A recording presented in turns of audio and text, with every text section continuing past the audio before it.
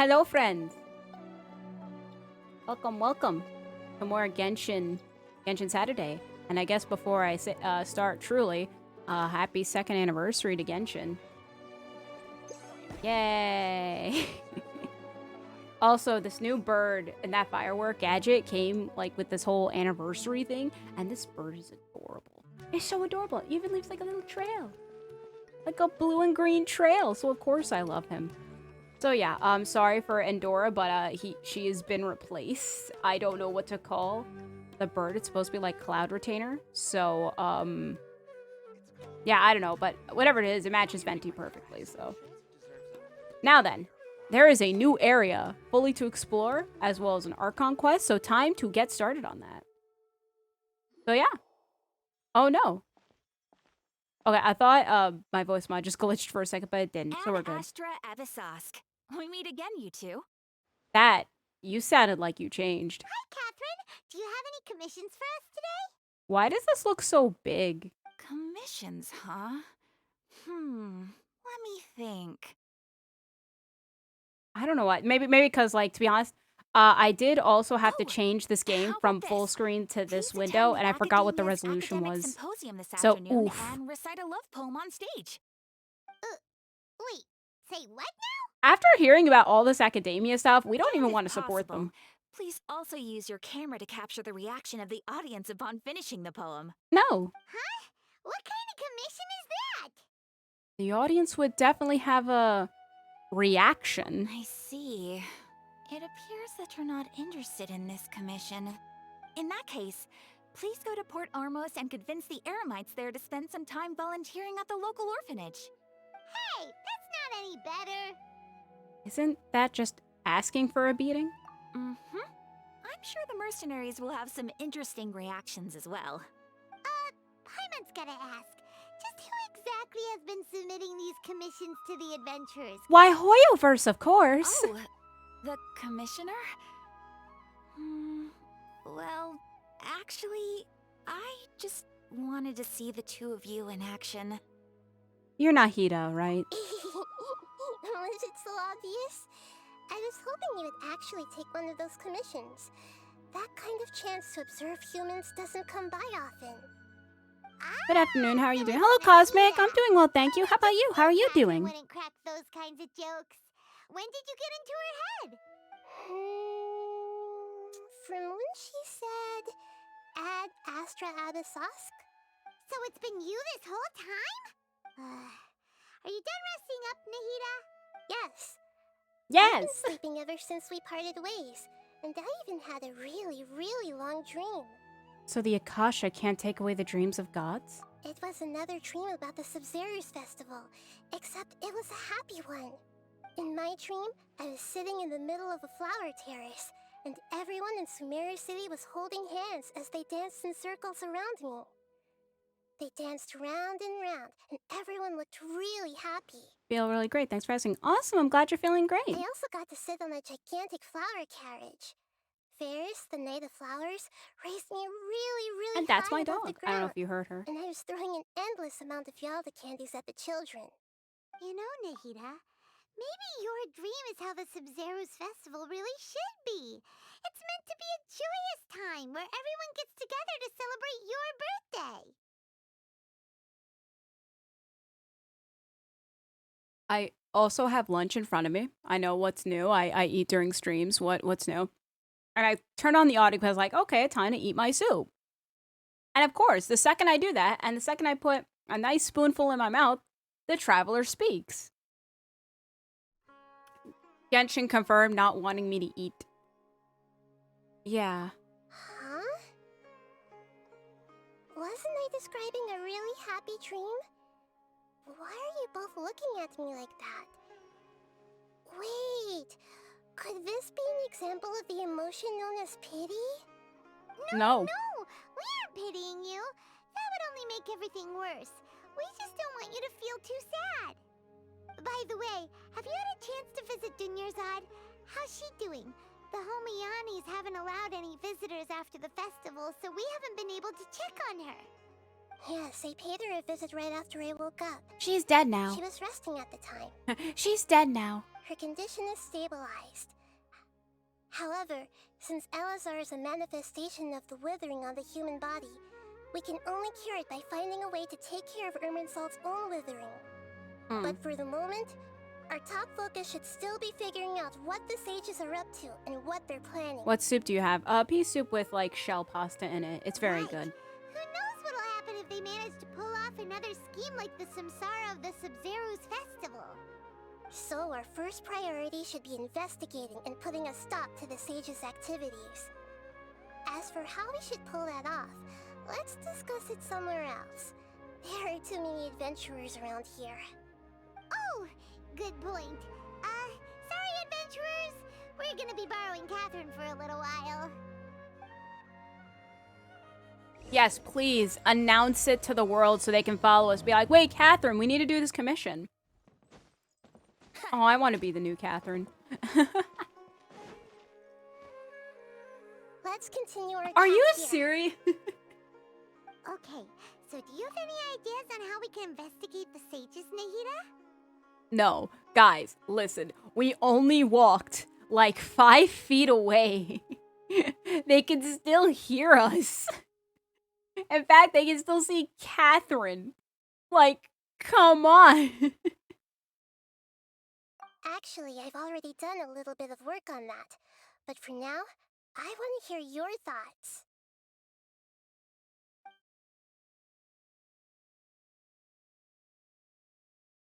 Of course. Possess a key figure. Wait, no. Possess a key figure in the academia. Possess a student. Infiltrate the sage. So we could grab someone close to the sage. Possess a key figure in the academia? I've already tried that. But all the key members of the Akaedamiya, even the core 30 guards, intentionally avoid wearing their Akasha terminals. It seems that from the very beginning, they've been guarding against info leaks from the Akasha. Of course, it could also be because they're wary of me. Have you already caught the sage's attention? I'm guessing not yet, but distrusting me would make perfect sense if they've ever paid attention to the urban legends about me.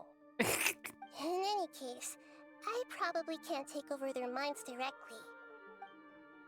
Possess a student and infiltrate the sage's quarters? No way, that's too risky. You mean it'd be too easy to get caught? No, it's not that. We shouldn't involve innocent students in this. A single mistake could completely ruin their lives. Actually, that is Doing a fair would point. be ignoring the safety of my people for my own selfish goals. How is that any different from what the sages are doing? That's a good point. Spoken like the god of Sumeru. Alright, then we could grab someone close to the sages and question them. We're in the dark as of now. Since we still don't know anything about their goals, any rash move could tip them off and lead to terrible consequences. After all, every person in Sumeru City is one of their hostages. Well, I can't think of anyone else. Are we really out of ideas? Want to say that last stream was Nahida, funny. let's Thank you, keep I'm really aside. glad. So you already have something in Yeah, that whole mind, stream is right? meant to make Don't people keep us laugh, in and I'm glad it suspense. did its Spill the job. beans already. According to a popular theory from the Vahumana Darshan of the Akaedamiya, rejecting impractical motions at the beginning of a planning session will give more weight to the actual proposal. Okay, but aren't you the god of wisdom? You don't have to use that kind of gimmick to make us take your ideas seriously. Well, I've been thinking that if I can't directly possess the leaders, and if I can't get ordinary people involved, then I should find someone who's already involved, but hasn't decided to side with the sages. You're saying we should recruit a spy? That Well, that's a does sound like it problem. could Where do we work. find said spy? Before coming back, we met someone named Alhaitham. That He answered seems my like question. He acts alone, and he likes doing stuff behind the Academia's back. They probably aren't in cahoots. Actually, I already have someone in mind. Do you still remember that female scholar named Sataria? No. Sataria. Who? Paimon remembers now. Isn't she the one who's always trailing behind the Grand Sage of the Academia? Who? We Oh, ran who? into her basically every time the Sub-Zero's festival repeated itself. You could even say we're old enemies by now. Why not Paimon still remembers Alhamium? the smug and Why not mean more of way she him? always spoke to Nilu. I've always liked observing all kinds of people, and Setaria has always stood out from the crowd. She was born in the desert and was hailed as their greatest genius. Her academic gifts allowed her special admission into the Akaedamiya, and also gave her the opportunity to serve as the sage's assistant. Oh, Paimon didn't know she was from the desert. She must be pretty special then. Paimon feels like most of the desert dwellers around the city are working as mercenaries. The name Setaria means star. When she lived in the desert, she shone like the brightest star in the night sky.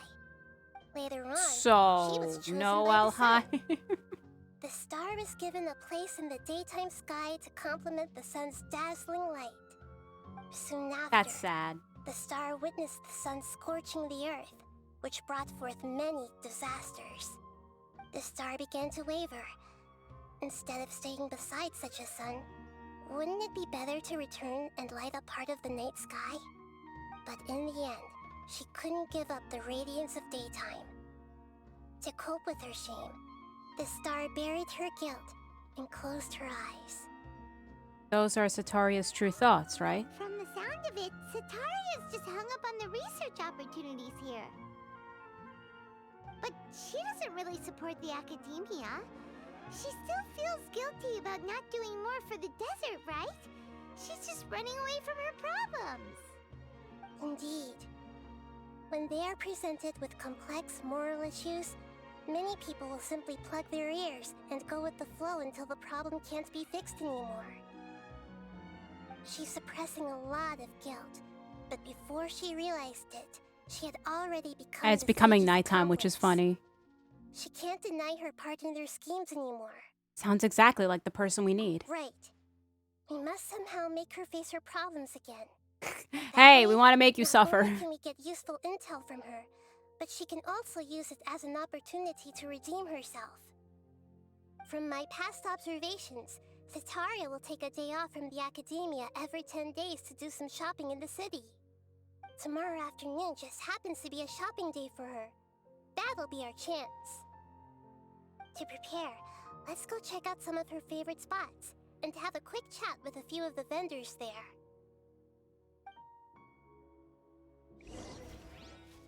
Okay. Let's go, Birdie. I still don't know what name we should give you. Maybe just something related to Cloud Retainer, but not Cloud Retainer. This should be Setaria's favorite fortune-telling spot. So should we ask the fortune teller about Setaria? No. I already have enough information on Setaria. The most important thing now is for you to pay attention to the vendor's talking style and key characteristics. Talking style and key characteristics? Are we gonna play it? My poor lost lambs, have you become troubled over your fates? Is this a child? The divine voice of wisdom often echoes between mine ears. If thou be blessed today by the gods, I may be able to show you the way. Huh? And Nahida laughs Really? internally. Nahida, you've been whispering things to her? Shh. My friend here has some doubts regarding her future. Can we get a fortune reading for her?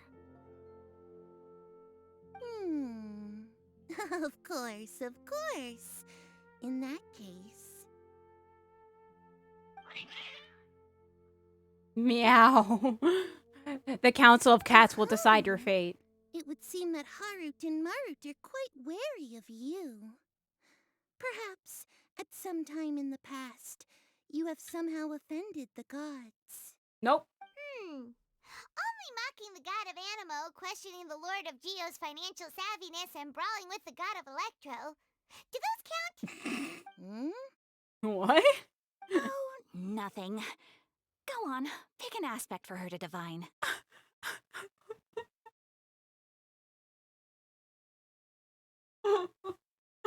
You've offended the gods! Do you mean mocking the Animo Archon, questioning the financial of the Geo, or brawling with the Electro? Which one did I insult? And the girl was like, Huh? Wait, what? You really actually did? Wow! My intervention worked! Alright, define my prospects and help. Health prospects. No problem at all.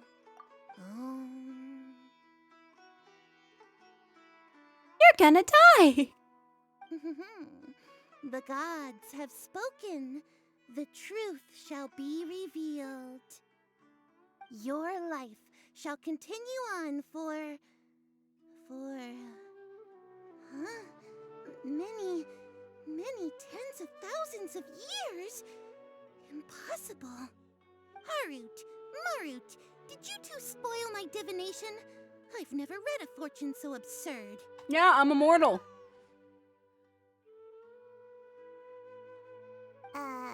Actually, Paimon thinks this is probably the most accurate fortune telling you've ever done. Wait, so Traveler actually confirmed immortal? I admit that the orientation of today's celestial matrix is suboptimal. As such, there will be no charge. Is that so? Well, that can't be helped. If you were to bring some food offerings for Harut and Marut on your next visit, perhaps they could help you reverse the wheels of fate. Interesting. So, if... I've never seen Harut and Marut be so wary of anyone. That's either to us or to Nahida. Oh, that is not what... I just want to investigate the cat. I've never seen...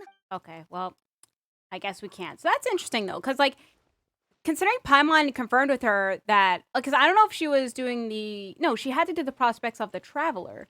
So, is it confirmed that she lived 10,000s of years? That would be interesting. Unless it was Catherine, or a.k.a. Nahida. Then that's obviously true. Yep, it belongs to a king. His father helped Sataria a lot when she first moved to Sumeru City, so she still comes by whenever she has time. When I start talking with him, listen carefully to the details of our conversation. Ah, dear customers. Would you like to look at some pottery? We caught wind of your great craftsmanship, so we specifically came to take a look. Oh, I recognize you. Aren't you Miss Catherine from the Adventurers Guild? Sounds like I'm in for some big business. Speaking of, where did you learn this trade? I suppose you could say it all started with my dad. He's a mason by trade, but I picked up an interest in clay while apprenticing for him. After that, I began making pottery by myself in secret, and I simply changed trades when my works turned out well. Although it's a pity that I'm no longer making much use of the knowledge provided to me by the Akasha. That's nice. You're making a living doing something you love. So is your father still working as a mason? Oh no, not anymore. A few years back, he fell from a roof and broke I his was leg. literally about to make a joke like, Since no, he had he's already dead. saved enough I mora guess over that's all fair. these years, he's just enjoying the retired life in Port Ormos nowadays. I see. We wish him peace and happiness in his retirement. I'll have someone in charge of logistics at the guild come by another day for some goods. We'll leave you to it. Take care now. No problem. Rest easy, all our goods are sure to meet your every need.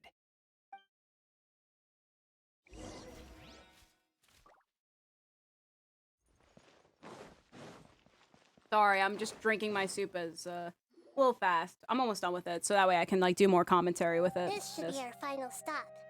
Sataria's always thinking of this restaurant when she's working at the Akaedamiya, so she always comes by whenever she's out in the city. Nahida, you've really thought of everything. It's my duty to protect Sumeru's citizens. To after stalk all. them and know their every move. Hi there. I feel like I've seen you down by the docks before. Huh? Sorry, I don't quite remember. If I recall, You were having a discussion with someone about shipbuilding at the time. Ah, that's right. I've always been really interested in feats of marine engineering. After all, I grew up in Liyue Harbor and spent my entire childhood staring at the ships going in and out of the port. I came to Sumeru to study, but failed to make it into the Akaedamiya due to my lack of talent. But I'm still discussing all kinds of problems with different scholars, and I'm continuing to study and perform research from the restaurant's basement. I'm sure I'll get to the Akaedamiya after their next round of exams. Honestly, you're better off An not. Admirable spirit for learning. Amazing. Sure. Now, but crackers you'll time. find hardworking The people big wherever you go. wheat square So that this is known restaurant as the has a word that I basement forgot as Twitch well? banned for some Huh. reason. First I've heard of Oops. it. The That's right. corral barrel. It's not That's what I usually meant. open to Yes, the patrons. barrel. Most of the time, Barrel. employees use it for breaks This. or to hold private events. I see. Yes, that makes sense. Well, good luck with your studies, Miss Chishan. Yeah, I did not pay attention to what was happening. Thank you so She much. wants to be an engineer. As long as I can make it into the Akaedamiya as an official student, I'll be happy. So what are we doing? So, was that everybody? Mm-hmm. 3 familiar faces should be enough for Sitaria. What's the point of all the information we've collected? Nahida, you still haven't told us how you're planning to make Sitaria face her problems. Sitaria is already used to avoiding her problems, so we must find a way to break through her usual sensibilities. I remember that you mentioned that the Eremites in Port Ormos are all making a fuss about the upcoming resurrection of the Scarlet King. The King Deshret. Although it's all just a boatload of nonsense, the faith of her homeland may turn out to be Sitaria's soft spot. Oh, Paimon gets it now! You want to take advantage of the guilt Sitaria feels about her homeland. Although she knows she should return home to help the people of the desert, all she's done is conspire with the sages. If King Deshret was to criticize Sitaria's actions, So, how do we set that up? Well, the Scarlet King is long gone, and Sitaria is also too smart to fall for any simple tricks. If we simply engaged her under the guise of the Scarlet King's believers, she would definitely be weary of us, and we may not get anywhere. But if we were to borrow some of her close acquaintances to talk with her, her reaction would probably be very different. So, you mean you're going to possess those people we just talked to? Yep. Possess them through the Akasha. Imply that they've already converted to the faith of the Scarlet King, and then convey our made-up will of the Scarlet King. As long as everything goes smoothly, we'll get through to Sitaria for sure. She'll never guess that we had anything to do with it. Nahida, this is no better than just controlling her in the first place.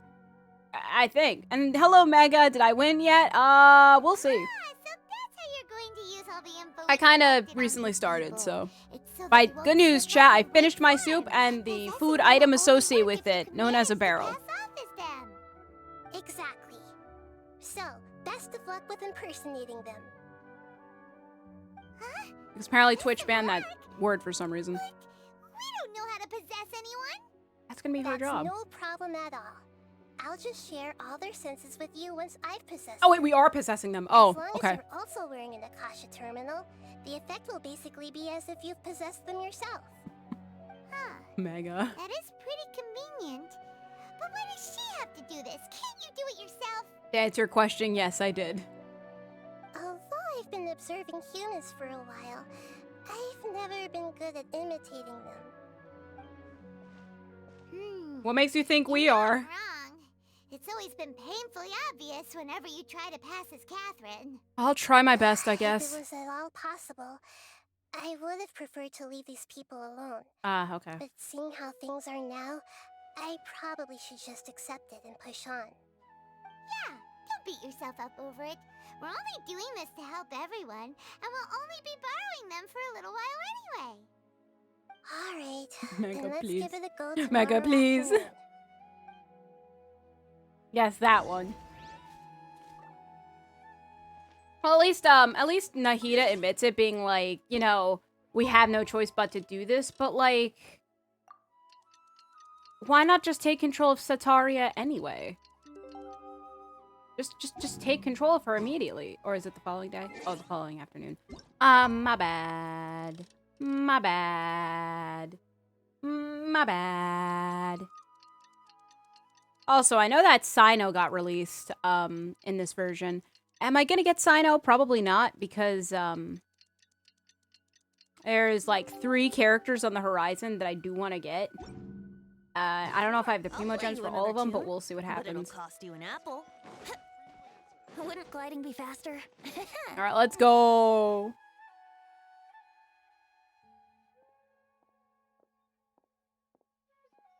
Oh, here she comes. Sataria's here.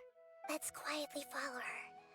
Once she starts talking to her acquaintances, we'll find a safe spot to begin possessing them.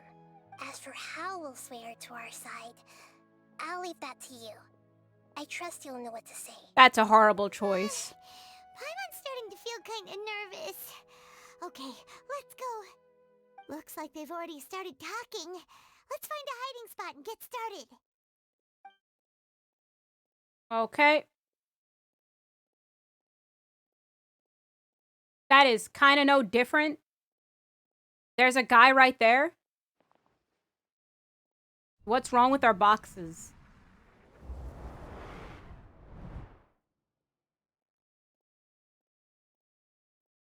That's right. You really can't force anything when it comes to love. And besides, everyone around me has a very different background and outlook. Are you still listening to me, Nabiya? Oh, of course I'm listening. You were talking about troubles with your love life, right? I heard everything you said. Okay then. You just seemed a little distracted for a moment there. Strange. Your cats seem pretty worked up. Is something wrong? I always thought they were quiet, happy kitties. Oh, what are their names again? Harut and Marat. That's right. They are just little darlings, aren't they? Harut and Marut. Ahem. So, which fortune do you want me to read for you today? You must have come for another echo of the divine voice of wisdom.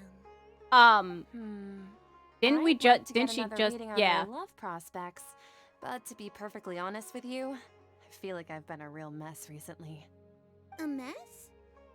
Well, could you do a reading on how long it'll take me to finish my current project at work? I really just want to get it over with.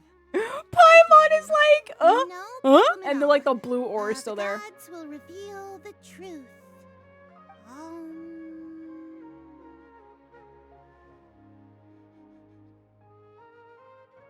Oh, I don't remember. I don't remember. I don't remember. Did she ever laugh? I don't think she did. The gods are asking, Sataria, why haven't you gone home? Why haven't I gone home? Do the gods really know everything I've been thinking about? Sataria, why don't you just go home? It's a demand now instead of a question. Oh, the gods seem to be truly upset. I'm sorry. I know I failed the gods. Please pass on my most sincere apologies and ask for their divine forgiveness. I guess I did it And right. She if didn't I laugh. may ask, Nabiya, is there a specific god who's speaking to you right now?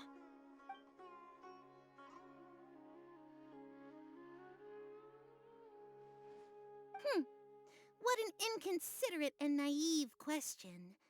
The god who is speaking to me is, of course, the wisest and mightiest of all, the Scarlet King. The Scarlet King? No wonder he would make such a demand of me. Oh, wait a second. The Scarlet King passed away a long time ago. You dare question the Scarlet King? Has been spreading like How dare wildfire. you? It's all just a misinformation campaign from the Akaedamiya. How can the Scarlet King still exist in real life? Huh? King Desseret's resurrection is a misinformation campaign? What insolence! I am the Scarlet King's most loyal believer. Do you wish to refute his voice of wisdom? Oh, no. As a child of the desert, I am only reveling in his power upon learning that his divine glory has touched even this city. I will think very carefully about his demand of me. I'm sorry, I must go now. Wait!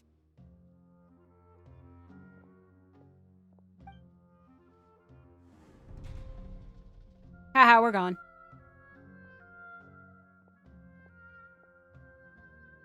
Whoa, she just ran off in a hurry. She looked pretty upset too. Well done. Sataria didn't seem to suspect anything amiss. To have something she's been trying desperately to avoid show up out of nowhere and berate her, that must have shaken her to the core. And I love this detail. She's scratching around and be like, what the heck just happened? I like the detail. It seems like you understand human emotions really well after all. All I know are some abstract Harvard-taught theories. And in any case, my time with you has shown a lot of them to be utterly useless. I'm still trying to make sense of everything. Anyway, enough of that. Let's hurry and catch up to Sataria. And let's make a better hiding spot. We were just on the stairs. Right on cue. Let's get ready to possess him right away. What's gotten into Harut and Marut? They seem terrified of me all of a sudden. Oh, sorry. Sorry, we kind of possessed you for a bit. And we're gonna do it right in front of you. Because we're not really hiding.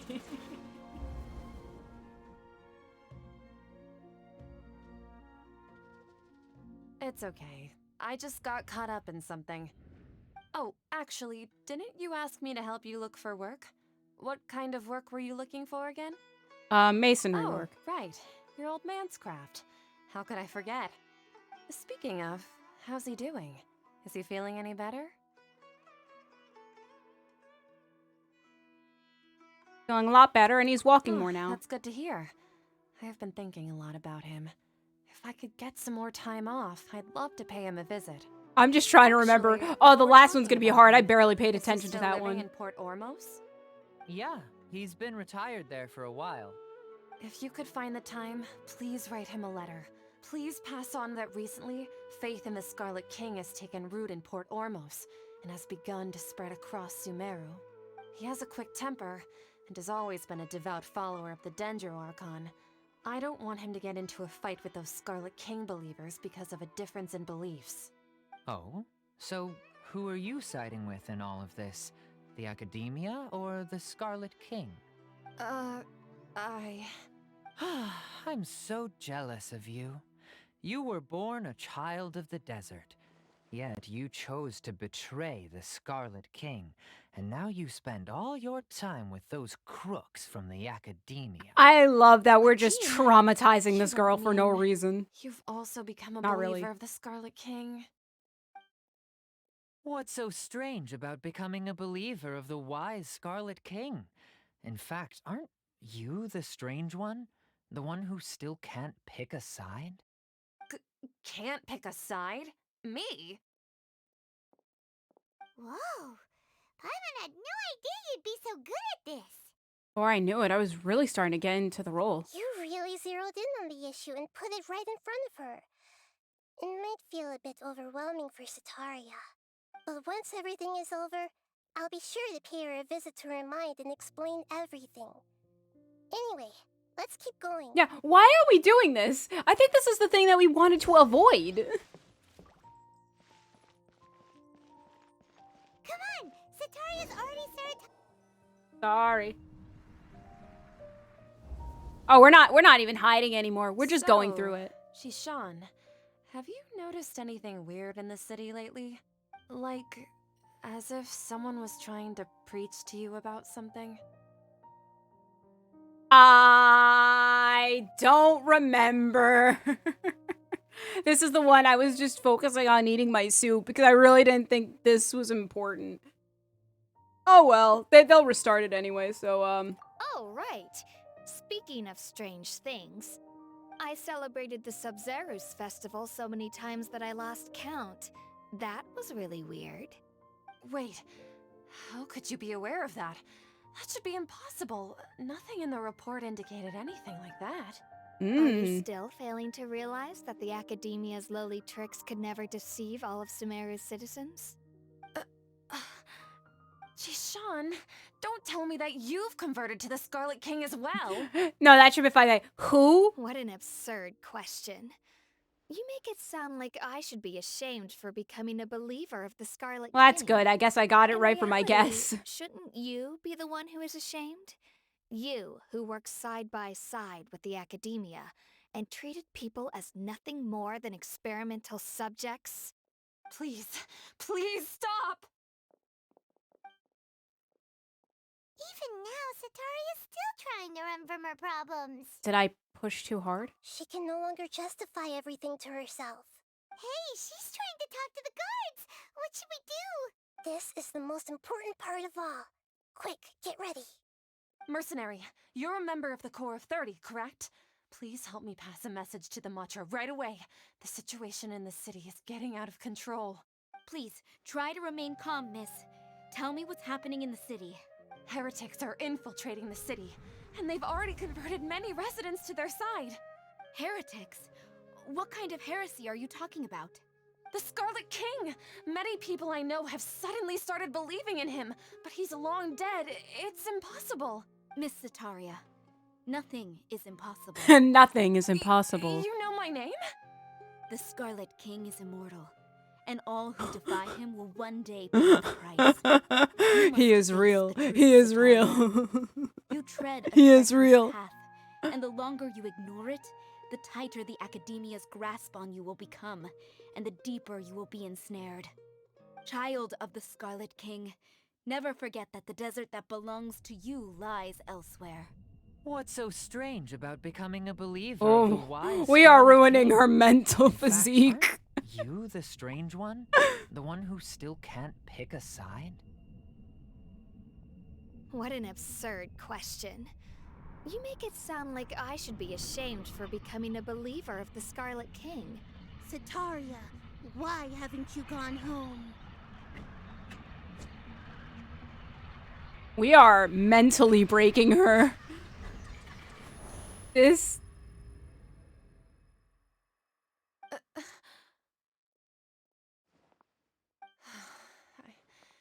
It seems that no matter where I run, I only keep finding more believers of the Scarlet King. I have to say, this is a familiar feeling. I've also been running from my guilt this whole time. Guilt over my part in the Sage's plans, and from ignoring the letters from the children of my homeland. But no matter how much I may try to ignore or get rid of it, my guilt always comes back. You should follow your heart. You won't necessarily lose your research opportunities by facing the truth. Besides, did you really want to conduct your research while carrying such heavy feelings of guilt? How do you know me so well? Are you truly just a believer of the Scarlet King? Or are you the god himself? That's not important. The important thing is to pass judgment on the Akaedamiya and its sages, and to correct their mistakes. If you could provide some assistance in this matter, perhaps it could serve as a form of atonement. I've actually never believed in the gods, but I've always believed in serendipity.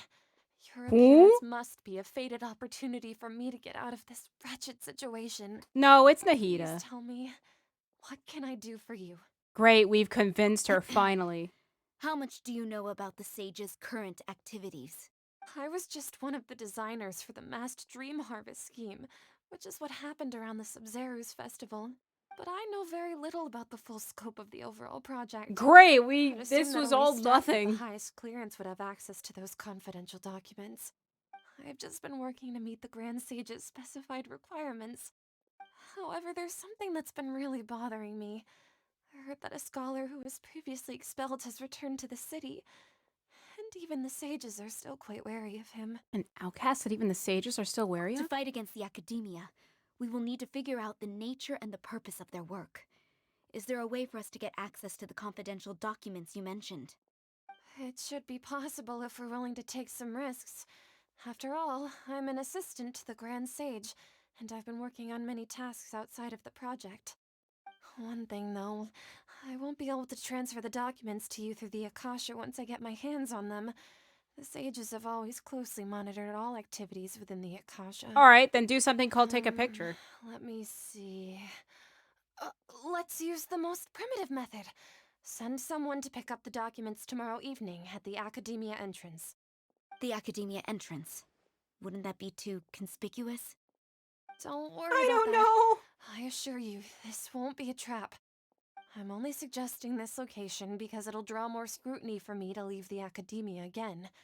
It'll be safest for me to distract the guards long enough to hand you the documents. All right, I trust you. So, if I were to successfully complete this task, would it mean I've atoned for my wrongdoings? Oh no, you're still gonna die. That'll depend on the judgment of the Dendro Archon. The Dendro Archon. That's right.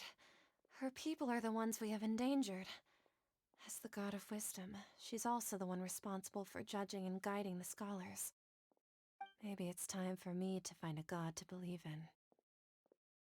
Just as Nahida predicted, we've managed to bring Sataria to our Well, I'm side. glad we first broke the her. Traveler's execution was ingenious. She's the one who deserves all the praise. We broke her mental Well, physique and now repaired that it we've at the made same plans to meet time. again This is tomorrow manipulation at its evening, finest. all we can do is pray for Sataria's mission to go off without a hitch. Pray?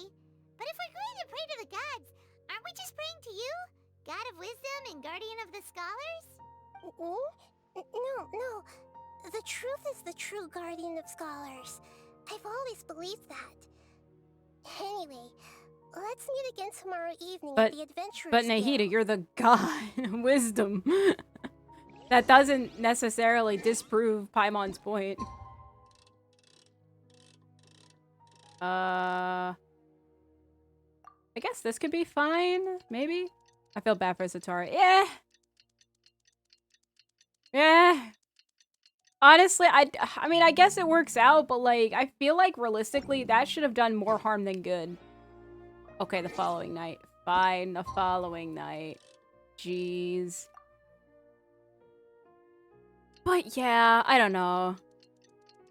Because in my eyes, I feel we just did way more harm than good, but I guess by game plot standards, we did the right thing. It's fine. Don't worry about it.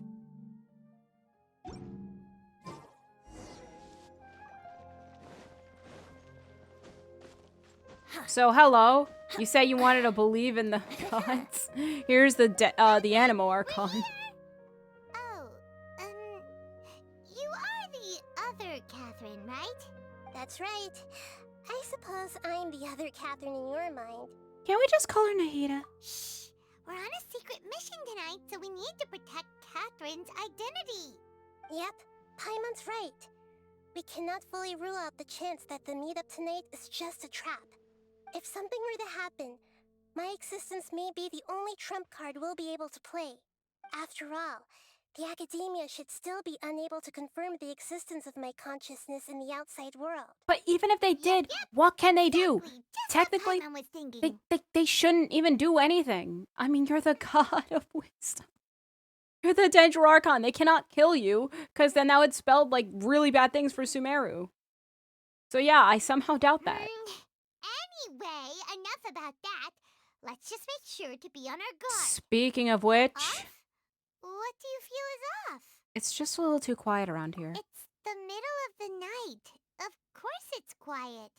You're not getting paranoid, are you? Well, no, the models are usually No, here, I Paimon. think she's right. It really is a lot quieter than usual. If you look around, there seems to be fewer people on the streets. I'm not sure if this is the case for the entire city, though. Huh. Maybe it's just a coincidence. Maybe Sataria figured out a way to not only distract the guards, but also to get everyone to go to sleep early, just so we can exchange the documents in peace. I also can't quite figure out why things feel a little off. But now that we're here... Now that we're here, let's go just ahead do it. and I'm meet sure her it's as we fine. planned. Well, regardless, as long as you're here with us, Paimon feels a little safer. Sure, everything's fine. Don't worry about it. What's the worst that could happen? What? Okay. There really aren't many people out right now. Let's hope it'll be this quiet in front of the Akadeamiya, and that Sataria managed to distract all the guards. I love my bird. Oh, he's so cute. So cute. He's so pretty too. And he flew. He glided. He did a barrel roll. He doing flips.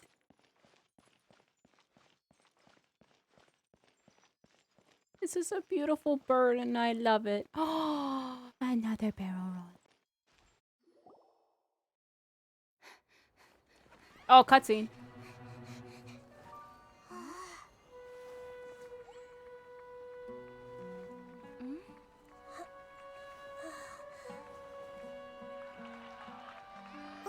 What are all these people doing here at this hour of the night? Ah, the triumphant hero returns at last.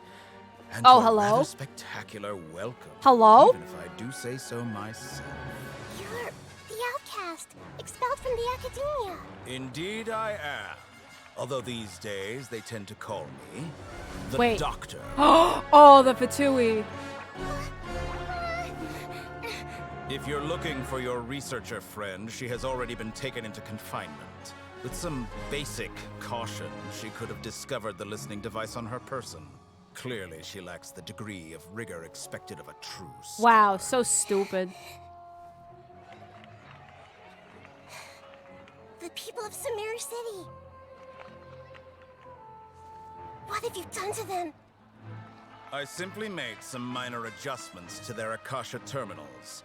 Now they can deposit information directly into the subconscious. As you can see, all these lovely people now believe this traveler is a hero who has just saved the world. My experiment is a success. Man. And now it seems they can no longer hold back their sheer adoration. No, what should we do? These are all just regular people. Leave now. You need to get out of here. But that guy's a Fatui Harbinger. We can't just leave you here. Nor can I abandon the people of Sumeru.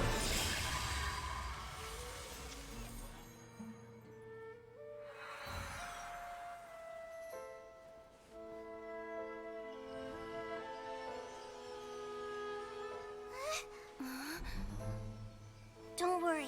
We'll meet again outside of the city. Bad choice. I see. You appear to have overridden their mental faculties with your own consciousness. To possess such a powerful mind, you must be the god of wisdom. Man, that is... Ooh. What a cutscene. So the doctor was one of the sages, and he was expelled from the Akadeamiya.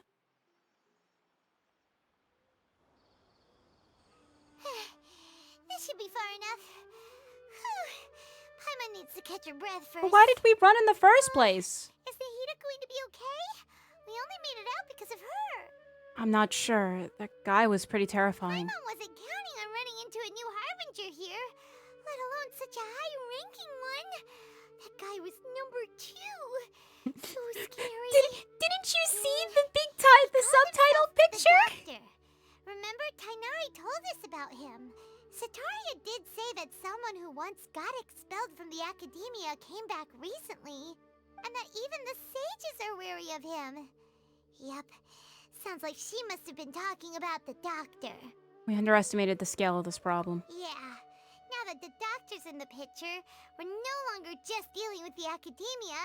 They're in cahoots with the Fatui. When has it not been with the Fatui? The Fatui after this time. Another Gnosis? We need to find a way to reunite with Nahida. Yeah, things would be a lot easier with Nahida's help. Nahida said we'll meet again outside of the city. But We can't just keep waiting around, right? Let's start our own investigation. You mean... Let's go find Tanari. Oh, right!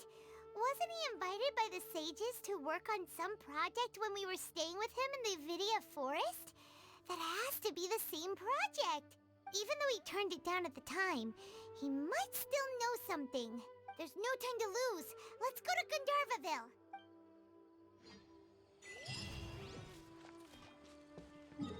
Man, I still gotta say, just that was such a cutscene. That's just a powerful entry to be like, yeah, I just completely brainwashed these citizens like how you brainwash the others.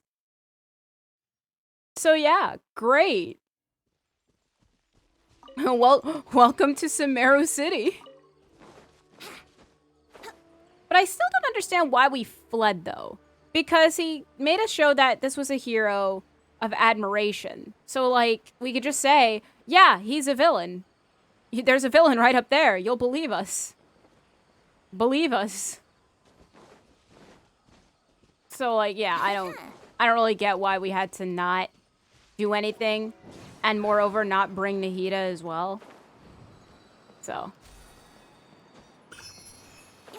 That's just me, though.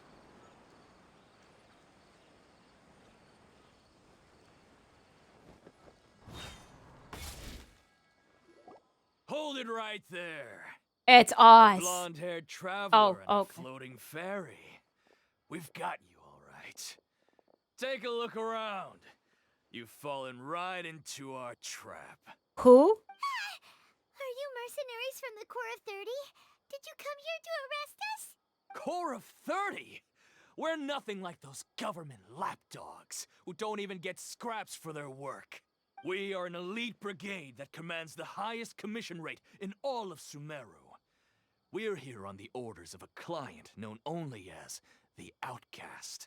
The Outcast? An outcast from the Akaedamiya? Sounds like the doctor. But why wouldn't the doctor just send the Fatui after us? I guess local mercenaries might have an edge over the Fatui. I guess. Still wasting time on idle chit-chat. We'll shut you up soon enough. Get them! Well, I think you don't really know who we have at our disposal. You're up, traveler! Time for takeoff. Blessings to the Animal Archon.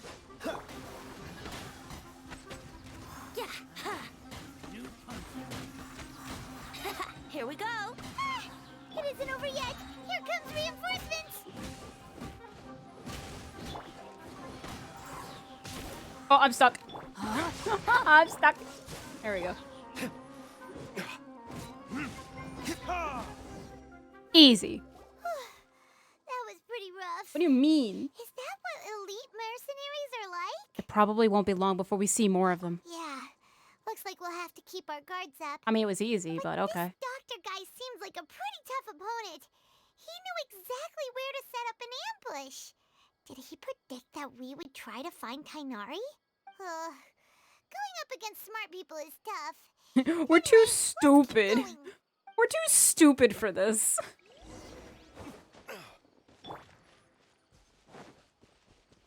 Hello, doggo. Take good care of the doggy squad. Thank you for caring for the people here. You good boy, you. We got a Sumeru Rose. He's a good puppy.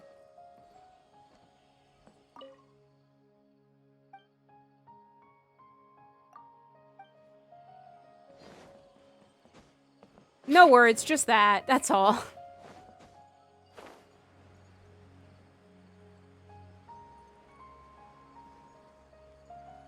Hello, Kale. Oh, it's the traveler and Paimon. What are you two doing back here? Kale, it's nice to see you again. Are you doing all right? To be honest, I'm not doing too well. My Elazar has been progressing at a faster rate lately. I'm finding it harder to complete more intricate tasks. As a result, Master Tainari is taking me off the patrol schedule. He will only allow me to stay here and coordinate other people's tasks. Aww. Oh, Kale. Seems that curing this word, Irminasol, is our only chance. Tainari, did he go off on patrol? We're here to Master Tainari? He just left the Avidia Forest a little while ago. He was headed to Party's DI. He left? What? Isn't Tainari always saying that he never wants to leave the Avidia Forest? He even turned down the Sage's invitation. Time out. We know where he I is. thought it was weird too. Master Tainari always prioritizes his work as a forest watcher above everything. He almost never leaves his post. He left in a hurry this time, though. He didn't give a reason? No, I only found out that he left through a message he left behind. He also made sure to delegate all his tasks using a schedule. To leave in such a hurry? I'd guess he had something urgent to take care of. Master Tainari originally studied in the Amorta Darshan of the Akaedamiya, and Partis DI is something like the Amorta's research base. Many rare shrubs and grasses have been planted there for research. I know that before he became a forest watcher, Master Tainari once spent a long time conducting research at Partis DI. A research base, huh? Gotta wonder what kind of research Tainari just decided to work on all of a sudden. Oh, we don't have a lot of time, so This, let's go because look for he him at doesn't have a Partis DI. terminal. We have his terminal, technically. But anyways, please take care of yourself, Kale. Don't worry, I'm fine. I'm used to living with Elazar by now. If you run into Master Tainari, please send him my regards. Got it. Will do. See you later, Kale. I mean, we'll definitely recover. Like, I think, like, by the end, we'll recover Urim, Sol, and whatever. Alright. Oh, yeah, we went here last time for Karkata. I wonder if we're gonna see Karkata. I'll be so happy if we do, but I understand if we don't, if we're only gonna see Karkata like that one time. But please, please let us see Karkata.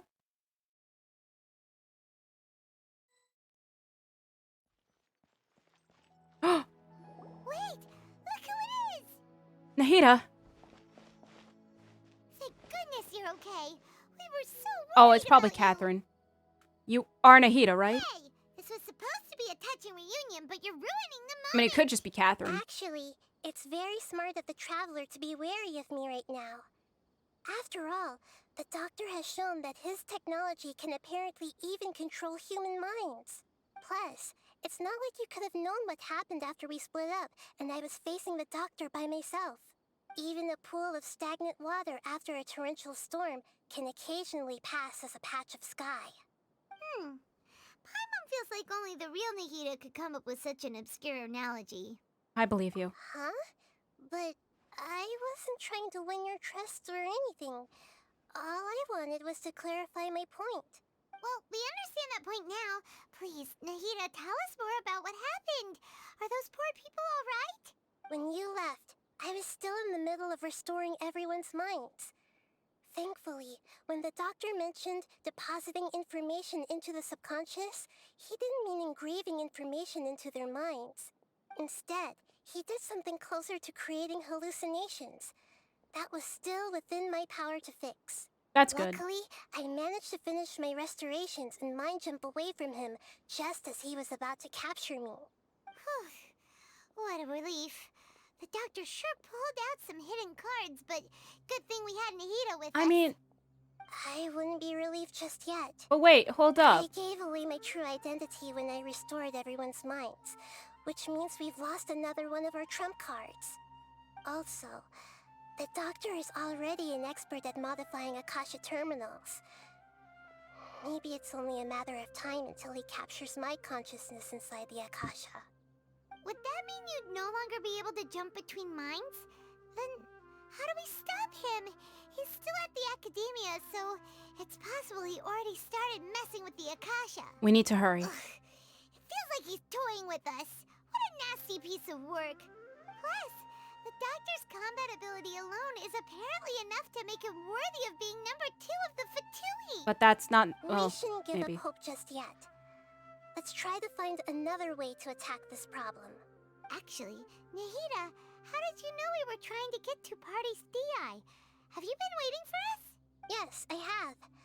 I can see the traveler's elemental energy, so I deduced her destination. Hey, look, by it's looking a at the direction we Aramet were moving. mercenary. You didn't come here for sightseeing, right? Did you find any leads? He's coming. We're looking for a scholar we know.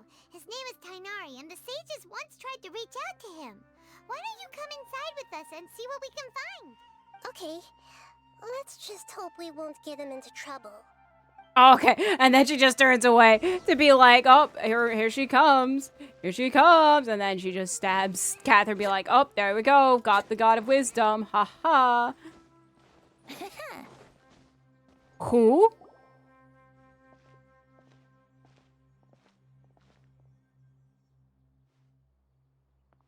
Traveler? Oh, yeah, it's you. Ah, the voice! It's Hypatia! Long time no see. What a pleasant surprise! It's Oh, nice. so They added a nice little to see reverb. the two of you again. Who's this? She's a scholar we met in the Avidia Forest. When we last saw each other, she was still training in the... what's it called? Satyavada life? Oh, I see. That's right, we're old friends. You've come at just the right time. Ever since I've come here, hardly anyone has even talked to me. They didn't acknowledge my Hypatia, existence. You're way too excited about this. Actually, for you to leave the Avidia Forest means... you're not in training anymore? Wait, no. Did you already finish your training and reach Pariporna life? No. What do you think? No. My consciousness has already managed to make contact with the divine.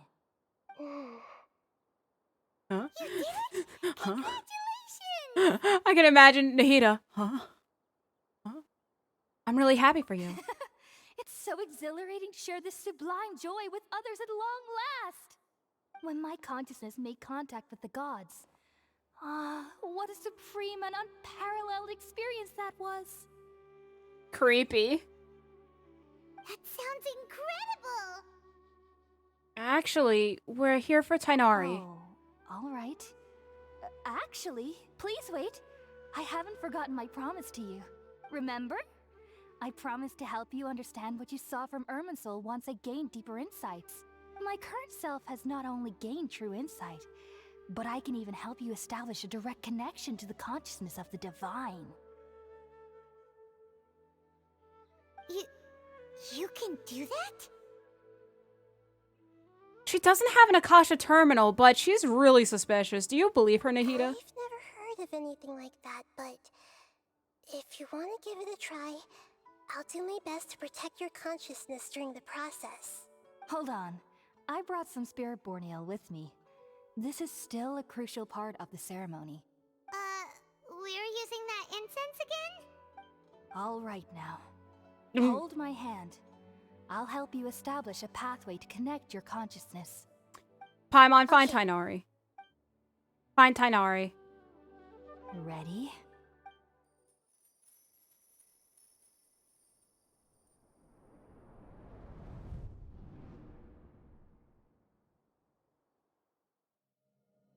It took 3 betrayals for me to finally understand.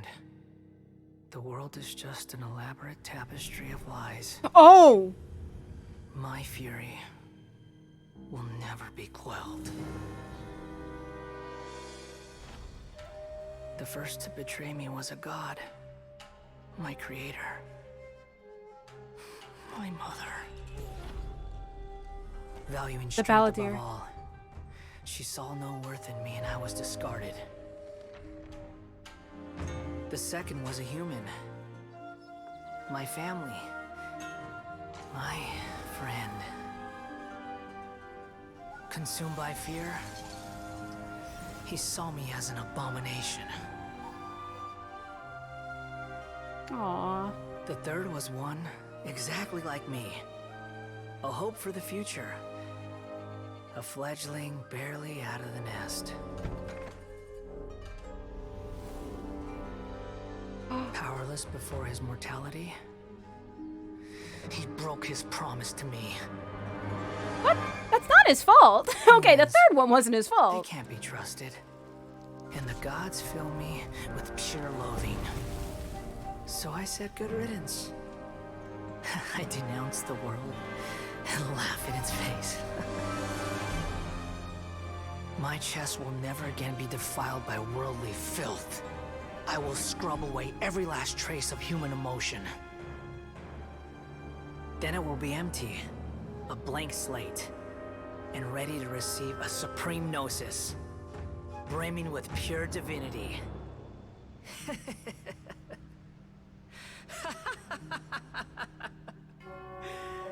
There is no need to fear.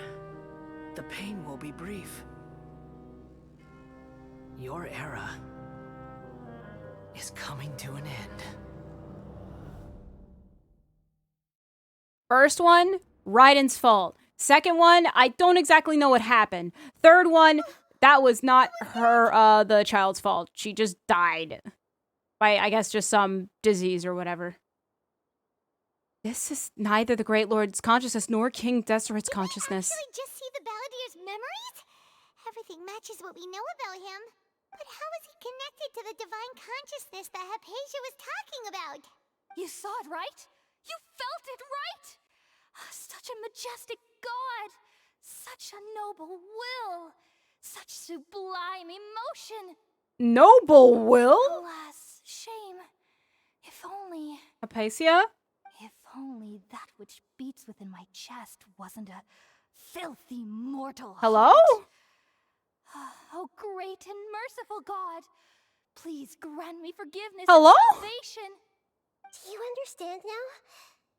I'm afraid this is no Peripurna life, but rather... Wake up, Hypatia. You! Why are you so mean to me? Why is everyone hiding from me? I found divine wisdom. Shouldn't I receive praise and honor? Haven't I uncovered that light in the darkness? Hypatia? That's how I always thought everything should be. Wait, have I already lost my mind?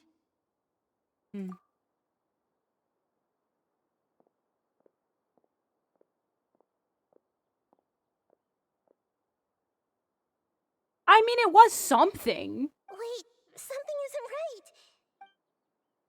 Another cutscene? Another cutscene. Oh, look, mercenaries.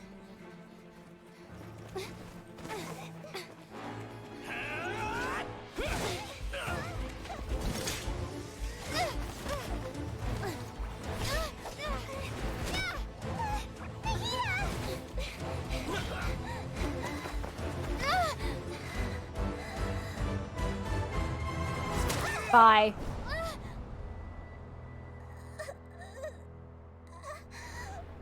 Technically, it's Catherine. They stabbed Catherine. So Catherine's dead.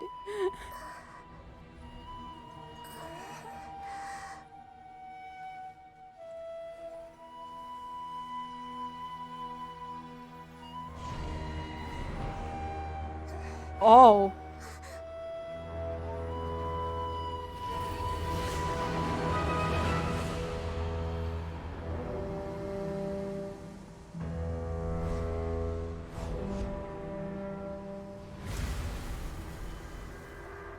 Hello.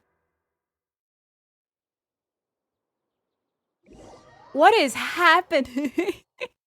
So I guess we're now sharing consciousness with Nahida?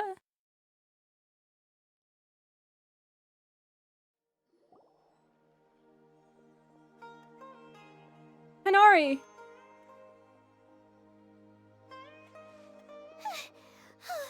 Okay, we finally lost him. Are you okay, Nahida? Wait, no. Something feels different. You're back! Oh, the Traveler's back? Tainara just got like instantly like, oh, I got everything. What happened? What happened? What just happened? Nahida was controlling your body for a while. It seemed like she jumped over to you as an emergency measure right before the Catherine puppet was destroyed. Oh, that's right. So I guess Catherine has multiple puppets. Tainari heard the commotion and came over. He helped us defeat the mercenaries and then he ran with us all the way here. Our minds swapped places. What? You swapped places? You mean your consciousness also went into Nahida's body? Wait, then where is Nahida's consciousness? Where is she now? I never imagined that an individual's consciousness could be transferred around like this. Had I not seen it with my own eyes, I would have never believed it. I don't think this can be achieved with current human technology. No, I am dealing with a Also, While god. we were running, the consciousness in your body told me to pass on a message. She said, "The doctor has found a way to trap my consciousness, so I can't journey with you anymore. But even in a moonless night, a shower of starlight can still drown out illusions and lies." Oh no! Hida's trapped in the sanctuary of Surasthana for good this time. Was that message all she left for us? It's pretty vague. You both. Why are you asking me? You both heard the message. Why are you, guys? Come on. Anyways, it's code that only we know, and whatever. That makes sense. Since the doctor captured her, she won't be able to say anything without him knowing. She's being extra careful. Even in a moonless night, a shower of starlight can still drown out illusions and lies. Oh, we're back to the moon card again. Who knows the moon illusions and lies are from the alchemical divination at the Sub-Zero's festival. Didn't Nahida use a starlight analogy before? It had something to do with Sataria. Okay, the moon refers to Nahida, starlight refers to the people of the desert, illusions and lies refer to the Akaedamiya's plan. Oh, that makes a lot of sense. Huh. Do you think Nahida was telling us to go find help in the desert? But she isn't with us anymore. Think we'll be okay? Paimon, you said Sanctuary of Surasthana.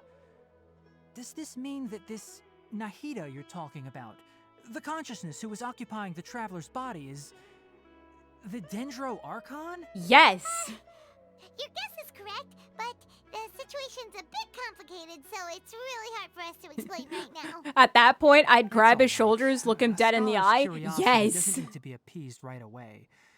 As for the complicated nature of the situation, safe to say I have witnessed that for myself. I've spent some time with you, and it looks like the Dendro Archon's also on your side, so I trust you. Thank you, Tainari. Oh, actually, we came here to ask you a question.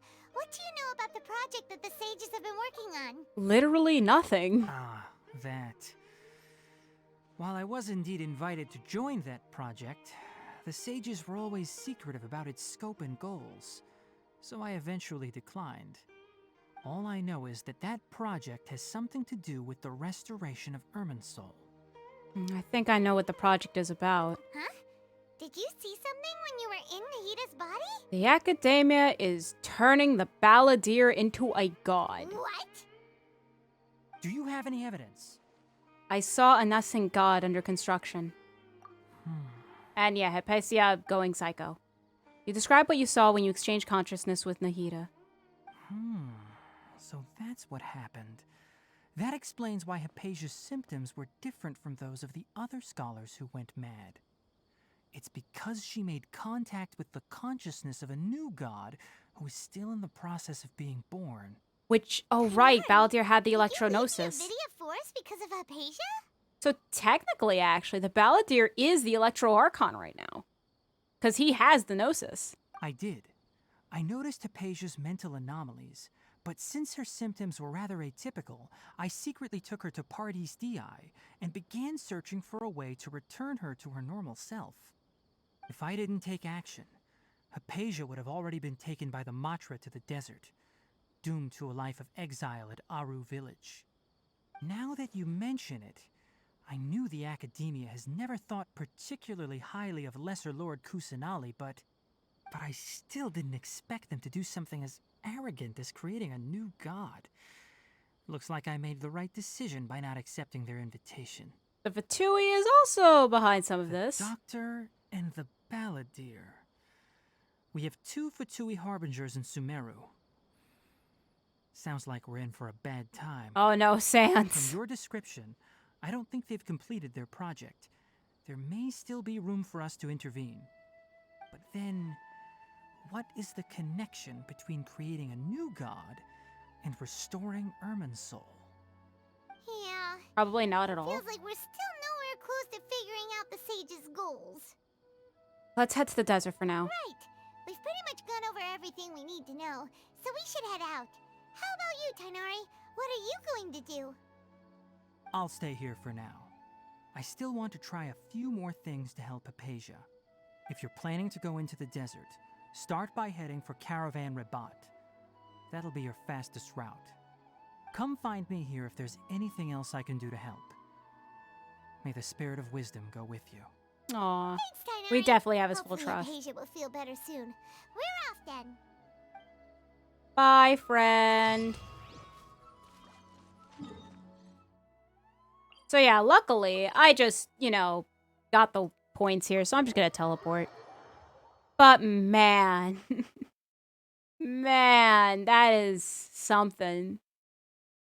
So, the Balladeer had a depressing story, and then was like, you know what? This world, this world's terrible. I'm just gonna wipe it anew.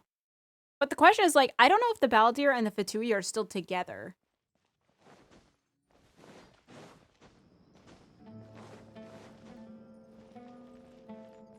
Because, I don't know, it seems off to me.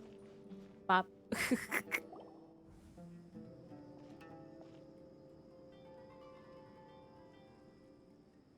We finally made it to Caravan Rabat. It's pretty lively here. So, just past this wall is the desert, huh? Oh, wow. Paimon remembers hearing people call this the Wall of Samiel. Oh. It's made to block sandstorms from the outside. Oh, if it's this tall, it's gotta be the divine work of Greater Lord Rukkhadevata, right? It is indeed quite impressive. Enough gawking. Come on, follow me. Oh, the boy. Alahim? Over here. Oh. Hey, then went that way. Let's hurry up and follow him. Wonder what he's up to. He's Dendro, right? Yeah, he's Dendro. Which that's good to me, because like I plan to get 2 Dendro characters and then a Geo. Yeah, finally a good Geo character that I want to build. What the? Where did she go? Oh, they were trying to find me. How did we lose them? They were just here a second ago. More Eremite mercenaries? Who are they working for this time? Anyway, Traveler, it seems like we were being followed again. You were too careless. You should have noticed those hopeless amateurs trailing you a long time ago. Thanks, Alhiam. There's no need to thank me. I've never cared to keep track of personal favors. All I did was correct a mistake I happened to come across. It's a habit I developed at the Akaedamiya. You really gave Paimon a scare, Alhaitham. We never thought we'd run into you here. Last time we met at Port Ormos, didn't you say you were going back to the Akaedamiya? Wait, don't tell Paimon that you're here to take us back on their orders. Oh, so you've already landed yourselves on the Akaedamiya's hit list. I can't say that I didn't expect it. However, had I wished to turn you over to the Akaedamiya, don't you think you'd already be the Eremites' honored guests by now? True. Oh, right. You do have a point. Did you participate in the Sage's big project? I have no interest in running errands for that project. As a scholar, I've always belonged to the camp that promotes researcher autonomy. And these days, you're more fascinating than anything the Sages can offer. So you were actually looking for me? Not quite. To tell you the truth, I'm still investigating the Divine Knowledge Capsule. Unfortunately, I've run into some difficulties. Everyone says the capsule originated in the desert and was eventually moved to Port Ormos. If I am to get to the bottom of this, I must understand how the capsule first came to be. Which brings me back to you, and why you're so interesting. Oh. The leader of I don't know. Akhmar used the Divine Knowledge Capsule right in front of you. And upon seeing him, your expression became perplexed, and you were lost in thought for quite some time. To have that kind of reaction, I think you must have realized something. Are you interested at all in sharing what you've been hiding from me? Oh, please. It must be because I was so shocked to hear those words again. World, forget me. Alhaitham, you really have a a ridiculous eye for detail. What kind of person even notices or remembers stuff like that? The situation is a little complicated. So that's your answer. Well, I do work for the Akaedamiya after all. So considering that, it is indeed wise to keep your cards close to your chest. But that does prove you do have some undisclosed information about the Divine Knowledge Capsule. Am I right? Please don't kill me. No matter. Rather than simply learning the answers from you, I'd still prefer to investigate on my own. Speaking of, you two are also headed to the desert? That's right! We have the same plan as you! But we don't really have any concrete goals at the moment. Then I'd suggest starting with Aru Village. It's the largest settlement in the desert, so it'll probably have more resources and intel than anywhere else. Well, would you like to head there together? Let's head there together then. It's better to travel with someone you know. Let's go! Yay. Totally nothing bad will at all happen. Nope, not in the slightest. We're not gonna step into this place and then not a cutscene will happen. At all. Mm-mm.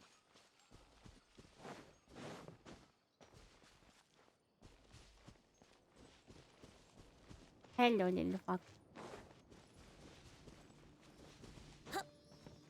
Yeah, I guess might as well just do this one because, Oh!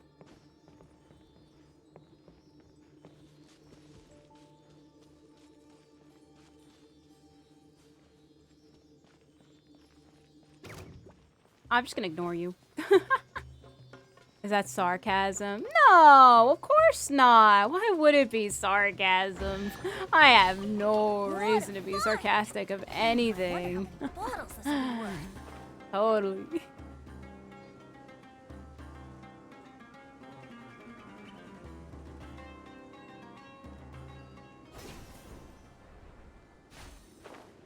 Yo, can I reach that? I don't think I can reach that. Please? Can I reach it? No. Aw. Let's play. Huh? There, I reached it! Yay! Where are you? What direction? Oh, you're going that way. Sorry. Wait. Wait. Wouldn't gliding be faster? Wait. Okay. Now we can do the cutscene. I just wanted the map. Oh. Big. Ish big. Are you sure? Because you just did it. Nah. Before us lies Aru See, look. Village. Normal the safe haven of gameplay. the desert folk. Whoa. This landscape is really something else. What a cool place! Let's go check it out! Oh. Oh, look. Cutscene. It's a cutscene.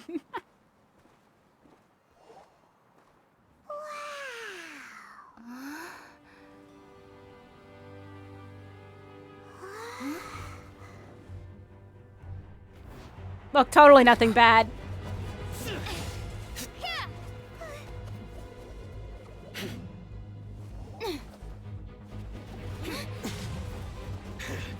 Oh, he uses a sword. Or is that a great sword? Nope, swords.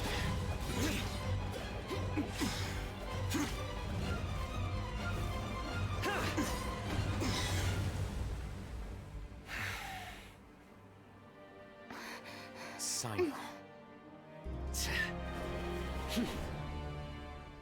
Hello, sir. Unless my memory fails me, we have barely spoken 2 words to each other before now at the Akaedamiya. Would you care to enlighten me as to when and how I invited the General Mahamacho's wrath? Oh, Hatham. Do not think you can escape my judgment just because you managed to escape my attack. Well, would you like to answer our question? Judgment? So that's how you'd characterize your actions here, is it?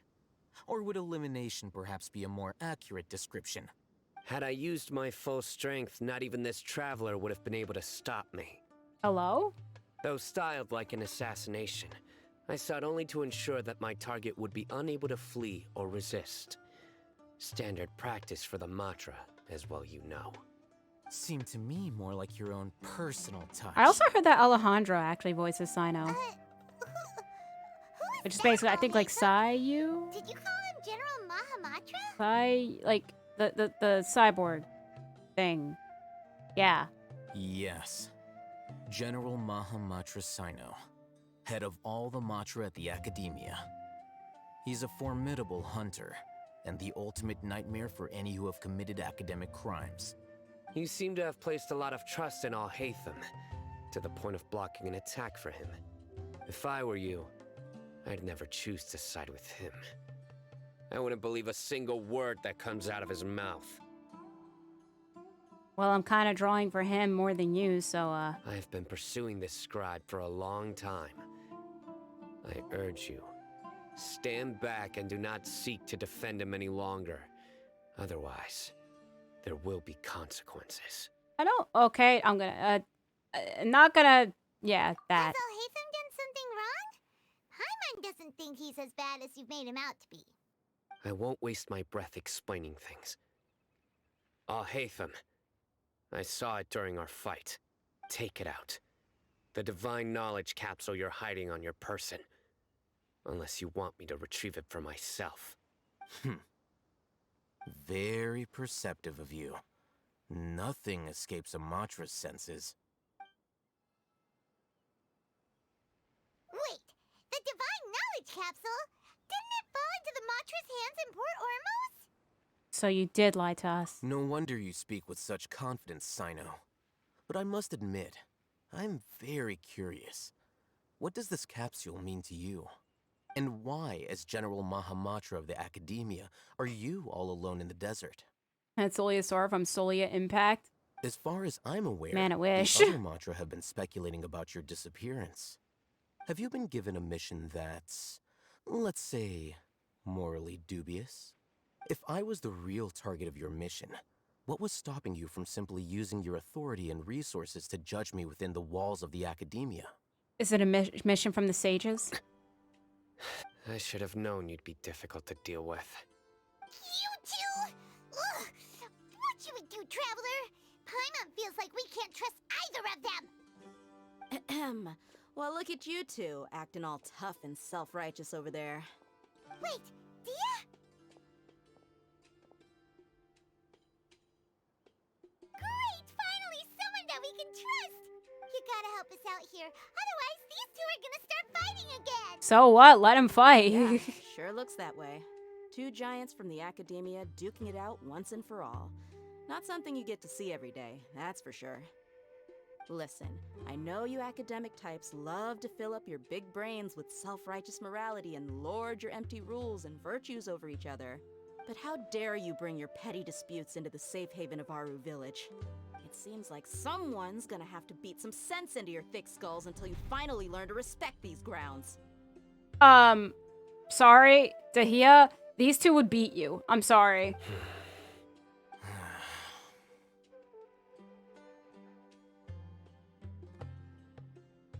Well, nah, they're still looking for an opportunity to attack. Hey, did either of you hear a word I just said? Whoa, what's going on? The wind's so strong! Is this a sandstorm? Paimon's gonna get blown away! Another sandstorm? What's up with these recently? Oh, look, it's Cadence. Hey! All of you, over here, quickly! We have to take cover! Someone's calling for us! Oh, this wind is too strong! Let's get over there! That sounded like Candace. Come on, you two. Jeez, are all of you Akaedamiya folks such hard work? Move it! All right, stop yelling.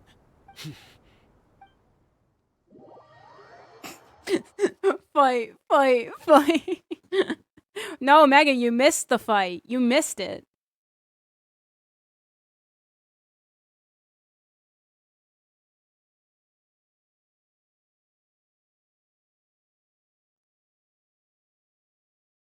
I'll make them fight again. I'm sorry, I can't. And Sino just stands being like, no. No, I'm not sitting next to him.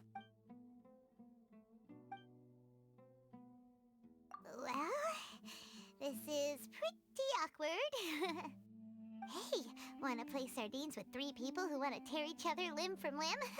Sure, why not? Sounds fun. The air is so thick and heavy.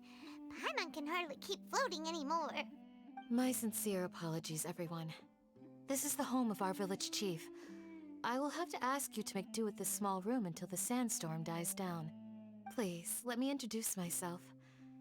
I am Candace, protector of Aru Village. Yeah, I tried her kit. It's bad. Our savior has come at last! Nice to meet you, Candace. The name's Paimon. Thank you so much for helping us. You have my gratitude. There's no need to thank me. It's only right to help each other when the weather gets rough. Wow, she's so gentle and caring, like a nice older sister. Unlike those guys over there. All right. Now that we're all better acquainted, we should return to the topic at hand. As a guardian charged with the responsibility to protect my fellow villagers from harm, I was observing your conflict from afar, even before the sandstorm started. And now that you have set foot within our village itself, it is all the more my responsibility to make absolutely sure that you pose no threat whatsoever to us.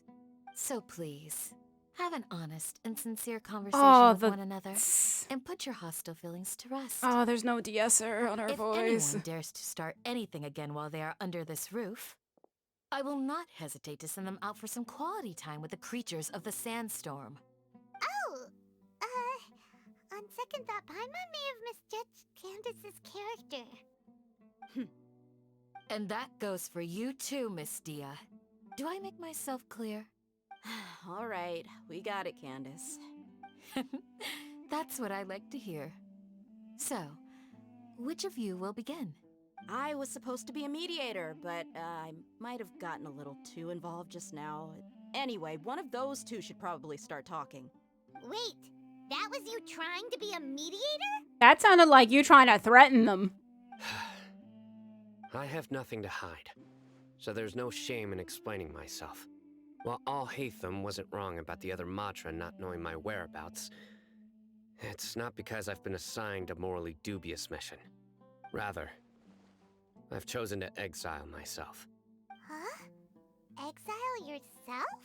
A little while ago, I discovered that there was data missing in the Akaedamiya's project planning and development files. What little they did report clearly did not match the project's actual progress. As General Mahamatra, I had the responsibility and authority to request an audit. However, to my surprise, the person responsible for the erroneous data was none other than Grand Sage Azar himself.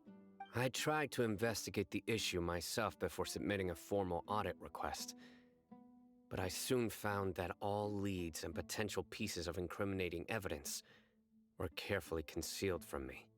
I began to realize that they were cautious of me from the very beginning. Unsurprisingly, the Car Grand horn Sage outside. rejected my audit request as soon as the submission reached his desk. He even said to me, "The power of the General Mahamatra is granted by the sages. You have no right to judge us." Wow, that sounds like toxic authority. So they really are up to no good. I realized then that to the Grand Sage, the Matra are nothing more than tools for the sages to assert and maintain their control over knowledge. Yeah, like, why do we still have the Akaedamiya? At this point, get rid of it. The vows that we took, the principles that we strive to uphold, they are meaningless to the Akaedamiya of today. So you then decided to exile yourself. I believed it would be wise to flee the Akaedamiya before the sages had a chance to take action against me. This way, they can no longer see nor predict my actions. I will never give up on this investigation. There's no need for someone else to give me power or authority. Once I find the truth, I will administer judgment by my own name. Sino seems to have the same goal as us. We're all investigating the sages. Plus, now that he's no longer the General Mahamatra, he somehow feels a lot less scary. It's still too early to trust him completely. Well, Sino, if that's your story, then why did you see Al-Haytham as a target? When I was investigating the matter in the Akaedamiya, I overheard a conversation between Al-Haytham and a sage. The sages asked you to investigate a blonde-haired traveler. Do you dispute this, Alhaitham? What? Like many parts of the project, this assignment was undocumented. Now throw in your suspicious behavior with the Divine Knowledge Capsule, and I think we deserve an explanation. From the very beginning, Alheim was... Yes.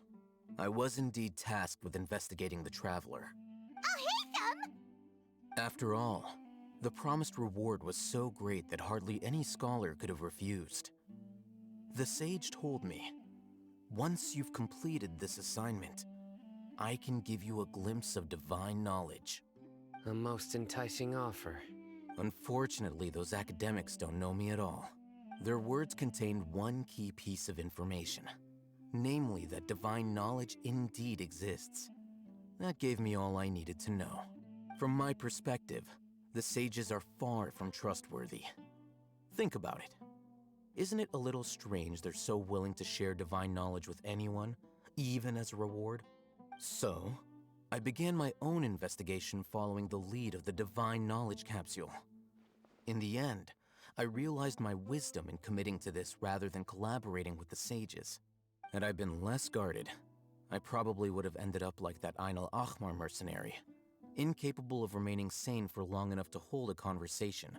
You mean that the sages originally planned to dispose of you, using one of those capsules that drive people insane? What about your encounter with me? I'd already given up on the assignment by then. I only told the Akaedamiya I was waiting in Port Ormos for you to appear so they wouldn't suspect anything. So it came as quite a surprise when I encountered my erstwhile target while investigating the Divine Knowledge Capsule. Criminals do love to talk about coincidences. Even though I ran into the Traveler by chance, I had no intention of providing assistance to the Akaedamiya. Also, you should remember... I gave you money. You were the ones who decided to follow me and strike up a conversation after I left that tavern. You know, now that you mention it, things did go like that. That's true. Alhaitham helped us out at Caravan Rebat as well. Maybe he's telling the truth. I'm willing to apologize, if that's worth anything to you. I took the Divine Knowledge Capsule behind your back because I judged its existence to be a significant risk. I felt that it would be best for no one to interact with it before it had been properly studied. That actually makes sense. Anyways, what is your next stream? For tomorrow's stream, I have no idea. I have to figure it out. I have no idea what I'll be streaming. After all, curiosity often proves to be the most dangerous thing in this land. You should be well aware, Scribe Alhaitham, that curiosity can also lead you to danger and suspicion. Answer me this. Did the sages share any information about their project with you? Have I not made myself clear? You and I are both distrusted by the Akaedamiya. Do you really think they would tell me anything? Fine. Although you haven't completely proven your innocence, I won't regard you as an enemy, for now. As you wish. Good. I'm glad to see you two clearing up your misunderstandings. And now you, Dia. I believe it's your turn. I literally was in the middle trying to protect your village, stupid. Oh, sorry. Whatever the boys were talking about must have been so boring that I spaced out. My situation is pretty straightforward.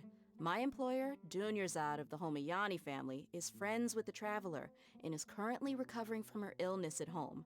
I had nothing going on, so I decided to return to Aru village for a visit. I was actually looking forward to a pretty exciting time getting back together with everyone here.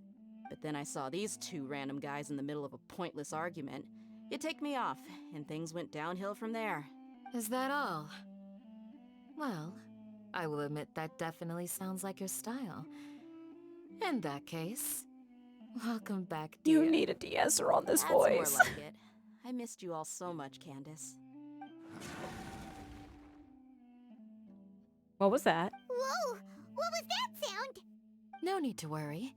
Now that you're no longer at each other's throats, please make yourselves at home. I'll take a quick trip outside to clear out some of those creatures in the sandstorm.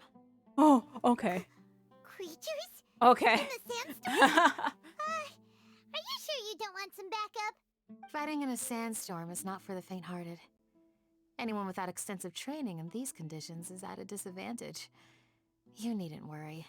Yeah, just leave him to Candace. Don't worry, she's as tough as they come. After a while, the winds outside begin to calm. The winds died down. That means the sandstorm's over, right? Candace still isn't back yet, though. Is she alright? Maybe we should go out and check on her. When you put it that way, even I'm starting to feel a little worried. All right, let's go. We've been here long enough, and the boys are as chatty as the floor. That's funny. The boys are chatty as the floor.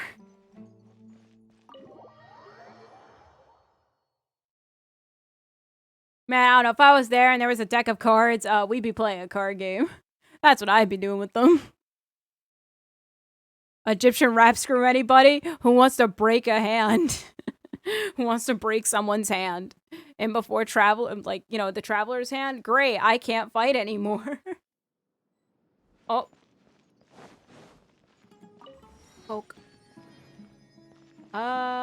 Is the immaculate? Here we go. Ammonok. There it is. Hold on, Cadence. I will save you in a minute.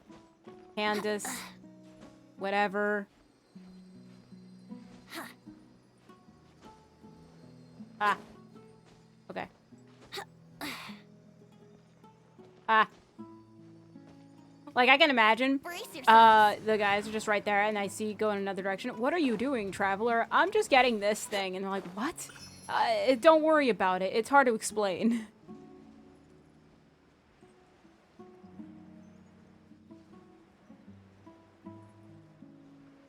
Oh, look, Rift Wolves. Hello, Candace. Ooh, Candace, you're still fighting? You've been out here dealing with these creatures the entire time? Yes. They just keep coming in waves. I've lost count of how many I've defeated. Before I realized it, even the sandstorm had stopped. Your stamina is something else. Here comes another wave! Leave this round to us. I got interrupted earlier, but now I have something to take my anger out on. It's been quite a while since I've seen the Flame Mane in action. I'll leave these to you then. I'll be sure to put on a good show. Let's go! Yeah, you're still not, whatever in the game. You're still not coded as a fighting thing in the game. Here comes another wave! When are they ever gonna let up? Come on, they just started. Oh, I thought there was more. Okay. The creatures stopped appearing. Was that the last of them? What we fought just now was probably Fire. the aftermath of the sandstorm. So we should be safe for the time being. Well fought, everyone. No injuries, I hope. Sorry, I have a house on fire. Huh? Who are you? Ah, my apologies. I haven't had a chance to greet you yet. I had my hands full taking care of the village's elderly and children. I am the chief of Aru village. Everyone usually calls me Uncle Anpu. It's a pleasure to meet you. Sir, I am also originally from the desert, but I have not been back for some time now. May I ask if such sandstorms are common? I can't say they've always been common, but recently the storms have become increasingly severe and frequent. Besides sandstorms, we also occasionally get earthquakes. Oh, nice. According to an investigator who stayed in the village a while ago, these unusual natural phenomena are related to the withering of Irminsul. Nice. Another effect of Irminsul's weathering. What levels are characters? Venti and Diluc are 80, Kaya and Jingchu are 70, I believe. In the forest, and sandstorms and earthquakes here in the desert? Everything in the natural world is inextricably connected to Irminsul. These regional symptoms can indeed be a reflection of Irminsul's present state. Everyone in Aru village needs to take good care of themselves. Speaking of which, why haven't I seen a single village keeper since I got here? Because they're all dead. Who are they? Village guards like Candace? Does your curiosity know no bounds? Village Keeper is how Aru Village refers to mad scholars exiled here by the Akaedamiya. Most of them are scholars who lost their sanity after a period of training in the Avidya forest. The Akaedamiya believes that their crazed mutterings may have a negative effect on the psyches of other scholars. So, they're forcibly exiled to the desert. Though if you ask me, it's all a boatload of nonsense. Einari also brought this up before. Alas, that's exactly what we've been trying to investigate. One by one, the village keepers have been mysteriously disappearing without a trace. But no one in the village has ever seen them leave. If you're planning to stay around the village for the next few days, I'd appreciate it if you could keep an eye out for them. I've had encounters with those people in the past. I'll see what I can do to help. The Matra are the ones responsible for their exile. Now that you're no longer with them, are you trying to alleviate your guilt and atone for your past sins? I'm fascinated by how you think. Mock me if you will, but if you are guilty, I will eliminate you, regardless of my position or identity. Oh, you're snap. the former General Mahamatra. You must be an expert in these kinds of investigations. Thank you for your help. I'll help too. Is it because you're reminded of Hypatia? Oh, these poor Nice scholars. comma. First they lose their sanity, now this! We need to help get them back home, safe and sound. But, is it really a good idea to tag along with Sino? You seem like you really don't trust him. That's why this is a great opportunity to watch I'll him. be grateful for the assistance. No doubt you will do a better job than some of my former subordinates. Let's start by finding a spot to share what we know so far. Okay.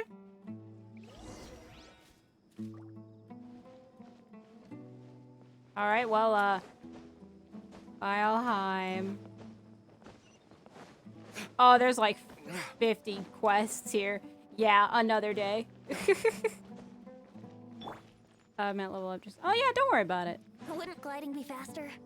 The max level is actually 90 in this game, not 100. But I have a feeling they'll probably make Although I've something sent for myself 100 into in the exile, future. I'm still doing It's weird that essentially they leave the it at same 90. things as before. Do you still have any questions for me before we start our investigation? Why do they refer to the mad scholars as village keepers? One of my former subordinates told me that this title has its origins in a strange incident. The Akaedamiya has long exiled mad scholars to Aru Village. A mysterious phenomenon exists here. When mad scholars first arrive, they are as incoherent and deranged as before. But after spending some time here, they invariably begin to calm down. Initially, the people of Aru Village greatly resented having to take in the mad scholars. But a strange incident one night changed that. Aru Village was struck by the strongest earthquake in living memory. Seeing buildings on the verge of collapse all around him, the then chief of the village was preparing to take everyone to safety. Suddenly, he noticed a mad scholar crouching in a corner, caressing the ground with his hands. A soft, green light radiated from him, like a divine glow against the backdrop of night. Despite the powerful tremors that ripped through the ground that night, all the houses remained upright, almost as if they had grown roots reaching deep into the ground. In the end, not a single building collapsed, and no one was hurt. That's good. After that, the people of Aru Village treated the mad scholars with greater kindness, and began to refer to them as the village keepers. The soft green light? A mad scholar protecting Aru Village? What do you make of it, Traveler? It must have been Nahita's power. I think so too. Actually, Sino, do you know if any of the mad scholars continued to wear their Akasha terminals at Aru Village? In theory, they would continue wearing them so the Akaedamiya could still monitor their activities. With that said, the main Akasha system would no longer have any interaction with them. Oh, no wonder! down, it was probably Nahida who calmed them. If you are able to draw a conclusion from this one story alone, then it appears you possess much more information than I do. Yeah, sorry. So, what do you make of the story? That mad scholar's power likely came from Lesser Lord Kusanali. Really? Lesser Lord Kusanali? You know, the one that the Academia just hates. What? You don't believe us? Lesser Lord Kusanali was definitely using the Akasha to give her power to the Mad Scholars! No, it's not so much that I don't believe you. I'm just struck by your reasoning. Lesser Lord Kusanali, the current Dendro Archon. Is she really active in Sumeru? Trying, The but Academia yes. has always placed far greater importance on the late Greater Lord Rukkhadevata. They've more or less ignored Lesser Lord Kusanali, and I've never had any reason to doubt their views. Why? In addition, I've never heard any stories about Lesser Lord Kusanali and her deeds. To me, she might as well have been a god that never existed. No way! Nahida definitely exists! She's a... How should Paimon put it? She's a good Archon who's kind and wise. Even if she says weird stuff sometimes. She saved me once not long I've ago. spent many years interrogating criminals, so I can easily tell when someone is lying. Good! Then you should know that we're telling the truth! No, you guys are That lying. look in your eyes. I've never seen that from a liar. You two really must have met Lesser Lord Kusanali. Nah, you guys are liars. To think, our Archon has been amongst us this entire time. Alright, now it's our turn to put our skills to good use for this investigation. Yeah! But easier said than done, especially since we don't have any leads. Maybe we can start by knocking on some doors. Excuse me, are you here to help me find my grandpa? Who are you? Who are you? By the sounds of it, a resident of this village. My name is Isak. You'll help me find my grandpa, right? Is your grandpa a mad scholar? Hey, don't say that. Grandpa is just Grandpa. Why do you have to call him that? It's not like he's a bad person or anything. The person you're referring to is not a local, yet you are. Why do you call him Grandpa? Grandpa is just Grandpa. He's my family. I heard everything you said to the village chief. Please, you gotta take me with you. I want to find my grandpa. I swear I'll help. I won't be a nuisance. Your existence is one. So you're the one who was eavesdropping on us around the village chief's house. I was planning to go out and take care of whoever it was, but I had a vague feeling that they didn't harbor any ill intent. What the heck? Sino! Anything else you want to tell us? Like, oh yeah, by the way, there's like 50 people that are eavesdropping on this conversation right now. I kind of want to go take care of them, but like, you know, nah, they don't really have any ill intent. Whoa.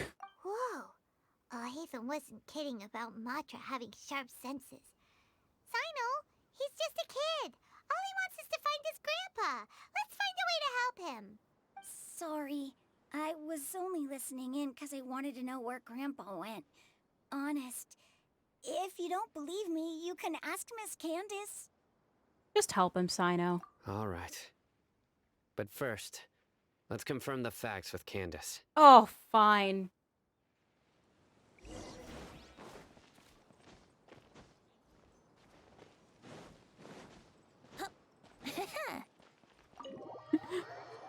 I know, it's a literal kid. It's a literal kid.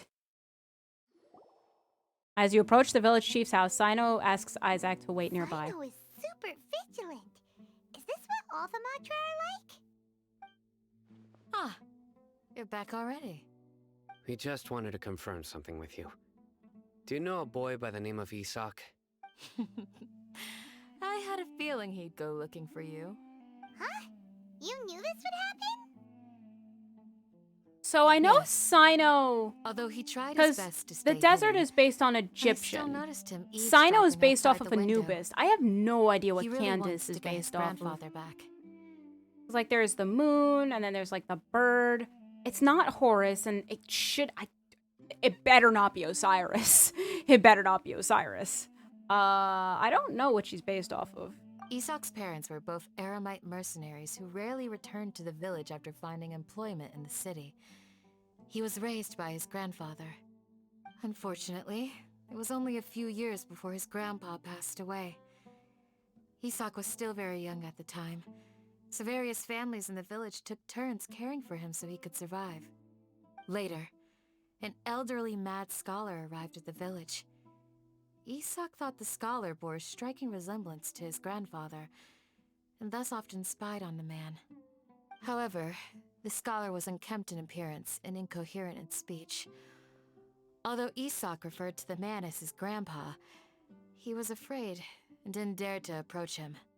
One summer night, the oft mumbling and bumbling grandpa suddenly calmed down and seemed to become more lucid. He even noticed Isak hiding in the distance. So Grandpa walked up to Isak and patted him on the head. He even took Isak to the entrance of the village, where he patiently taught the boy the names of the stars, and accompanied Isak until he fell asleep. The next morning, Isak woke up and wanted to go find his grandpa again, only to realize his grandpa no longer recognized him. However, even so, Grandpa retained his calm expression. That's really It's said sad. that those who saw the scholar claimed he no longer appeared to be crazy, but appeared to be living in his own world, almost as if he were sleepwalking. Isak was thrilled that his grandpa was able to find peace, and would follow him all the time, asking him things like, "Grandpa, want me to take you somewhere fun?" Or, "Grandpa, could you tell me stories about the stars again?" All this somehow just makes Paimon feel really sad. It seems like they both deserve so much better. Perhaps. Nearly everyone who lives in the desert has some form of hardship or regret. But even so, we must still continue on with our lives. It's also my reason for fighting. I must continue to protect this land. Lucid Lucid Grandpa was probably Nahida. She must have soothed the other mad scholars as well. From the look on Sino's face, he's probably connected the dots as well. Maybe the people have always had a considerate god watching over them. Huh? What did you say, Sino? No, nothing. As long as Isak keeps his word and doesn't get in our way, we can take him along. Why though? Perhaps you are more compassionate than I gave you credit for. But please accept my thanks on Isak's we just behalf, established that the grandpa isn't... Okay.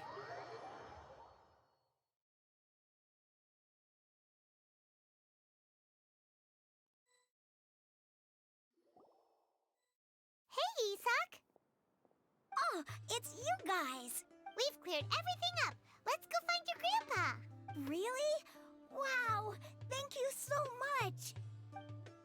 I never said we could bring him with us. What do you guys mean? He's a...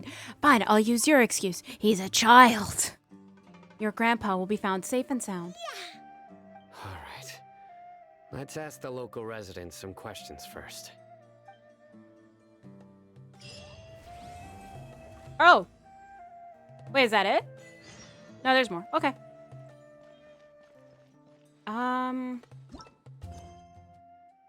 So this is Act 4. That act took 2 hours, so...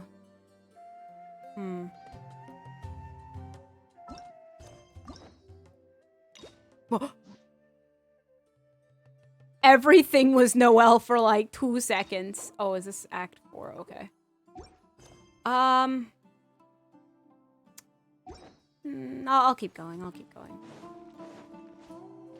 So I'm just thinking of how, like, this works. Excuse me, did you happen to see where the missing scholars went? You mean the village keepers?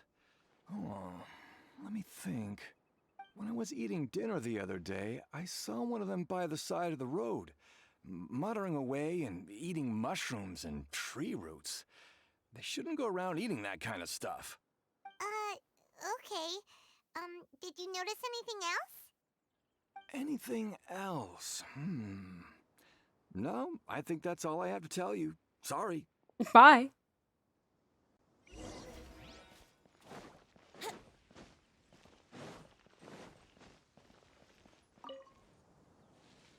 The scholars that have gone missing. Have you seen them? Those eyes. Those fierce eyes. You look like a real fighter. Don't change the subject. Right. You were asking about the the mad scholars. I think it's been a few days since I last saw them. I usually go to bed pretty early, so I'm not too familiar with what goes on at night. But honestly, You're lying. I feel quite sympathetic towards them. Even though they act a little strange, they've helped me in the past. If it weren't for them, my house would have collapsed long ago. Do you also think Grandpa and the others are good people? No. Grandpa? Oh, hello there. It's little Isak. You mean that nice man who looks like your grandpa's long-lost twin, right? He was actually the one who protected my house. I saw it with my own eyes. He happened to be staying near my house that day and was doing something with his hands on the ground.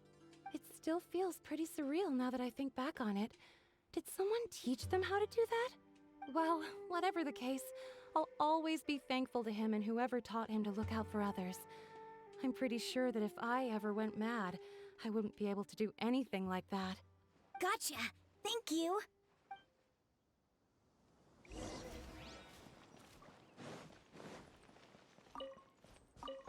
Oh, cabbages. We got the cabbages. So yeah, it's really Nahida that's doing all of this. I love that bird. I love this bird. Sir, have you seen my grandpa recently? You know, the one who likes to sit and space out near the village entrance. Oh, well, if it isn't Isak. Oh, your grandpa, huh? It's been a while. The last He time probably I went out saw to the desert. He was spacing out by the road as usual. I went and asked him if he'd like any of the food I had prepared, despite my wife's protests. Like many people, she's really quite terrified of them. And speaking of my wife, she's still always complaining about how I don't make enough mora. That might explain why she's always mad at me. Leave the relationship, sir. Leave. You deserve better. Oh, thank you. Thank you for taking care of him. It was nothing. You're looking for him, right? Did he go for a walk and get lost? I don't know. That's why we're looking for him. Yeah. That's no good. Well, once you found him, come by my place again and I'll cook a little something for the both of you. Oh, what a nice guy. I've known you since you were very young. So as far as I'm concerned, you're family. Please feel free to come by anytime. Wow, what a nice guy! That's what I said. Okay. Thank you, sir. Huh? What's wrong, Sino? Did something happen? Don't say anything for now. Isak, stay here. Let's head over there. Stay quiet as you move. Here we go. King Desser and the Three Magi.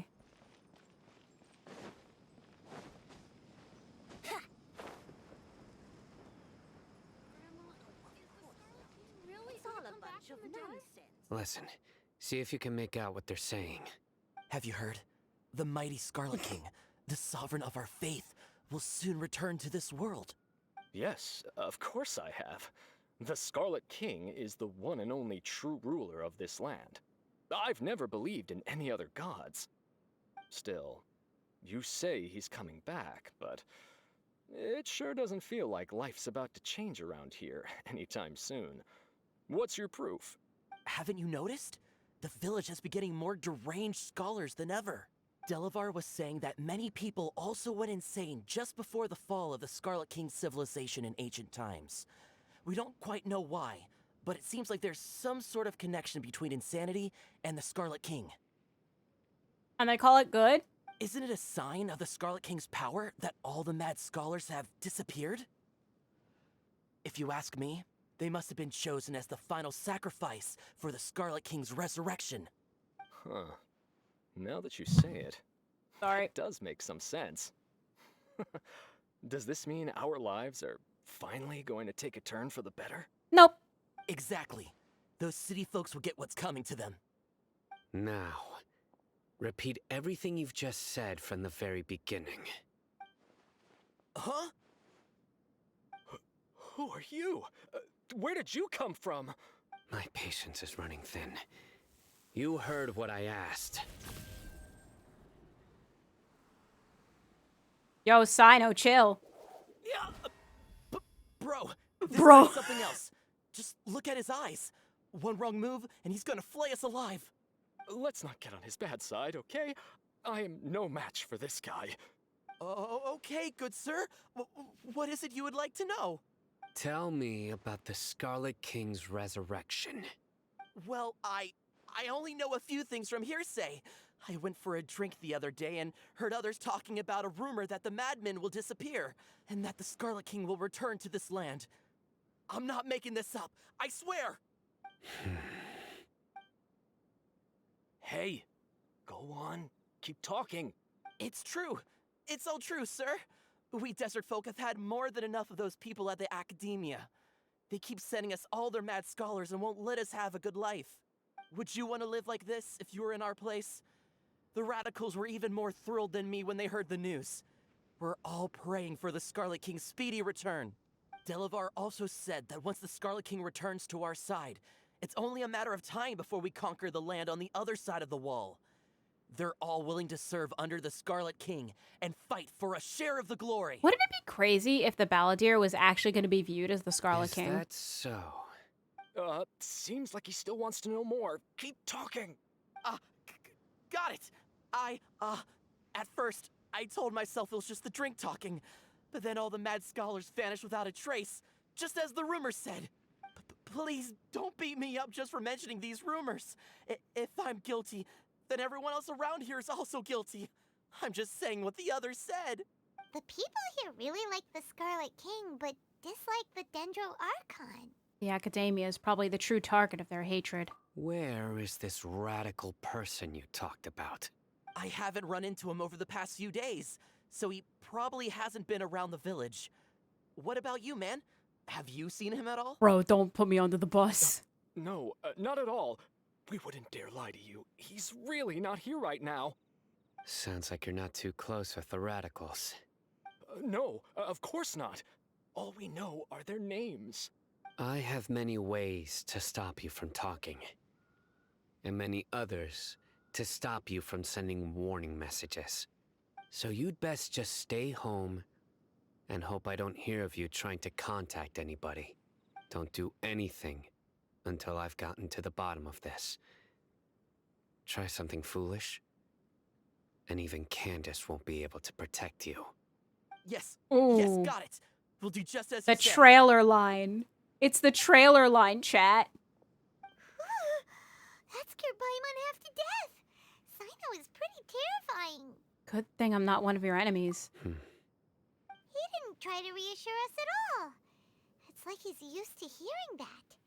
Oh, Paimon bets lots of people have told him that before. All the more reason for you not to get on his bad side. I heard that. Sorry. It's part of being a Matra. The rumor we heard just now seems like a strong lead. But we need to check a few more places. Maybe we could check the scholars' homes? Very well. I'm here. Where's your grandpa's house? Well, I can take you Cat is there. quiet, Just even me. follow Yeah, it me. happens sometime. Why Sino so cold to people? I think it's more just... I think they said this some point in like a stream or whatever. That like Sino is just a very, very serious person. He is completely serious. Like even if he tries to crack a joke, like that would be his demeanor. He And likes people to be don't know alone. whether to laugh. Sometimes he stares at the sky in a daze, and other times he just pokes at the ground with his fingers. Every now and then, he yells out at the top of his lungs, so a lot of people are really scared of him. But he's a good person, really. I know he is. I swear, he's just like my real grandpa.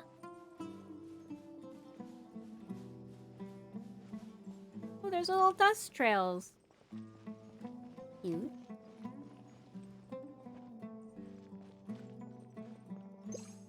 Yay. Oh, what timing. Well, this is where Grandpa usually stays. There sure isn't much here. Hmm? What's that smell? Sino, did you catch a faint whiff of incense? No. Incense? Please don't say it's the same one as before. It's definitely that one. But are you okay? Are you getting dizzy or need to lie down? There's a scent that you can sense, but I can't. A certain traveler here once passed out from that smell. Thankfully, Tainari saved the day. And then he gave us a long lecture to explain all about how it worked. So, you know Tainari? Huh? You know him too? Are you two friends? No, I want to kill him. Yes. Now that I concentrate, I can also make out the scent of incense. Wait, surely Tainari didn't lecture you too? No, no need. I can't handle this scent very well. Did you first encounter this scent at Tainari's house? No, it was in the forest where a scholar was meditating. In the forest. From a scholar. Let's keep looking for more clues.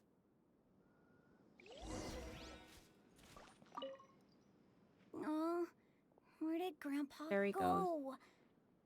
Please come home, Grandpa.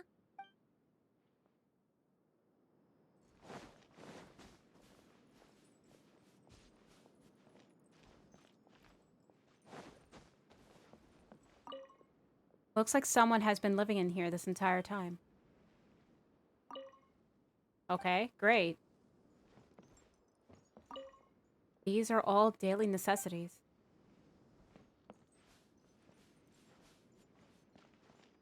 Where did Sino go? These footprints are at least rather clear. Probably from Sino. So it's nice that Sino kind of gave you a hint there.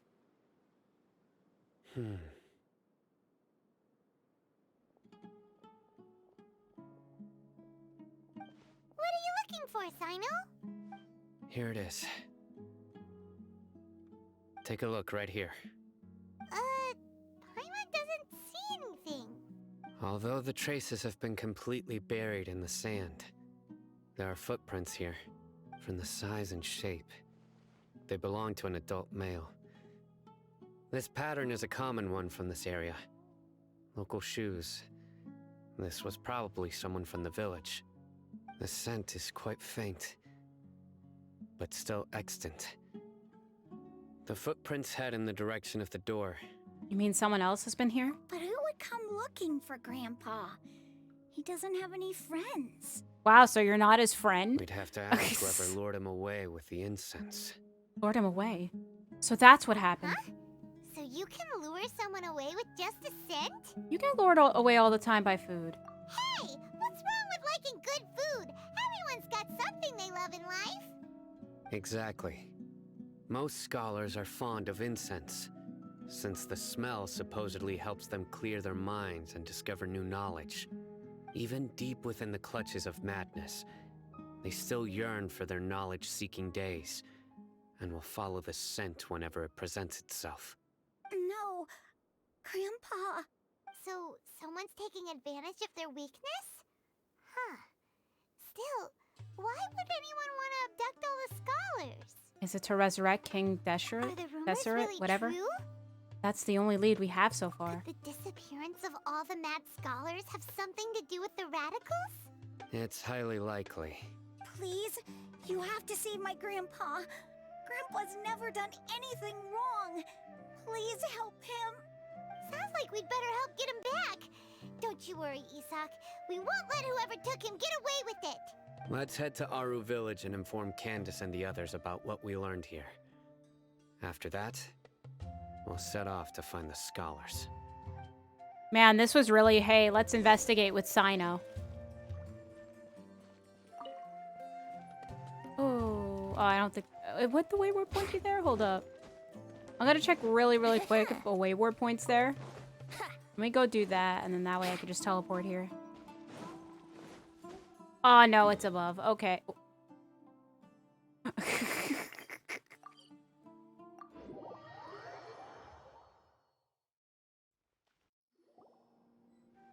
Right. The darker fabric definitely looks a lot better. That'd be my choice, too. We're back, Candace! We've got a lot Stop to talking tell about you. fashion. Ah, welcome back. Sounds like everyone's friends already. Oh, Dia's here too! Oh. You bet. So, everything goes smoothly? Reasonably. Alhaitham didn't go with you? Yeah, where is Alhaitham? We haven't seen him at all. Yeah, where is he? Huh. I saw him around the village entrance earlier and figured he was investigating with you. I guess he must have gone off on his own. Did you find out anything useful? You would tell Candace and Dea everything you've learned. I see. So someone used a kind of incense to lead the exiled scholars away from the village.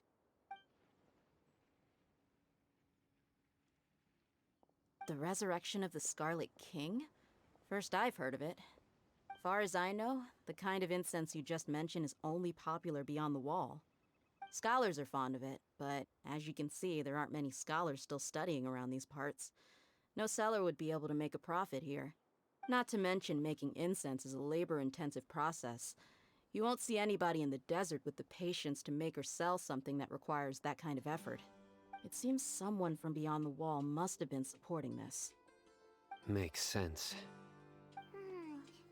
So what should we do then? Do we go back to the Akaedamiya and search for leads there? If it was any other day, that would be your next logical step. But today, you've got me on your team, so you get an extra tip. Didn't you say that the villager got his news from the tavern? Well, I also like to drink at the tavern, so I know a thing or two about these radicals he mentioned. If Paimon remembers correctly, the leader of the radicals is some guy called Delavar. Ah, yeah. Delavar, the scar-riddled bandit, Engur, the wide-eyed butcher, and Jabari, the duck-tailed bearded crook. The whole lot of them are known around these parts. I feel like I've heard these names somewhere before. Look at that guy over there, Sino. Do you sense this guy? You gotta stab These him. guys have one thing in common, and that's being broke. Nice. The rougher life gets, the more they want to believe in the Scarlet King. Way they see it, the Scarlet King's resurrection is their only chance at overthrowing the Akaedamiya. Throwing all of Sumeru into chaos is the only way to change the way of life here in the desert. Anyway, that's my guess why they've chosen to become radicals. Tia, you're amazing! You really know this place inside and out. But Dea,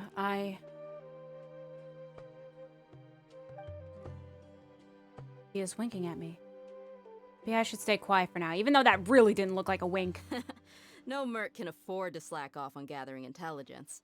Every mora I've spent in the tavern has been a valuable investment. Let's head out. I want to know what level... Now hold on, you're staying right here, Sino. What? Why? Yeah, like, why, actually? Our village is not a big place. Outsiders stand out here like a sore thumb.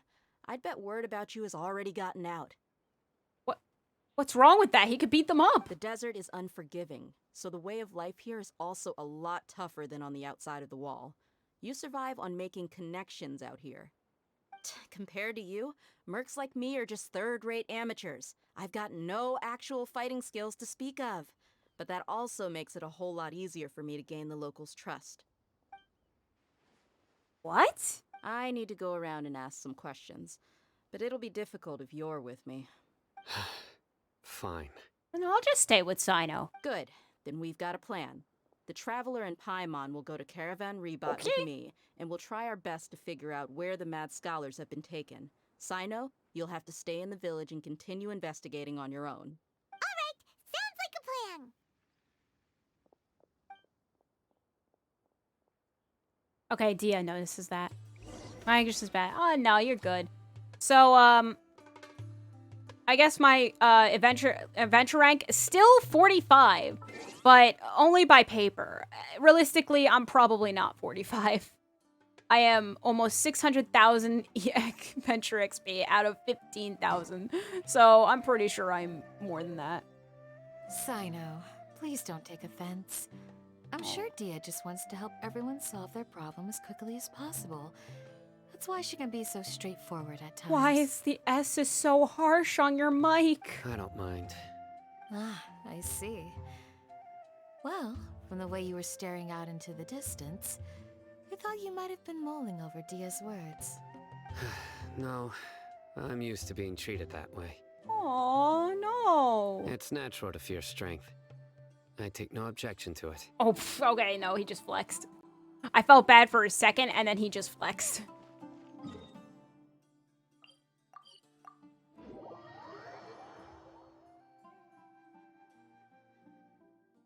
Man, the game tricked me. I shouldn't have felt even the slightest bit of remorse for Sino, because he's like, I don't care. Why would I care?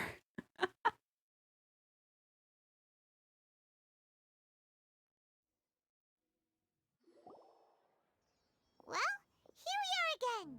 Sounds like you're starting to get familiar with the area. Yeah, I teleported. Paimon's amazed every time we see the wall of Samiel.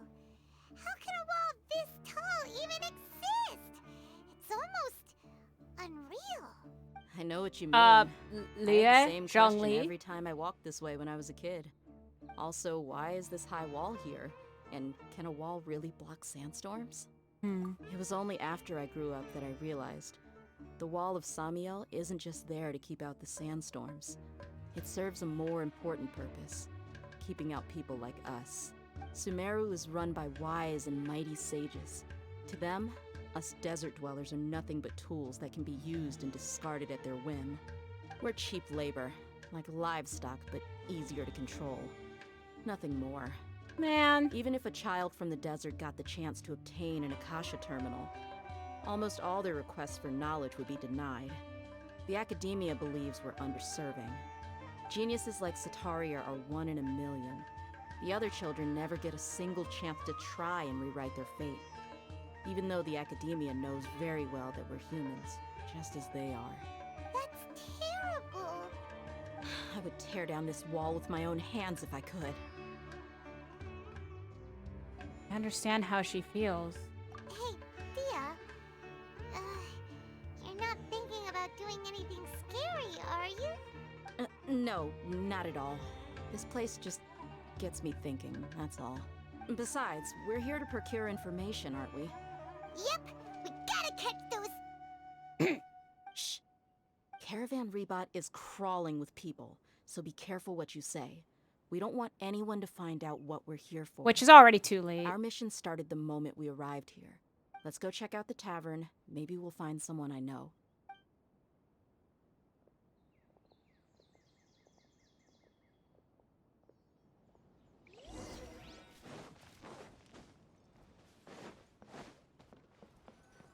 Silence. No music, no nothing. Just our luck. None of them are here today. You mean, you don't see anyone you know? Dia, is that you? What a coincidence. You here for a drink too? Except this guy. Zaki. Finally, a friendly face. Oh, and who do you have with you here? Guests from another land? Sure. Hello, nice to meet you. Hello. I'm Zaki. Dia's, how would you put it? Drinking buddy? We've had drinks together a few times. You could say we go back a ways. Anyway, as far as my friends here, they aren't too shabby, are they? You rarely see any Outlanders so friendly and respectful nowadays. Absolutely. Much better than those people on the other side of the wall. So, Dia, are you looking for someone? Yeah. Have you seen Enger, Delavar, or Jabari recently? Of course I have. Matter of fact, we were all here drinking together just a few days ago. I've got a spice trading deal from another nation. I thought maybe Delavar and his friends might be interested. Know where I could find him? Ah, how thoughtful of you. Then I assume you also know that Delavar's been having a hard time making ends meet these days, so you came here to help him out? Of course, Hey, as we shake keep our it down. heads. Let's just say I prefer to keep this deal a secret. Y'all at Caravan Rebot are like family. If there's more to be made, why not do it together? Besides, Delavar and his friends have muscle. They'd be a good fit for escorting the goods. Yes, how considerate of you. Delavar's my friend too, so of course I can take you to him. Come with me. Oh, I guess he was sus for Dia for like 2 seconds, but then she's like, hello? Oh, pff, as we just go deeper into the desert? Okay. Oh, let's go again.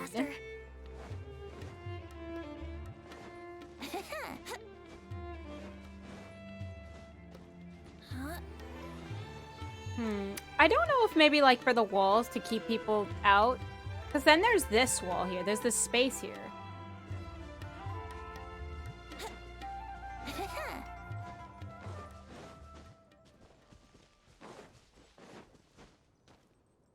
So who knows? Maybe there is another reason, but that's what the people who told her about the walls are for.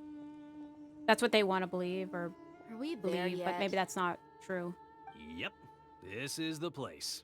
This place is practically deserted. What are they doing in a place like this?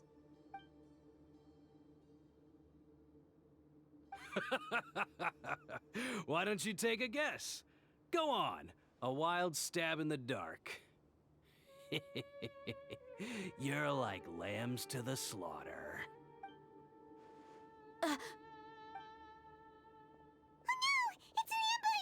Oh, it's fine. We got the Animal Archon. What's this all about, Zaki? Come on, Dia. You really think we didn't hear about what you said back in Aru village? The boys have kept a close eye on you from the moment you set foot there. But I don't think that makes sense of how you could have came back here to warn us before we came here. Not only do I know that you're looking for Delavar, I also know that you've teamed up with people from the Akaedamiya to look for the missing scholars. So, you've been watching us from the very beginning? Uh-oh. Paimon knew leaving Sino behind was a mistake. And Sino should have known, like according to what the game was, Sino knew that that kid was out there in the house. So it would have made sense for Sino to know that guy was listening in. If that makes sense. So And you left the strongest one in the village, didn't you? Oh no, we Who didn't. do you think you are? You really thought we'd fall for your little business deal nonsense? So you and Delavar have been partners all along. Dia, I guess it's only natural for a traveling mercenary like you to be out of the loop. Those of us who hang around the tavern have stronger bonds than you think. But you got one thing right. We're all looking forward to an uprising in Sumeru. There's nothing more we'd like to see than the desert folk overthrowing the Akaedamiya.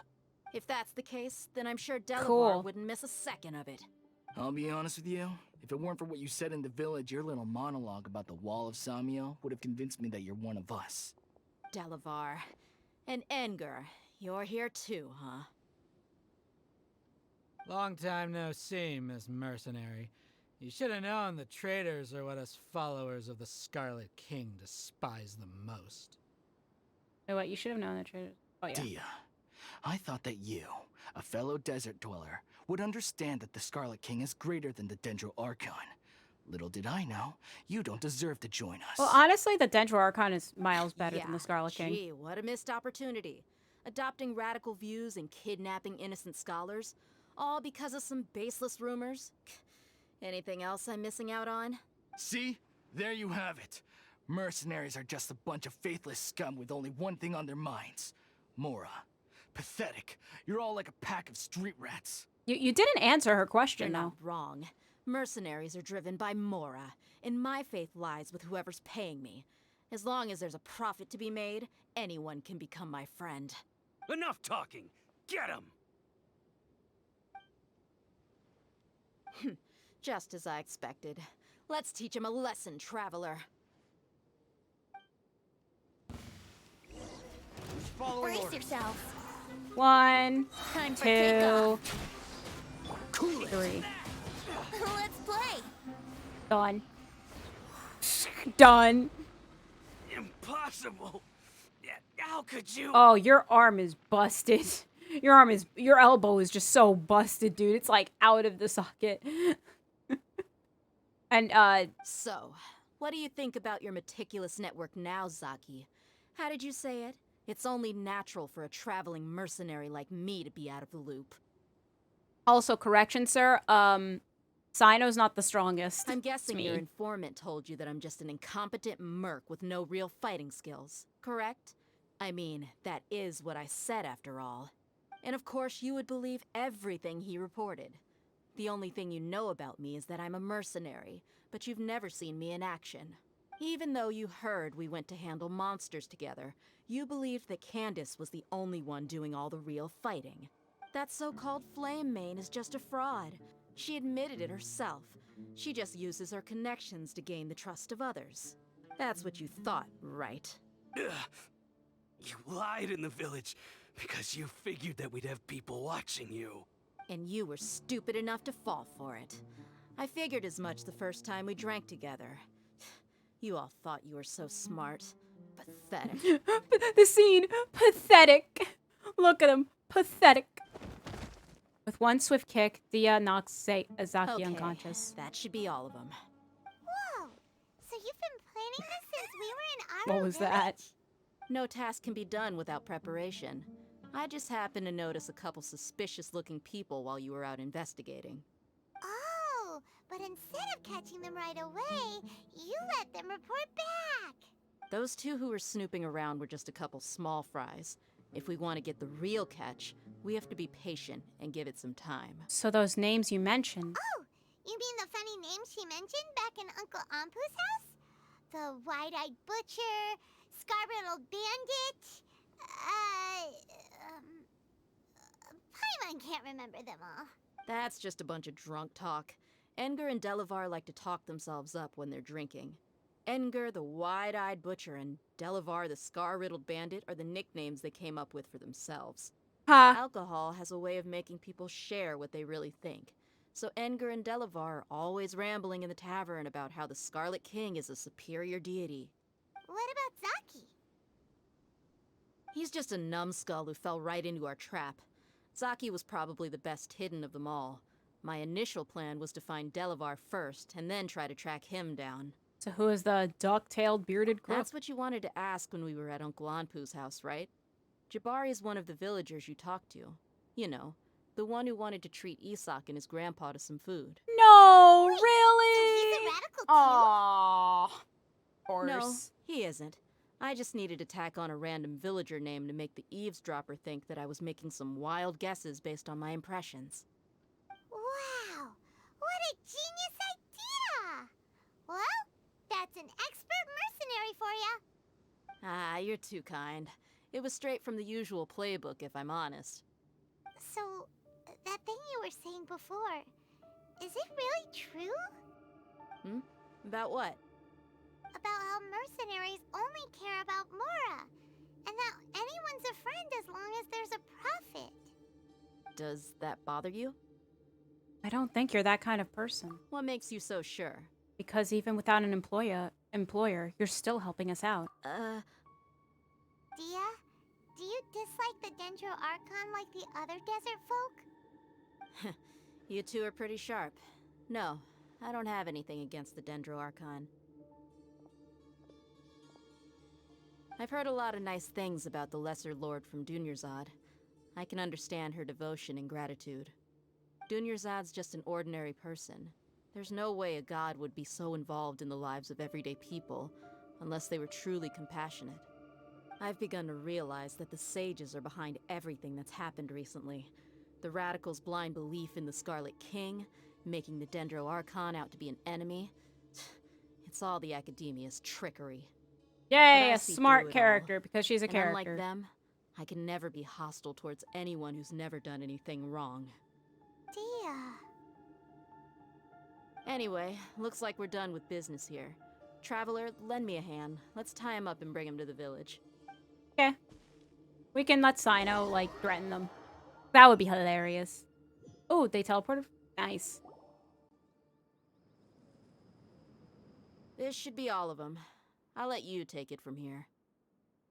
All right. I'll be in touch. Until then, please stand by.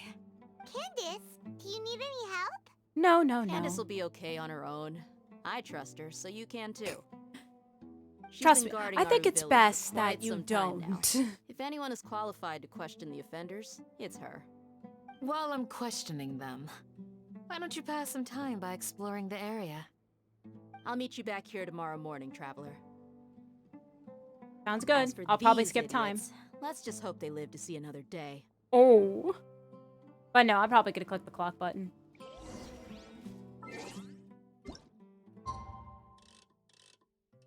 There we go.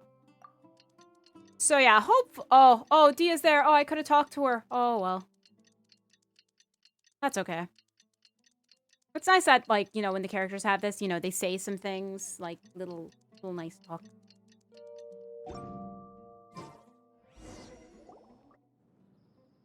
Hey, Dia! Hey, we didn't move. We didn't move Right on from this time. spot. Did we learn anything from the criminals? We'll know any moment now. Paimon's been wondering. You seem to know Candace pretty well. Have you been friends for a long time? We've known each other for some time now. She's a pretty interesting person. Even though she's an extremely strong warrior, she never misuses her powers against others. Oh, Paimon knows what you mean. Like a lot of martial artists say, never take the fight outside the ring. Yep, I guess you can put it that way. It takes strong convictions to be as dedicated as she is, and shoulder that kind of responsibility. Us mercs, on the other hand, we pretty much live from one day to the next. Well, Paimon thinks you're great too. Really? Thanks for that. Aw. Oh, Sino's here, and he's pretty early too. I was here the whole time. Yes. I was here yesterday to help out a little. To help out? By doing what? Interrogating the Sharing prisoners. some interrogation techniques. Oh, you mean you taught Candace some more persuasive methods? Right. I mean, hey, you know, stabbing one guy, it really is effective, you know. Come on in, everyone. Come on, let's go inside.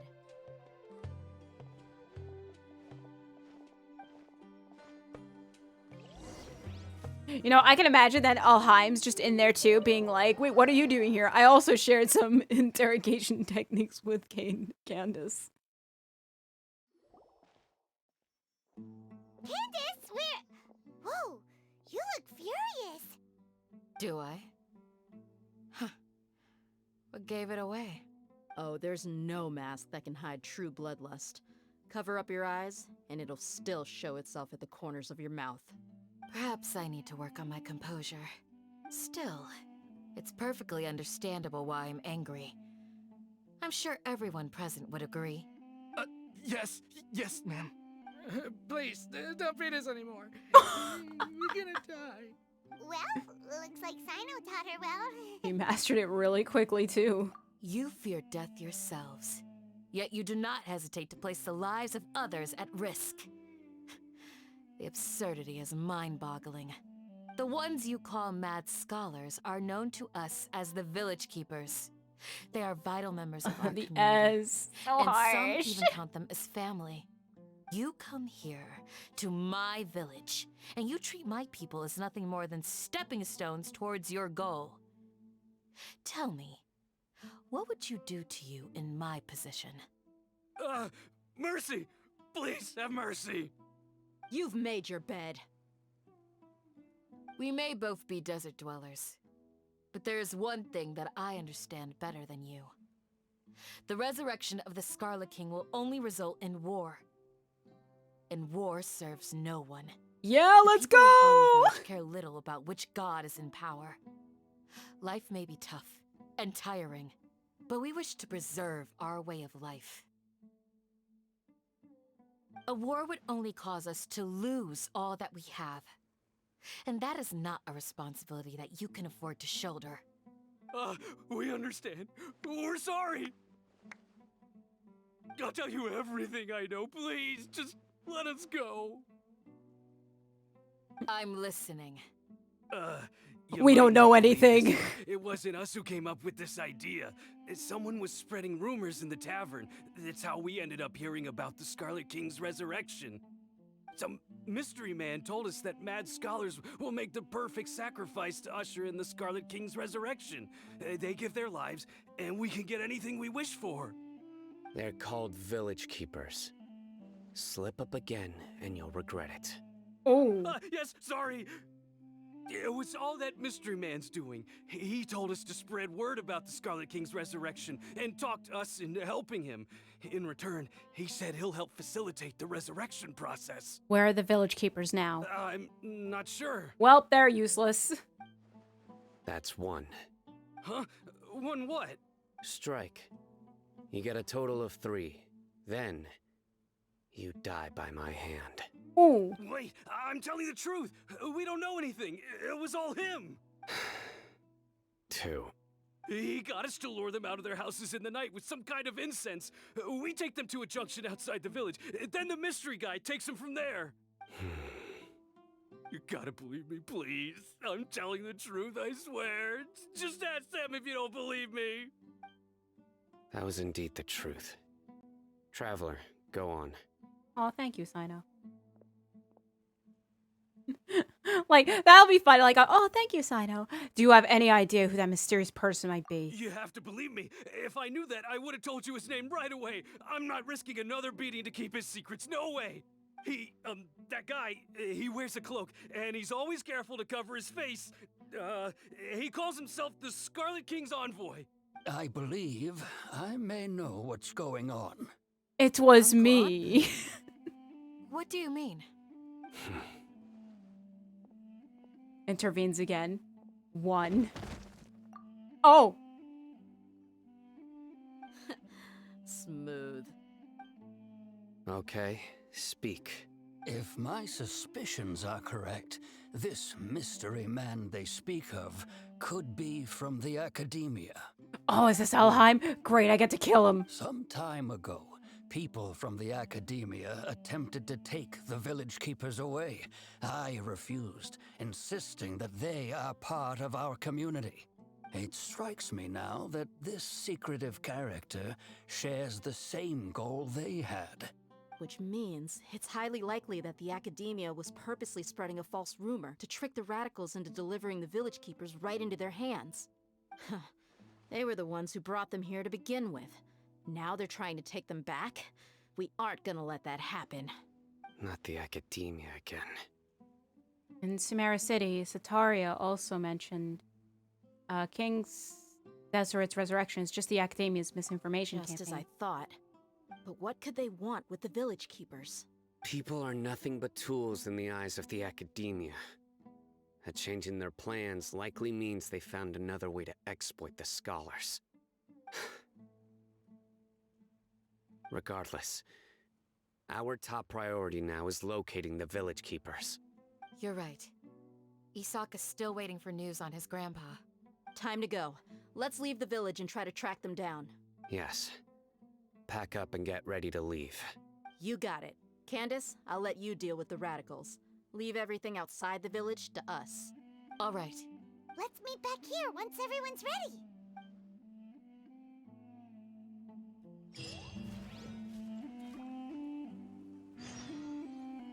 That's 6 people. You look worried. Thinking about the village keepers? Yes. I'd look for them myself if I could. As members of our village, each one of them is very important to me. You have a strong sense of belonging here. I guess I'm the opposite.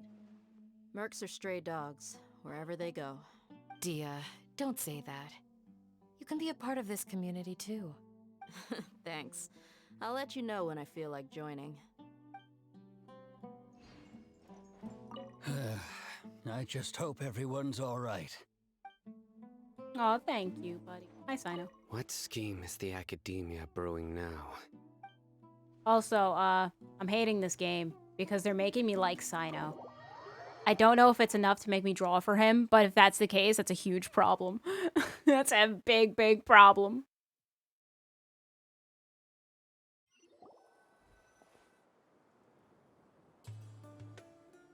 Hi. Let's get some food in us and then we'll... Whoa! Where did you come from? Well, as you can see, I am merely sitting here and reviewing what we have deduced thus far. You were gone for ages! And now you're suddenly sitting here musing to yourself? Where have you been anyway? Reading. Hey, what's with the silence? You never think things through before asking questions. I'm giving you some time to make up for that. Paimon's so mad! Paimon's gonna give you an ugly nickname! Go ahead, I won't stop you. Never mind. Paimon's got nothing. Paimon, literally. It's super obvious to pick with this guy. It makes it so hard. You really want me to do it for you? I mean, I kind of won't because this guy's cool and everything, so. All right, mister. I doesn't match the color. Okay, fine, it's Well, fair. I can't really You've insult heard people. nothing to suggest I left this whole time, so clearly I stayed in the village to investigate. Anyway, you plan to leave our All right, Mr. village Rainbow and keep Boots, there searching we for go. the truth of this matter, yes? Yep. We're not gonna find out anything more by staying here, so we thought that we might as well take the search elsewhere. Enough with the silent treatment! Maybe he's giving us time to think. No. I'm just surprised that you decided to team up with him. Alhaitham, you haven't helped us out at all ever since we arrived at Aru Village. Bold of you to question our choices. I mean, that's true. Yeah, you're all talk. While you were investigating, I had my own work to do, which I've now finished. Really? Paimon doesn't believe you. To be honest, we aren't really a team, so I have no obligation to inform you of my whereabouts. Not to mention that going separate ways allowed me to find some important information that you all had missed. Huh? Right here in the village? Correct. What did you learn? I'm going to take you to someone. But before that, you need to understand where she's coming from. What does that mean? How do you think the residents of Aru Village feel about what we're doing? In other words, do you truly believe every single word the villagers tell us? Hmm. You mean some of them lied to us? I mean, Sino is our lie detector. Hiding the truth does not necessarily equate to lying. Again, these people have their reasons. Remember what Gandis said? Most people in Aru Village don't necessarily care which deity is in charge of Sumeru. That's because whether the Scarlet King or the Dendro Archon has power is of little significance to them. By contrast, the perils of their daily lives are ever-present concerns. They won't simply share everything they know with you without good reason. That's why you believed there was no further information to be found in this village. So you're saying we can find new info from someone we've already spoken to. Glad you're following along.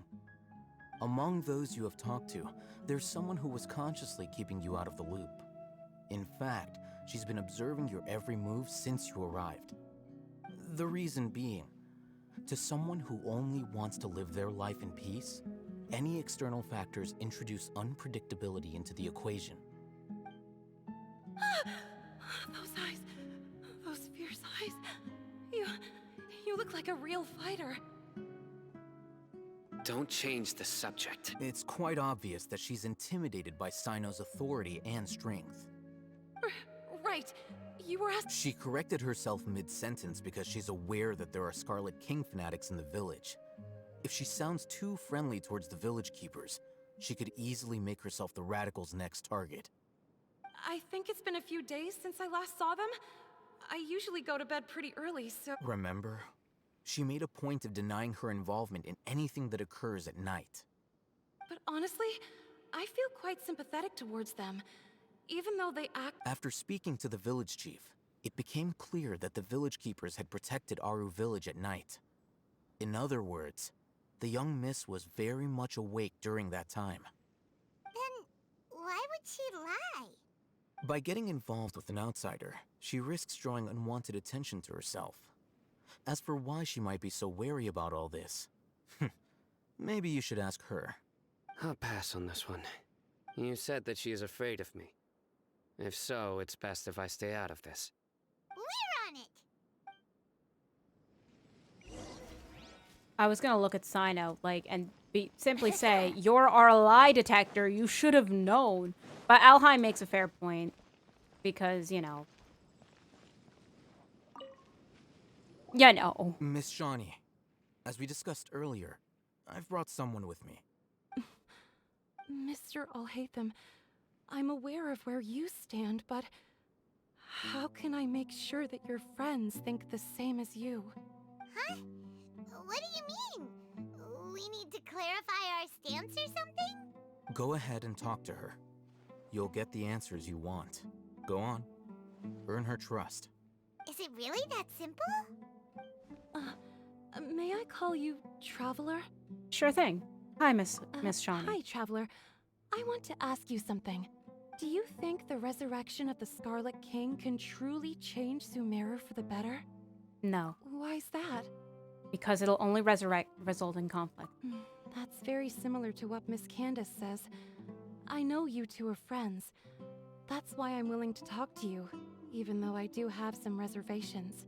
Before, I wouldn't even have the courage to ask something like this. Traveler, do you believe our lives will get better? I can't promise anything, but I'll do the best I can. Yeah! We came here from another nation, so it isn't wrong of you to be weary. And we aren't really residents of any one nation. But even so, we've met lots of people from different places, and we've always fought for what we believed in. For example, I beat a giant wind dragon to save a wind nation. And we want to help them. That's why we decided to stay here for a while.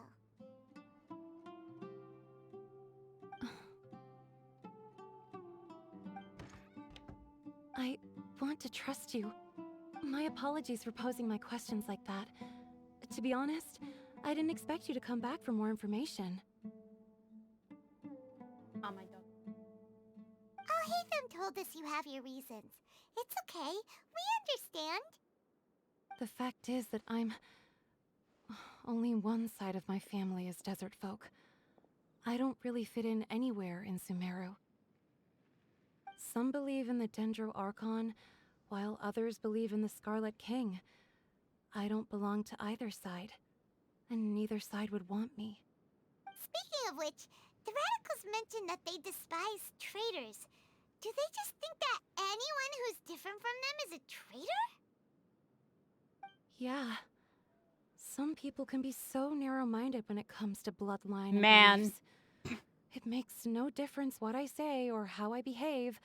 I'll always be suspected of having ulterior motives. Slowly, I just stopped talking to people. I pretended not to hear or see anything. All I want is to live my life in peace. And then it happened. The village keepers who had helped me disappeared with no explanation, and I didn't dare breathe a word about it to anyone. Until now. Okay. You can tell them. I'm sure she'll keep your secret. All right. I'll tell you what I told Alhaitham. I actually have a sharper sense of hearing than most. Sometimes, I hear strange crying sounds in the night. There are ghosts? I'm on shush. Perhaps. I'm not sure. It's faint, but it's definitely the sound of crying. It comes from far away in the distance, and always carries very raw emotion. It used to be louder and more frequent, but ever since you arrived in the village, it doesn't seem to happen as often, and when it does, it's much quieter. I have to focus really hard to make it out. I confirmed this with the guards on night duty. They also have someone with a good ear, and he's heard similar sounds at night. But, because we're in the middle of a desert, he would rather believe that they are the cries of beasts than ghosts. Could you make out where the sounds were coming from? There's really nothing around these parts, except for an old hospital not far from the village. Was that white thing attached to the wall? I think they used to use it for treating Elazar, but it's been abandoned for years. We need to check out that hospital. Yeah, let's go! Is it that okay, good. Wait, is it? Okay, good. It's not. It's not.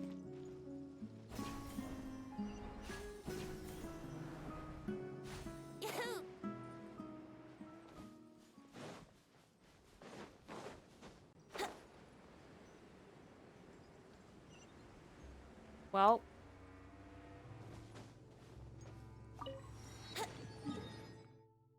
Well, okay.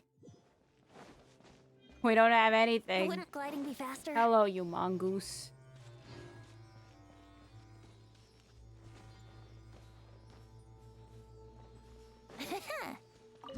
Picture. Oh. Now that's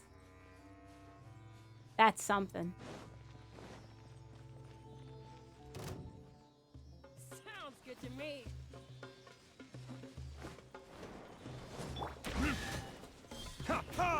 Yeah, I just wanted a treasure chest. Here we Like, go. man. Have you heard the Okay, I'm leaving. Bye. Is this the place? It's in terrible shape. And there's monsters! Watch out! Rain outline. Think you can get away? Let's play.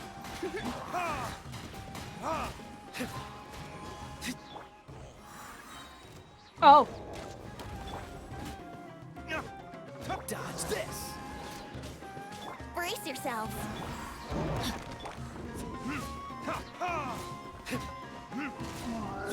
I just so like the music in this game. Like, I know I've said it a lot of times, but it's just so good.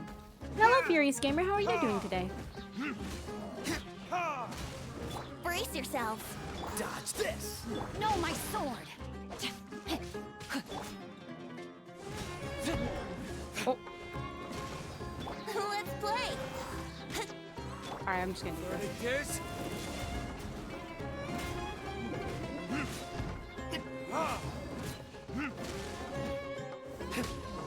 There. And now it's daytime. What the Paimon had expected. What were you even expecting? Super strong bandits? Or I mean, we did get that. taller than buildings dropping out of the sky? Or, something like that. Okay, not that. He looks super serious. We gotta stay on our A game too. Not doing too bad. Can't complain. How about yourself? I'm doing okay too. This is the one.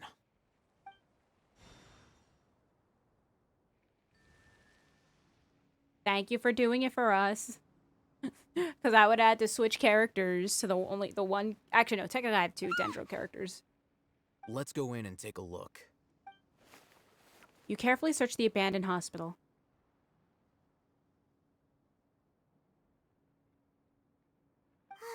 Hey, Hatham, we haven't found squat. Are you sure we aren't wasting our time here? Patience. Shawnee says she only hears the crying at night. We have time to burn. Until then. I mean, it was night. It was at night, and then it just I'm became taking a day. break. And just like that, he sits down. Wait, he even brought a book to read? Well, then read What are to you us. reading? Let Paimon see. Read to us. Okay, sure. Yay! The natural position, which is the positional propensity of an entity. No. Paimon, I want him to read it. You got that? Yeah. Paimon, I want him to read it. You keep reading your book. See ya. No. I'll listen. I'll listen if you read it. How is he so relaxed? Look at him, reading an impossible book in a creepy place like this. You know, it wouldn't kill you to read a book once in a while either. Hey, Paimon's your Tibet travel guide. Paimon knows plenty of useful stuff already. And anyway, it's not Paimon's fault that the books people read in Sumeru are so complicated. Okay. Paimon's the best. Cool. I still wanted him to read it to me, not you.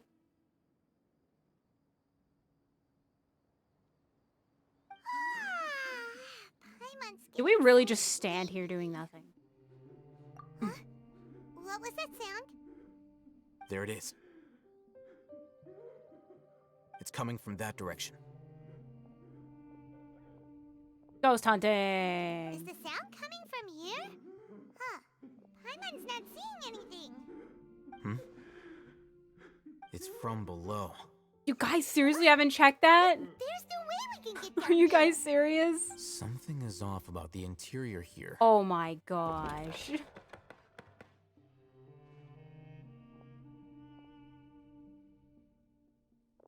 I want to punch everyone here, including myself.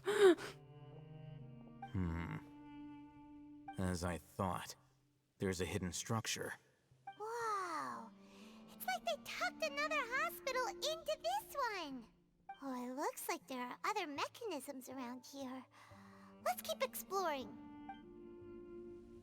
Come on. If I were to see that, the first thing I'd do would be probably to break it.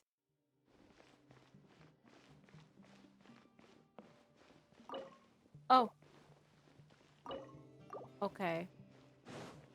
Investigate elemental monuments in the hospital. Man. I'm gonna make this easy for myself. Is that a Dendro Traveler? I'll ensure your safety.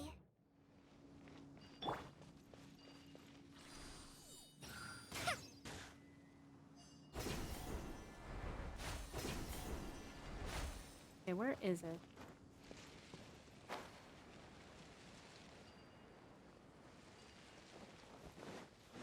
One here. Enemies? Yes. Here we go.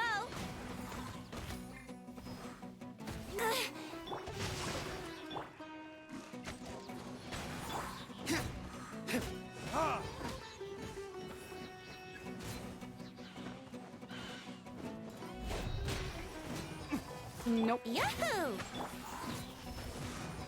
So yeah, just don't bring Kale out thinking Rain, it's outline your Kaya, fate. because that would be bad. Brace yourselves.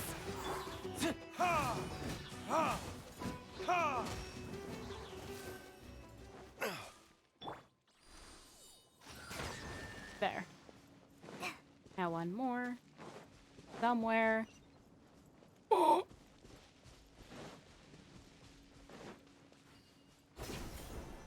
Is it up there? Yep.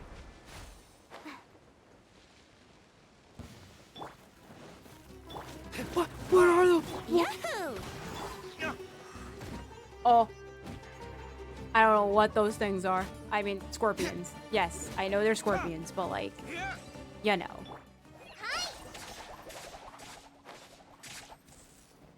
Thank you, Kale. Your services are no longer required. For now. Ready when you are. There we go. And there's just an ancient key that we'll never get. For now, I guess. Patient Abbas, male, 23 years old. Mole on the left side of forehead. Oh, okay. Okay. Survival will be difficult without professional medical care. The patient's survivability, once found, immediately inform. Don't give up. Stay positive. All beings are under watchful eye of the divine, so don't ever give up. The rest of the document has been rendered unreadable by weathering. What was that? Malevolent and left-handed, while his condition remains very serious. Okay. Well, he's gone. Keep a balanced diet, rest regularly, and maintain a good mood. Monday, minty bean soup. Tachin, curry shrimp, pani puri. Tuesday, salad. Okay, I'm just gonna... The remaining sections are...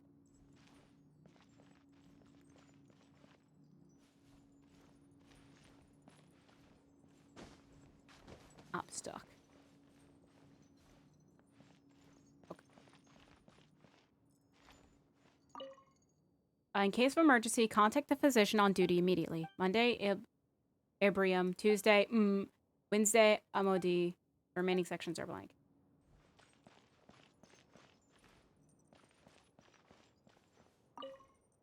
Seems to be the darkened remains of a stem inside the vase. It was probably used to hold flowers. The words for Avin are at the bottom of the bottle. It seems to have been a gift to someone named Avin.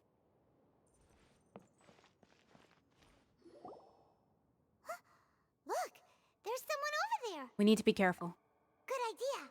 Let's approach him slowly without alarming him.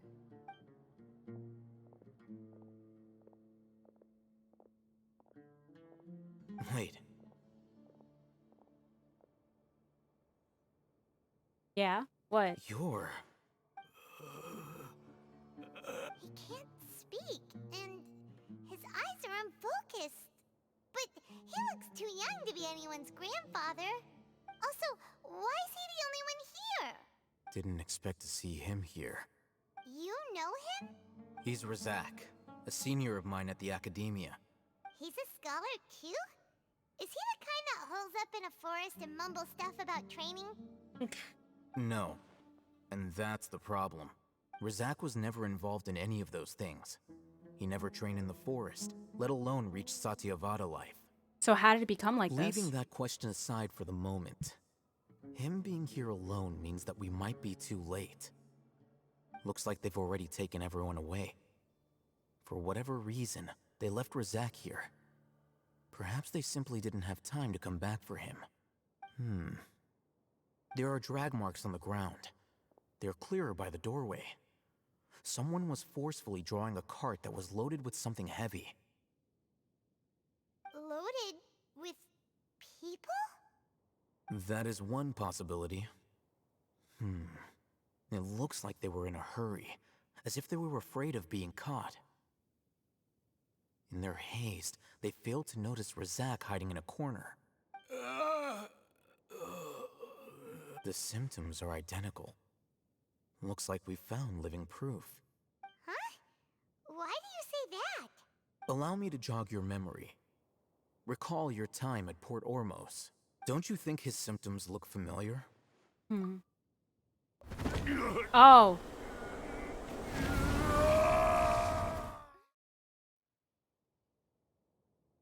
The Eremit guy who went mad. Oh, now that you And a mention dog it, barking. they're acting the same way. Correct. The Akaedamiya is behind all of this.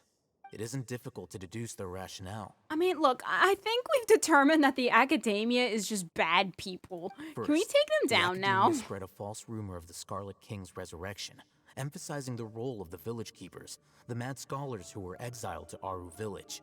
These rumors were all the persuasion that the radicals needed, and those based in Aru village leapt into action. Unbeknownst to them, of course, through rounding up the scholars, they were actually helping the Akaedamiya. As well as being able to exploit the radicals for their own ends, this scheme has one further advantage to the Akaedamiya. All the risks and responsibilities are offloaded onto the Scarlet King's followers. Life for the desert dwellers has been brutal ever since the Scarlet King's death all those years ago. Beneath the surface, feelings of desperation are widespread. Many would give everything they have for the prospect of something better. Anyone looking to exploit that for their own ends simply needs to make a few empty promises. That's terrible. Even if complications arise, people will see that those involved are all followers of the Scarlet King and look for no further explanation than differences of belief. A deep-seated mistrust of the desert and everyone in it by the rest of Sumeru will make sure of that. The notion of an Akaedamiya plot wouldn't even cross their minds. It may seem like a simple strategy, but it is able to work wonders under Sumeru's current circumstances. Oh, that makes a lot of sense. It's in line with the village chief's theory, too. But there's still one very important question. Wasn't it the Akaedamiya that brought the scholars to Aru village in the first place? Why does it want them back now? Who knows? Throughout this process, one thing has changed. The scholars' identity. First, they were scholars. Then, they became lunatics. After that, they were exiles. And finally, they become missing persons. I see. An exile is still patently a living, breathing human being. But when someone becomes a missing person, that is brought into question. If you can't find someone, you have no way of knowing what exactly happened to them. That makes missing people an ideal resource. Resource? For what exactly? One possibility is that the information in their brains could be extracted into knowledge capsules. Extracted? You mean canned knowledge comes from people's brains? With the technology of the Sumeru Akaedamiya, it's entirely possible. Perhaps the process caused them great suffering, which is why they cry out in the dead of night, when no one is watching them. So, the human brain... Nope, nah. This Everyone is... doesn't want to think about this. This is pretty dark, I gotta say. Sorry for being quiet, I'm enjoying your stream. Oh yeah, no problem, Cosmic. I'm glad you're enjoying it. I'm just gonna say, though, this is dark. How did you learn of this I'm the technology? Are you sure this Akaedamiya is not an scribe, R-rated after all. game? I'm familiar with their projects. No, it's not an R-rated game. Anyway, judging by Razak's state, the contents of a divine knowledge capsule were extracted from his mind. But something went wrong in the process. Or perhaps his curiosity got the better of him, and he used such a capsule for himself. Paimon's a little confused. Can they just use anyone's brain? No. No, that can't be right. Most of the mad scholars have made contact with the divine consciousness in the forest.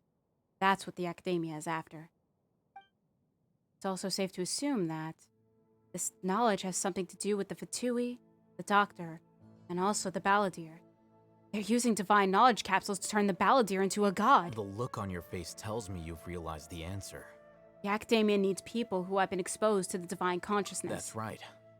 To some scholars, gaining knowledge about the gods is their entire life's pursuit. Extracting canned knowledge is just one of the extreme measures they turn to. It's not always this turn. I mean, true. However, True, but like, you know. I can't help but wonder.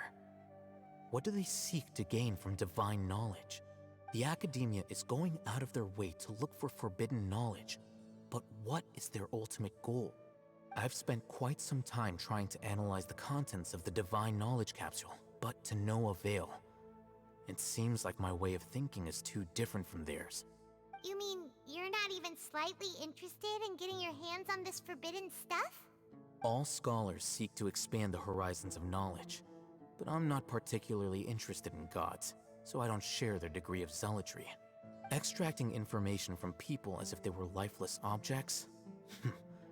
If this is the direction of academic progress, then the Akaedamiya may as well shut its doors. Sounds like you're really against all this. Paimon? A sane person would be. Of course. The Akaedamiya's actions run contrary to their rules. Whether it be academics or knowledge, everything has its boundaries. If those lines are crossed, the rules and order that govern everything in the world will be destroyed. This matter needs to be corrected, just like fixing a typo in a book. Wait, didn't you step in to help because you felt sympathy for those poor people? Not to be callous, but no. My criteria are a little more restrictive than that. Man. There is no shortage of suffering in Sumeru, and the same can be said for the rest of Teyvat as well. What do you plan to do about that? Save every last person? Probably not. Paimon's not sure. Your motives are more specific and personal. You can say that. Simply put, I don't blindly place my faith into strength or heroism. I do what I want. The divine knowledge capsule is something I want to investigate in full. That doesn't mean I'm willing to take action for the sake of a few strangers. So he rejects the notion of greater moral responsibility. He justifies his actions because they are true to his personal motivations. Someone like him might actually make for a better ally. Paimon's been wanting to say this for a while. There are a lot of bad guys in the Akaedamiya, but you're not one of them. You're their weirdo. You're probably right. Though I must say, I quite enjoy this feeling of being the odd one out. Uniqueness is also an asset, is it not? Wow, that's a great way to think about it. Paimon's really impressed. I'm just a more likable person my than her bad. in general. There's nothing more to it than that.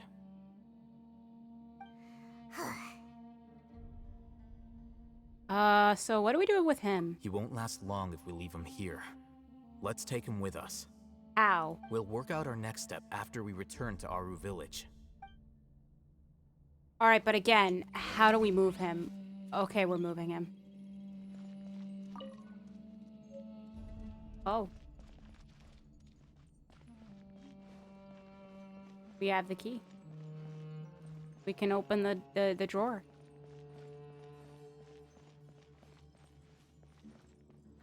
Real quick, I'm gonna investigate these. There we go. If there weren't cooked carvings of arbaz, abaz, and a sugar jar on them, it would be difficult to imagine that this dirty clay jar was ever used to store sugar. There is a name inscribed on this bowl, Avon. So Avon is someone that was helping with all of that, okay? Anyways.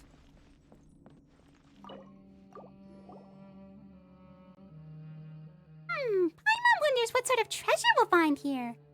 The shelves are full of books. You browse through them. They seem to hospital records, medical, financial. You shut the door in disappointment. Paimon thought there would be some special treasure inside. Even the wooden barrels and crates we find in our adventures are better than this.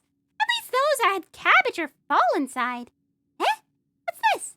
It looks like it fell out from over here. Let Paimon see. Maybe it'll lead us to treasure. Oh, gosh.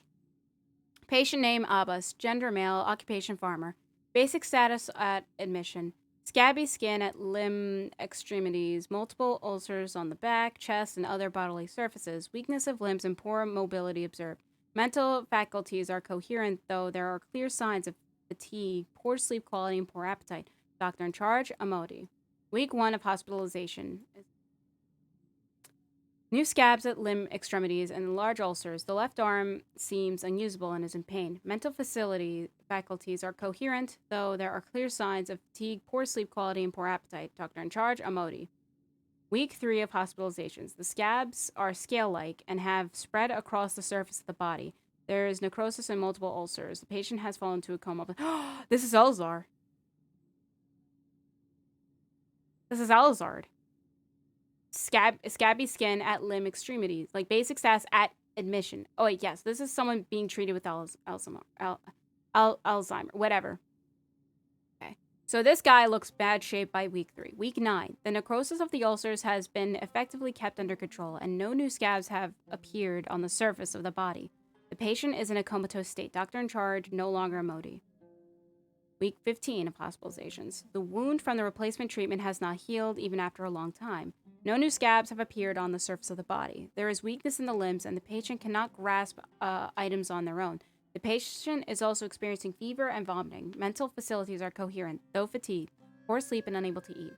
Week 21. We have started to manage to keep the scabs on the body surface under control, and the new limbs functions has been restored. The patient is experiencing chronic coughing and is prone to fainting. Mental facilities are coherent and in a good state. Sleep quality and appetite are decent. Elazar is so scary.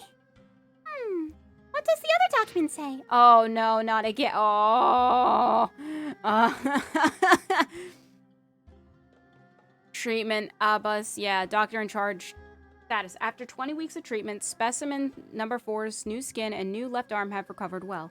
No changes in appetite or sleep. Mental state that word beyond the normal range. There have been multiple attempts to leave the care area. God's voice guides me is cited as motivation, and the specimen is believed to have delusional tendencies. Additionally, the God's voice described in the confession is possibly related to the resonant quake phenomena present in the internal topographic structure of the dunes. This should be investigated to rule out ungoverned input interference and increased supervision. Treatment protocol. The second phase of the trial is beginning to see results. Next phase, objective specimen 4's organs, following extensive examination. Sample 3 is the best material for the third phase of the trial. Before the implementation of is required, continuous vomiting skin is a normal occurrence. Must be prepared beforehand for specimen 4 to maintain the circulation of after completion of the basic operation. Observe the subject for 1 week. If normal physiology action is observed in the organs, the rate of deterioration of surface scabs is reduced and limb function is restored. The next phase of the trial can commence. Physicians note, all specimens have one thing in common. Body elemental quantities were at abnormally high levels and were positively correlated with the severity of the disease. After the experiment, body elemental quantities were reduced and samples self-reported a reduction in symptoms. It is reasonable to hypothesize that there is a causal relationship between the elemental quantities of Elazar. More controlled trials should be conducted to exclude redundant variables. Note, the enrichment process of elemental qualities in humans may be dynamically sustained. After the completion of early experiments, within a short period of time, specimen 1's physical indicators trended to the norm. In the later stages, due to not being complete, the quantity of elements in the sample bodies rebounded and symptoms increased, leading to specimen 1 could not be recycled for materials. Oh boy, I think specimen 1 died. Information obtained. Preparation must be made for long-term trials. Cannot be stopped before the specimen's symptoms have been stabilized. Due to the nature of the trial, there must be a method to stabilize the sample's moods. Removal of may be attempted. Following the new method, the material rejection rate has been significantly reduced. Specimen 2 and 3 developed mental instability due to associative connections to fundamental inequalities of intended to attribute the disease of unverifiable divine punishment, consequently considering it blasphemy to accept as treatment. It is a very interesting thought. Exploring neurostimulation and the resulting cognitive shifts could be a future research topic.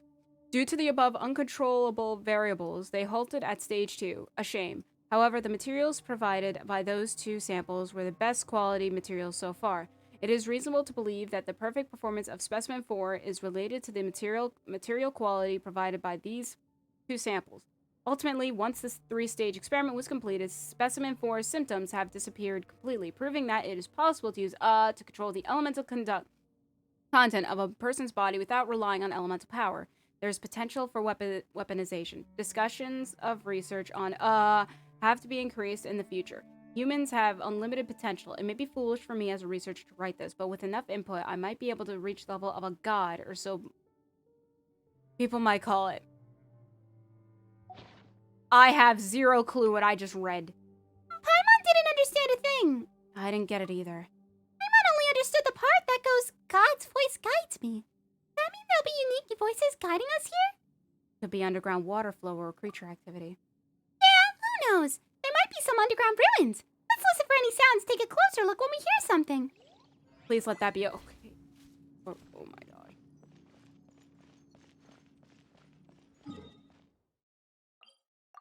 I can imagine Alheim kind of went ahead, and then he went to the village and noticed, wait, where did you go? And we just hold this paper of, like, research notes, and he's like, what are you holding?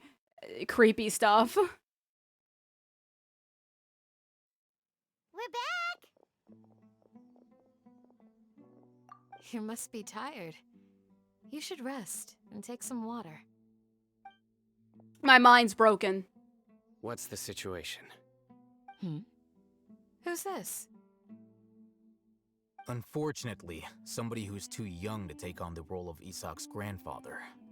Nevertheless, he's one of the people we're trying to find. You tell everyone what you saw in the abandoned hospital and share your current theory. Including the doctor's note, because, man, that's crazy, but everyone's gonna ignore that. The abandoned Elazar Hospital served as the Akaedamiya site for extracting divine cant knowledge. Yep, pretty much. Their plan must have been implemented at some point before we arrived at Aru village, since divine cant knowledge has been in circulation for a while now. Yet, they fled once we were headed to the village, almost as if they knew we were on their trail. Why is that? Yeah, why is that? We may have a mole in our midst. One of us could be secretly revealing our whereabouts to the Akaedamiya. Huh? Are our friendships that shallow? You know, I think I know what it is or who's doing it, but I think they have no intention of doing it, but it's an Akasha terminal. Sorry, Alheim, it's probably you. Looks like none of you have realized wherein lies the issue. Kazuha, not now. Care to share your thoughts? Sino, you're the reason why they can predict our movements. Oh, here we go. Here we go. It's Among Us. Choose your next words very carefully. Welcome to Among Us, guys. It is simply a logical inference. I have my reasons. So what you're saying is, Sino's the mole. Interesting. And here I thought you were the most suspicious one, Alhaitham, since you were always acting alone. I know. You have a point. But I realized something as we were returning from the hospital. Sino isn't like any of us. What are you trying to say? Do you still remember who you are, General Mahamatra? As a Matra, you are no doubt privy to certain kinds of information. Before you can take action against someone, you are required to have all the facts available, including the less than savory details. Simply put, the Academia has traditionally allowed you access to a wealth of sensitive information. Knowing their modus operandi, wouldn't you expect them to take precautions against you? If you want to raise a vicious wolf, you need to make sure that you can avoid its bite. The Academia is monitoring me? It's not that simple. The Academia has eyes all over Sumeru, but they have a special protocol for dealing with you. Every so often comes a Nyagarbaha Day. On this day, the Academia enters new information into the Akasha through knowledge capsules. I remember seeing a thick notebook next to the control panel once. Its contents were all about the General Mahamatra, his activities throughout the day, preferred methods of enacting judgment, everything. No, I'm just quiet. You're saying that the Academia entered my information into the Akasha too? But what's the point in doing that? My actions aren't important enough to be added into the Akasha. The Akasha is capable of computation. The Akasha's algorithms are entirely capable of predicting your movements using the data entered. So basically when an you AI. would depart, the route you would follow, your destination. It knew all of this. It predicted my every move. The Academia has been watching you longer than you think. So it's not on purpose. Alheim. So that's how it is. Sino adheres to his principles so strongly that he's actually a thorn in their side. Tenacity of will and steadfast faith are worthless to the Academia. They need scholars who are easily pliable and mindlessly go after anything they can profit from. Sino, don't take it to heart. This just proves how much of a trustworthy ally you are. They escaped because of me. Oh, no. Don't blame yourself. It's not like any of us would have known. Exactly. I have an idea. If they predicted my movements, then I might be able to guess where they went. Whoa, you bounced back fast. There is always an opportunity for safety after danger passes. Oh, so that's how it is! Paimon gets it now. If the Academia is trying to avoid Sino, then the safest place would be... In the one step behind him. Yep, that's right! They'll want to proceed in the direction opposite of where I'm going. You're getting smarter, Paimon. Good job. Not really. Dia, where are you going? I must go. There's also something I want to investigate. Let's go, guys! After him! Please, wait! I want to go too! No. You want to go too? If so, you have to promise you'll stay safe. I want to find Grandpa. I promise. If this kid dies, I'm not gonna feel any sympathy. I'm just gonna say it Everyone, now. I leave him in your hands. All right. Yay! Let's go! Remember to pack some food with you.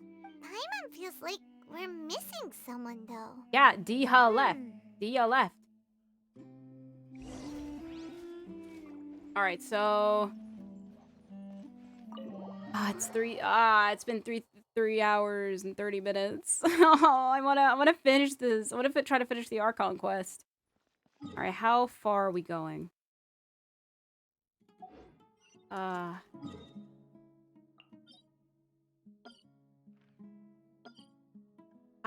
problem is I don't know how long this Archon quest is gonna take. I mean, I guess I can't continue it next week because I have to do something.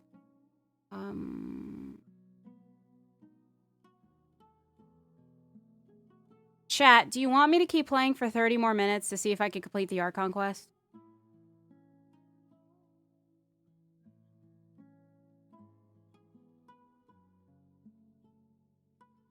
Because I'll continue it.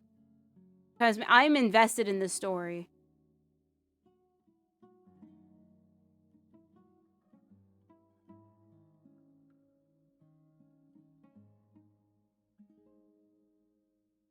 All right.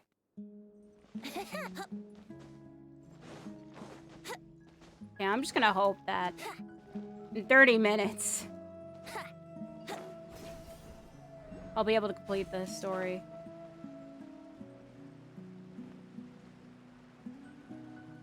Please, reach.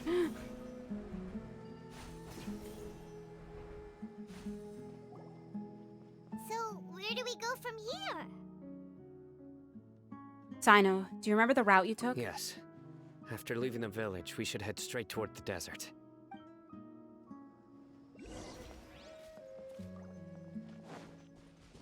I know the desert like the back of my hand. And then there's that big thing over there. Is that because you play here a lot? I like how no one's commented about that big thing. One time, Grandpa almost got lost in the desert, but I was the one who brought him back.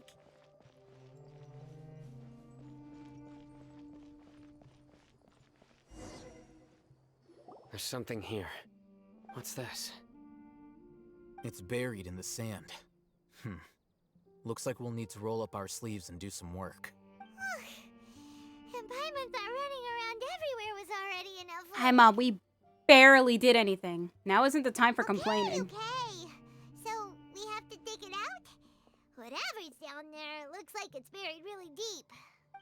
Then how can we see it? With some effort, you managed to retrieve the buried objects. These are likely fragments of an Akaedamiya-developed device, something akin to a headset. Looks like there were more than one village keeper. They must have been escorted this way, because there are device fragments scattered around here. Wow, Let's split up something and in the search desert area. is Chances are buried that in we'll the find sand. other It's things crazy. nearby. Everyone goes in different directions and starts digging in the sand. Why are we doing this? After a short while, you dig up another device nearby. Is this what we're searching for? It looks kind of scary.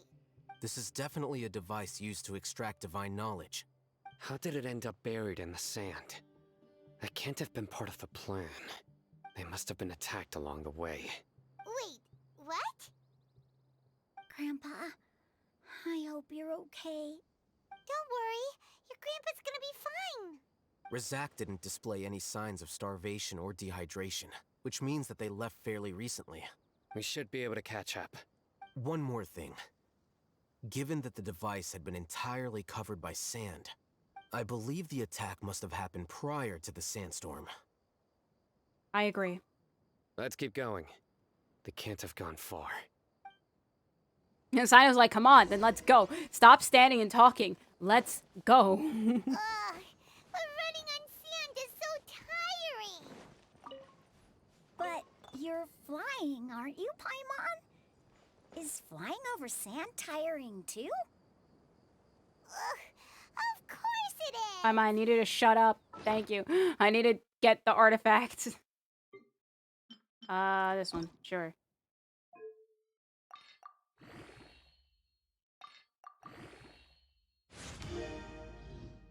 Cool. Okay. Let's go, Sino.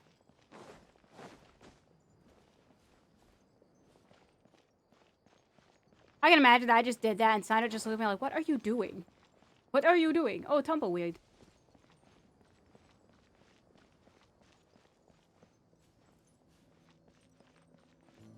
Voices, over there.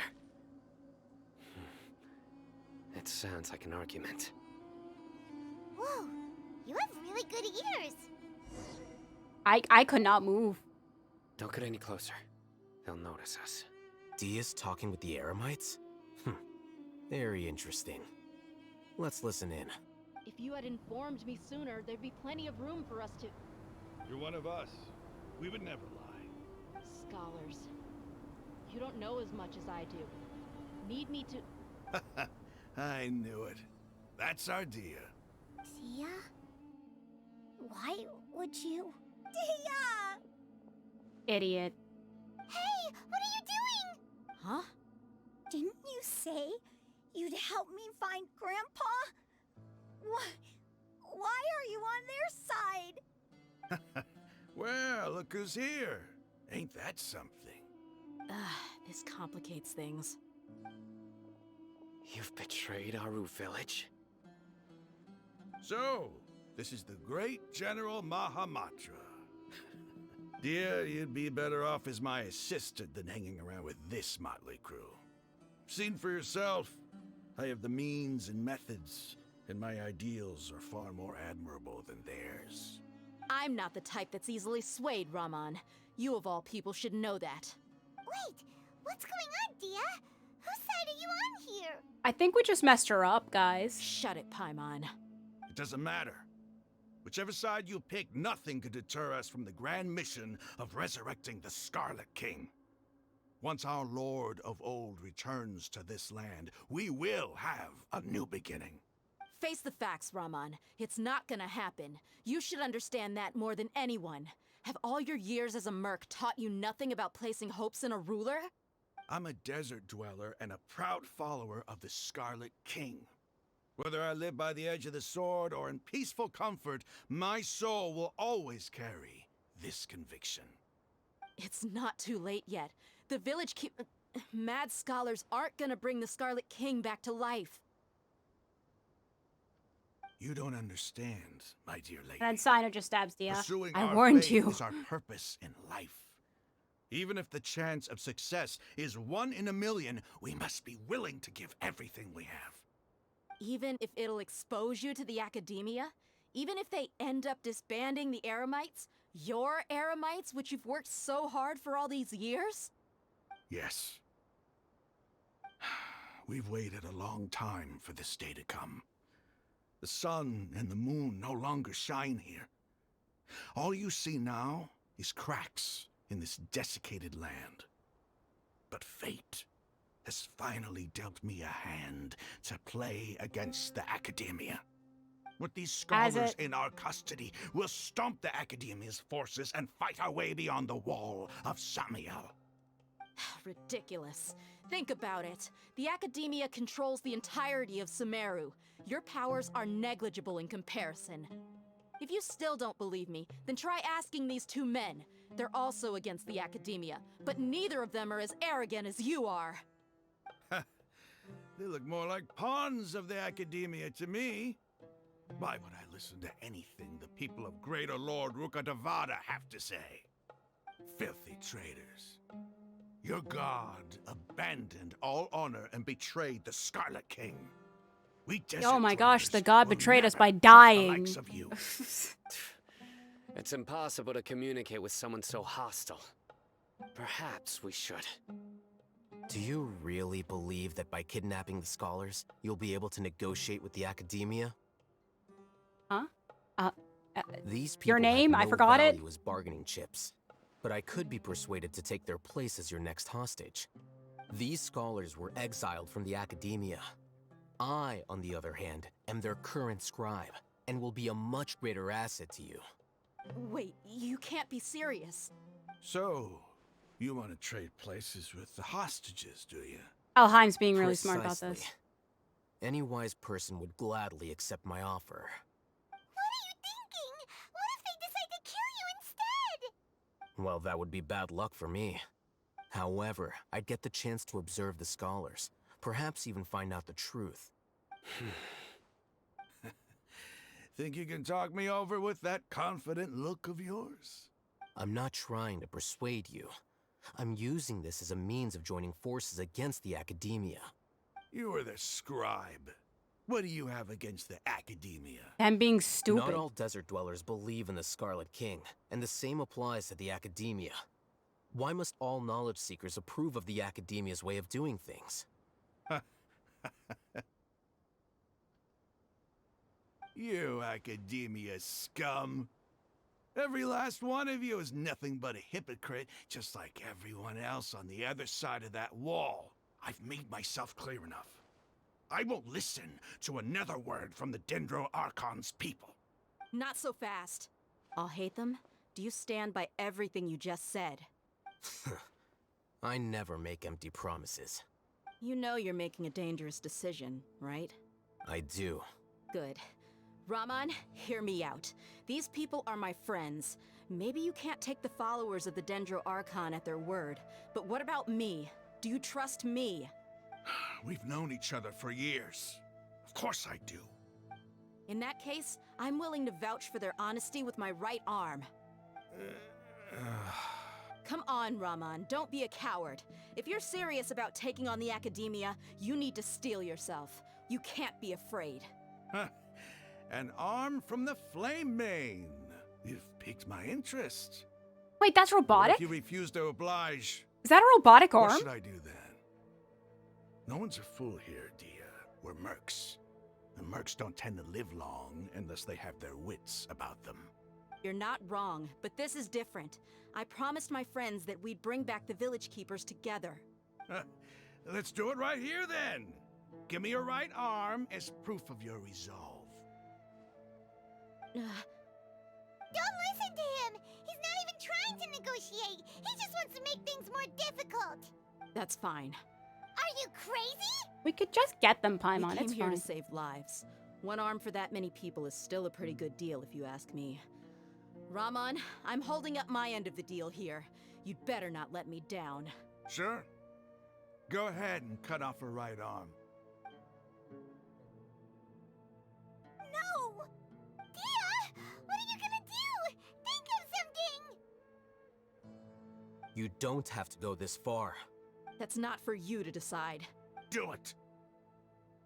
Dia, stop being dumb.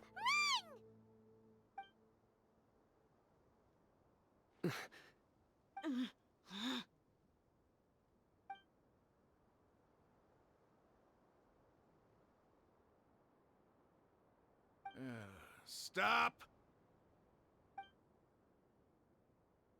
What's wrong? Can't do it? Flame Mane, you and I are both desert folk. Cutting off your arm is no different than cutting off my own fingers. Where's the sense in cutting my own kin to pieces? You've shown me that you're serious.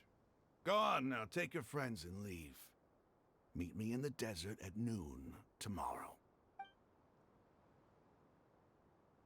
Man, I can't imagine how Dia feels right now.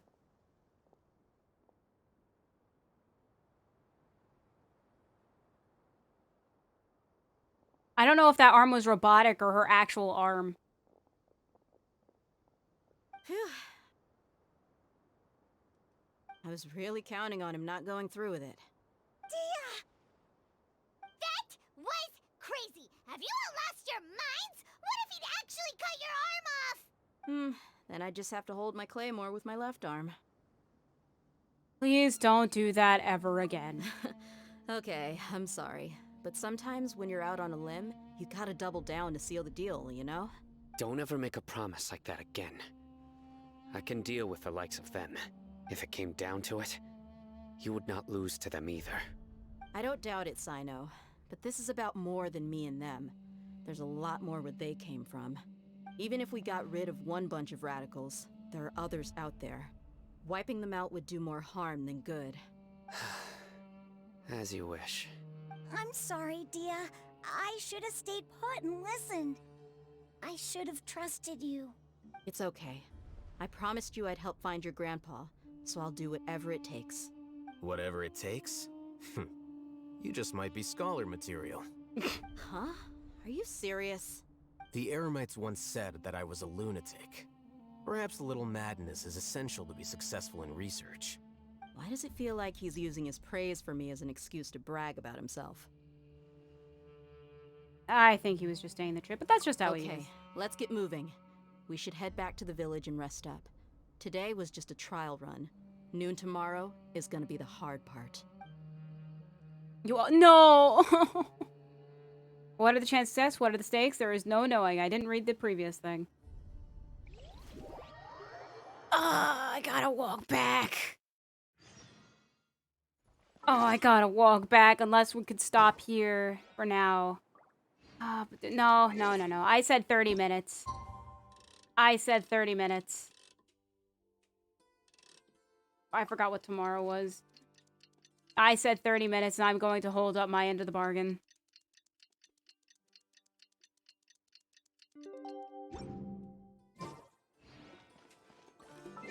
Oh, it's 6 to 8.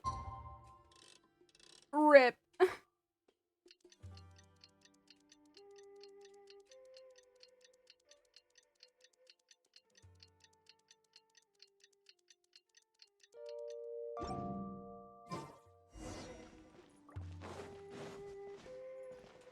Hey, good, they're not making me walk all the way back there. Tomorrow will be Sunday. That is right, tomorrow will be Sunday. But in this game, Sunday doesn't exist. Hello, my fellow kids. You're all here so early. Looks like we have everyone here. Isak, Are you sure you want to come with us? Why are we bringing Isak? I'll watch from a safe distance. Dia, I want to be there to bring Grandpa home. Okay, let's go then. Dia, wait. What's the matter? I heard that you were quite reckless yesterday. No more of that today, understood? Or I'll be very upset with you. Fine. Yeah, like actually. Wouldn't gliding be I faster? gotta go all the way back. Wouldn't gliding be faster? Wait, that's far. That's so far. Oh, that's so far. That's. Oh boy. Okay.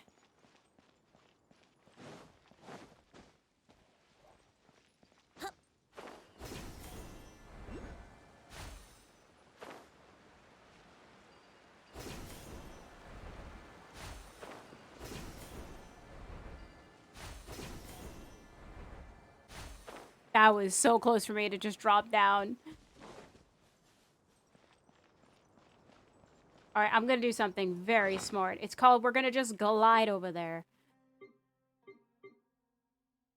Where's the gadget there? Man, everything seems so big. Like, what? Okay. Brace yourselves.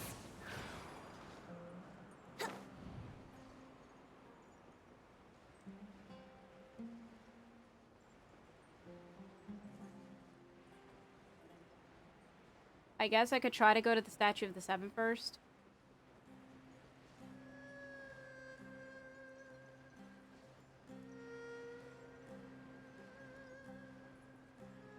I don't really know, though. I don't know if that's the best course of action.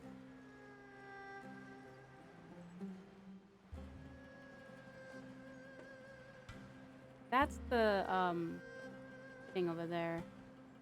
Those are just enemies.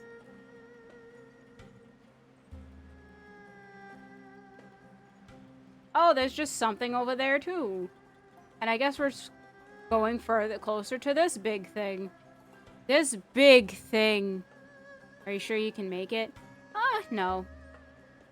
But there's a cliff here, so I can kind of reset it.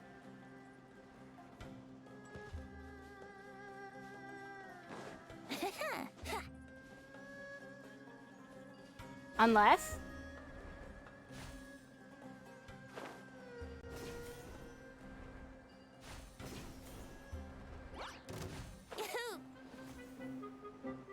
Please?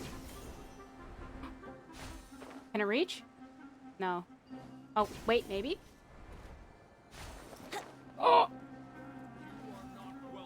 This is a bad mistake.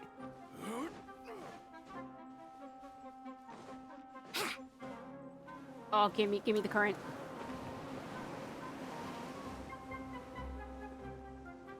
There.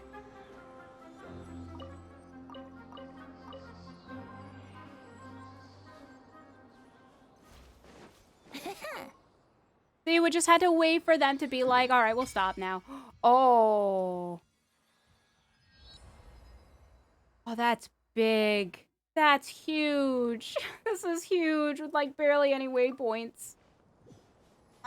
Okay. Let's play. Oh, please give me this. Please let this be nice.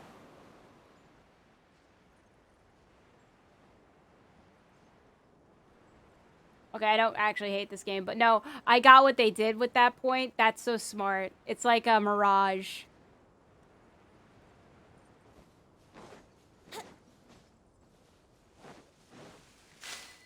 Ha.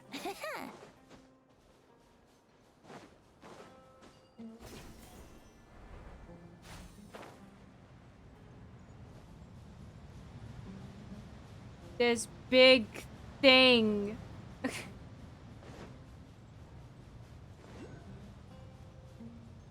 Oh, it's just under the desert. Wouldn't gliding be faster? Look at this big thing.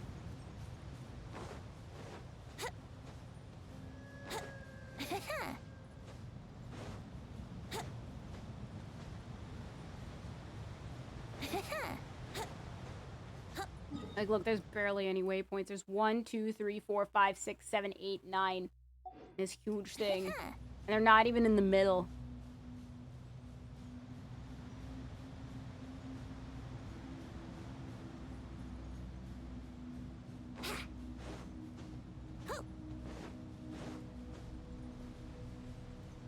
Man, this could have been the moment of like, yeah, I'll just not stream. Like, I'll end the stream and everything. We gotta scare him. What is that? This big thing? I don't know. It's a big thing.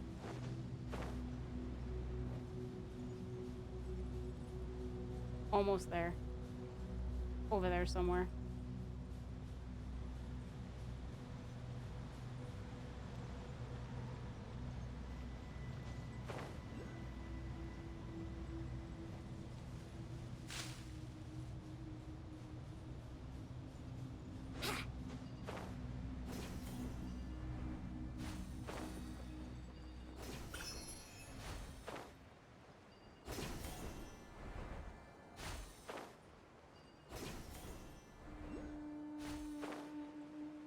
Man, why couldn't I have nice company? Oh, okay.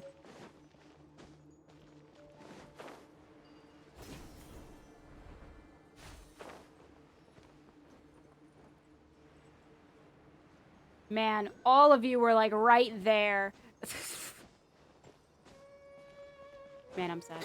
Wait, is this also? This game does not want me to get this.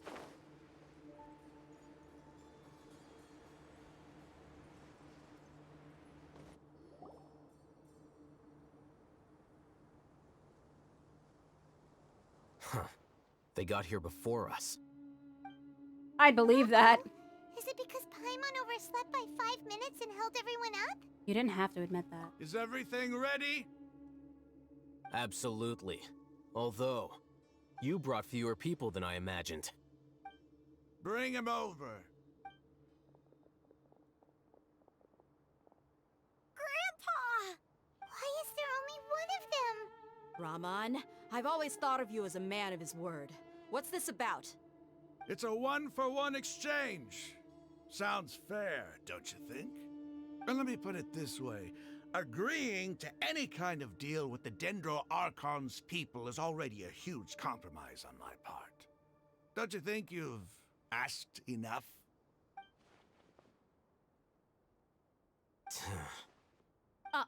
You stay right there!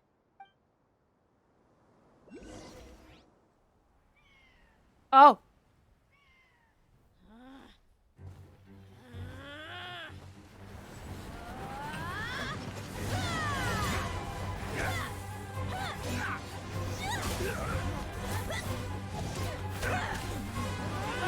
Playmate!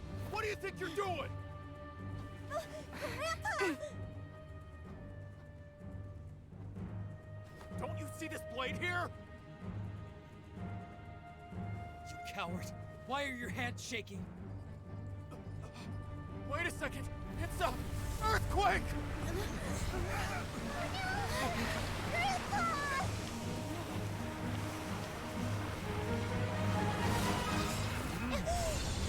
Nahida.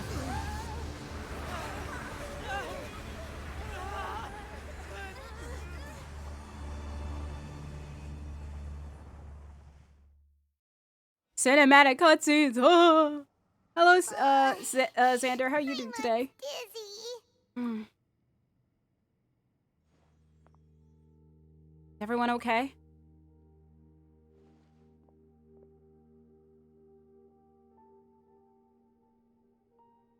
Well, that broke. This day's going just great. What a nuisance. The sand dune collapsed. I saw an energy field. The village keeper protected us. It glowed green with dendro. Just like you said, it may well have been the remains of Lesser Lord Kusanali's power inside the scholar's body. Yeah, no doubt. You finally believed me. The Dendro Archon. The present one. Grandpa? Grandpa? No. Okay, the grandpa is not the Dendro Archon. He's not the Dendro Archon. The Hey, Dendro Archon look kind of around possessed you. his body to protect us. Did there used to be a temple here? Did you just notice that big thing, Dia? Did you notice that big It seems thing? that when the sand dune collapsed, it exposed these underground structures. The symbols on the gate belong to the Scarlet King civilization. This structure must be ancient. Over time, the sandstorms completely buried it and left it in the state we see now. I guess It could have been an a bit of underground power palace in the remained, and that distant was past. Oh, a miracle. Praise the Scarlet King. What's he doing here? And his men too? They must have fallen down here with us. Pretty lucky if you ask me. Most of them seem in really bad shape, except for him. He got off lightly. Mind your head. No, this isn't the time for conflict. Our exalted lord has shown us the way to his sacred palace. You shush up. He's not actually gonna go in there, is he? He will. As it happens, I want to take a look inside too. What are you doing? Don't you think it's curious? 1 minute, Lesser Lord Kusanali's power protects us from harm, and the next, remnants of the Scarlet King's civilization appear. 2 major deities are vying to showcase their power to us. It would be a shame not to witness them both. Paimon thought you weren't interested in gods. Indeed. In my view, gods are just a higher form of living being. Or creature, you could say. And honestly, I kind of want to see 2 of them duking it out. That'd be funny. New discoveries are always worth investigating. Whether they have anything to do with gods is neither here nor there. Raman, what are you gonna do about your men? I'll just let them lay here. The Scarlet King will take care of his people. Right now, I'm going inside. Wait, is Daya a cat girl? I think. Maybe? I don't know. Anyways, this is a domain, right? Actually, wait. God, they're staying. Grandpa? Grandpa? Oh no. He's getting confused again. Alright, so he can't talk. Okay.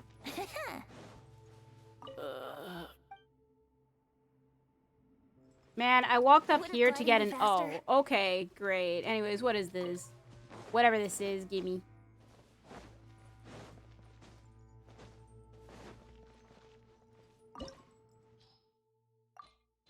Here we go. Am I gonna play a Sino in this dungeon?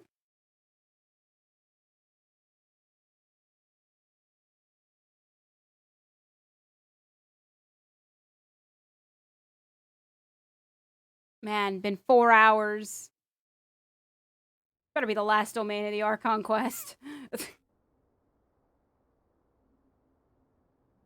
It's full of life here. This defies comprehension. It looked completely desolate from the outside. Yet, it flows with energy inside. Yeah, and there's so many plants. It's so pretty. Sir Raman. Huh? Me? Do you see another Raman here? Honestly, I was thinking of that exact comeback. What do you mean, sir? Interpret it however you want, but there's something I'd like to draw your attention to. While this structure is clearly left over from the Scarlet King civilization, the energy that flows in here is that of the Dendro Archon. Whatever you say. It's not like I have a vision. There's nothing to be angry about. Think of this as an academic journey. It does seem kind of strange. If that's true, then we might have to explore this whole area to find an explanation. Well, then let's go. Oh, no, I don't play as Sino. Oh, are we real okay? Okay, that's the exit.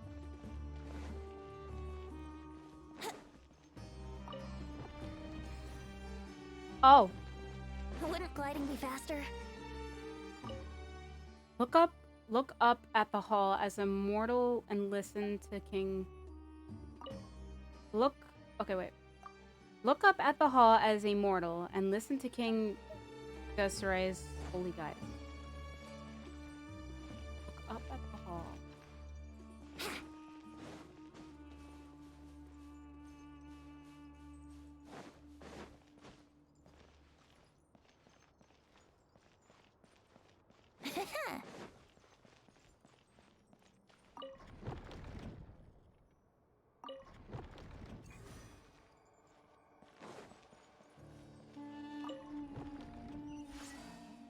Great, I just did it. Cool. I did it. I don't know what I did, though.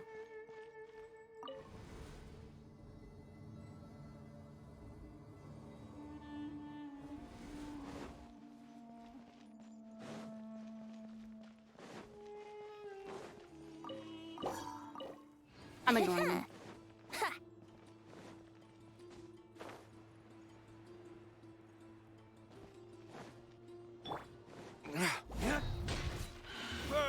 Bye.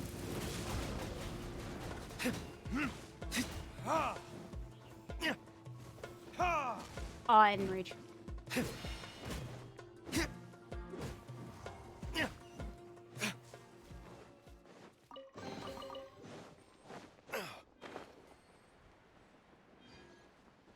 I break this? No.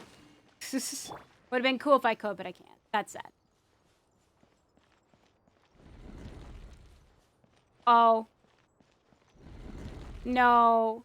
No, this is gonna be like the...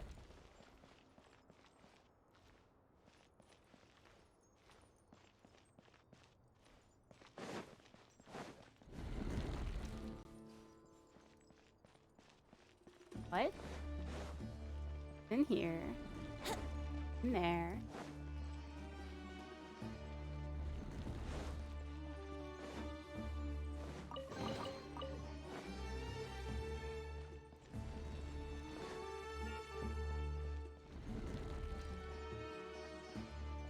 I don't know where to go. Oh.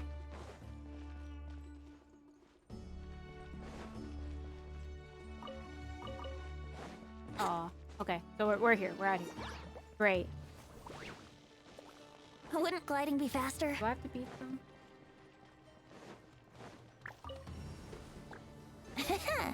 Yep. Okay.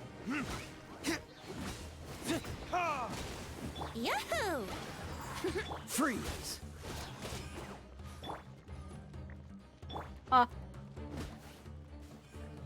Let's see. So, to get this straight of the story so Brace far... yourselves. Because, like, I guess the big question is who the Scarlet King actually is.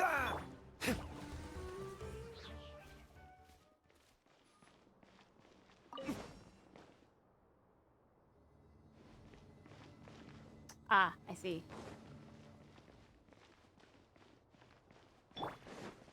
Okay.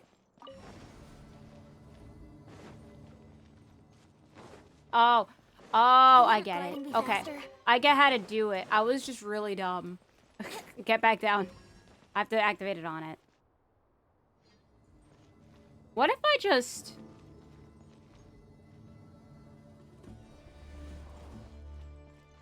Perfectly fine. Perfectly fine.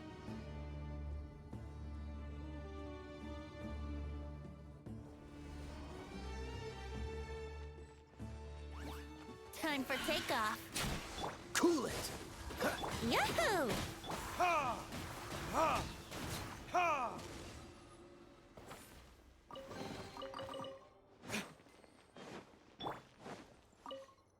After 6 days infiltrating the temple, I finally understand the priest's parlor tricks. The elevator will descend to the ground. Get on top of it before it starts ascending again to reach the dome. What? Wait, the elevator will descend to the ground.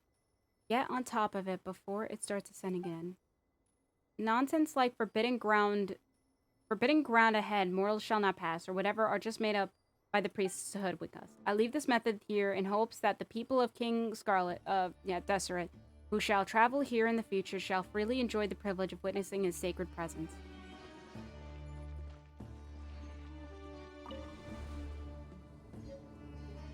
What?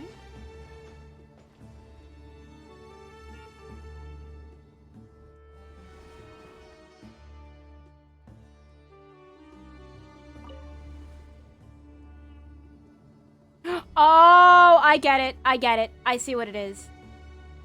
I had to look up. Alright. No.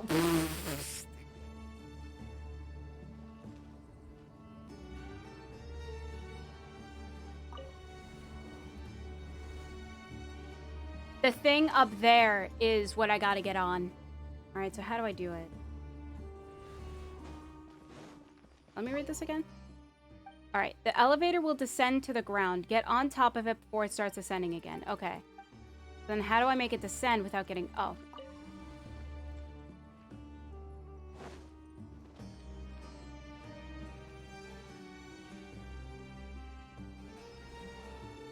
Oh. I get it now. Okay. I get it now. I'm dumb. I am extra. This is just so big of, like, big brain. Okay, so let it go. Let it go down.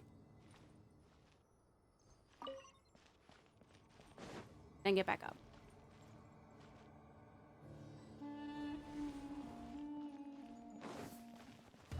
Let's play. Think you can get away? Brace yourselves. There, and like that, I get Venti's first? Okay, no, I don't.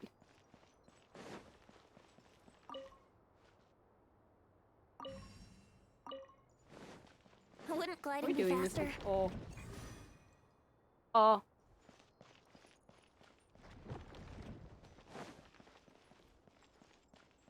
What's happening?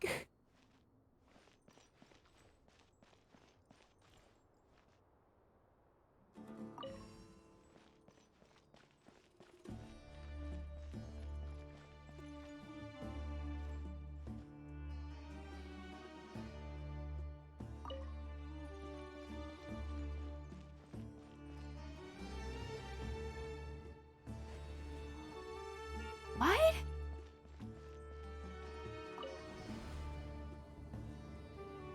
Oh, and I guess we go all the way down. Okay, yep.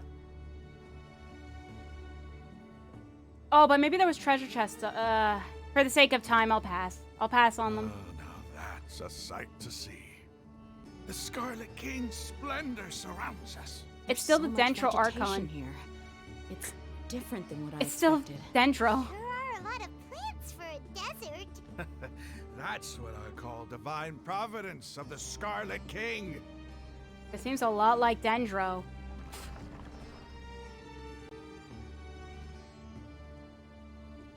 Oh. Oh. I don't know if you guys saw, but Venti was like, oh, Irminsul.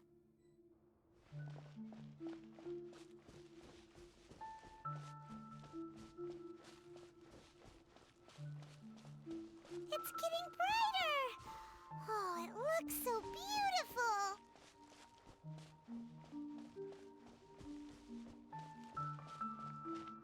It's Irminsul.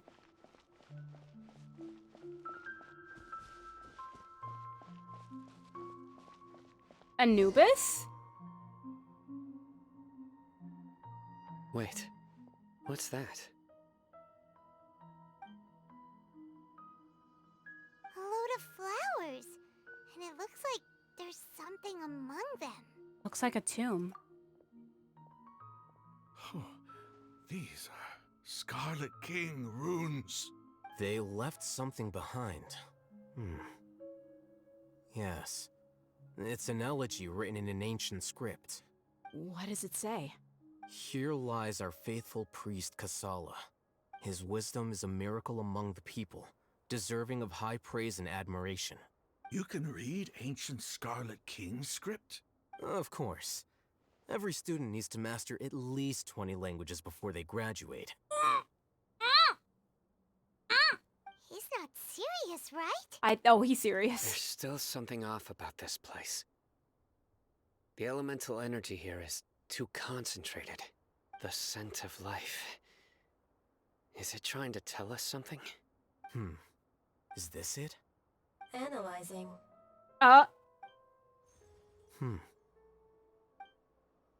There seems to be a hidden message among these skeletal remains.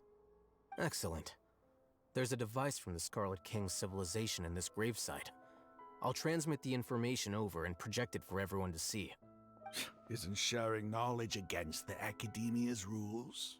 You have an eye that's illegal under your eye Yes. patch. However, under the circumstances, I'd prefer you to see this for yourself. You'll understand after watching it.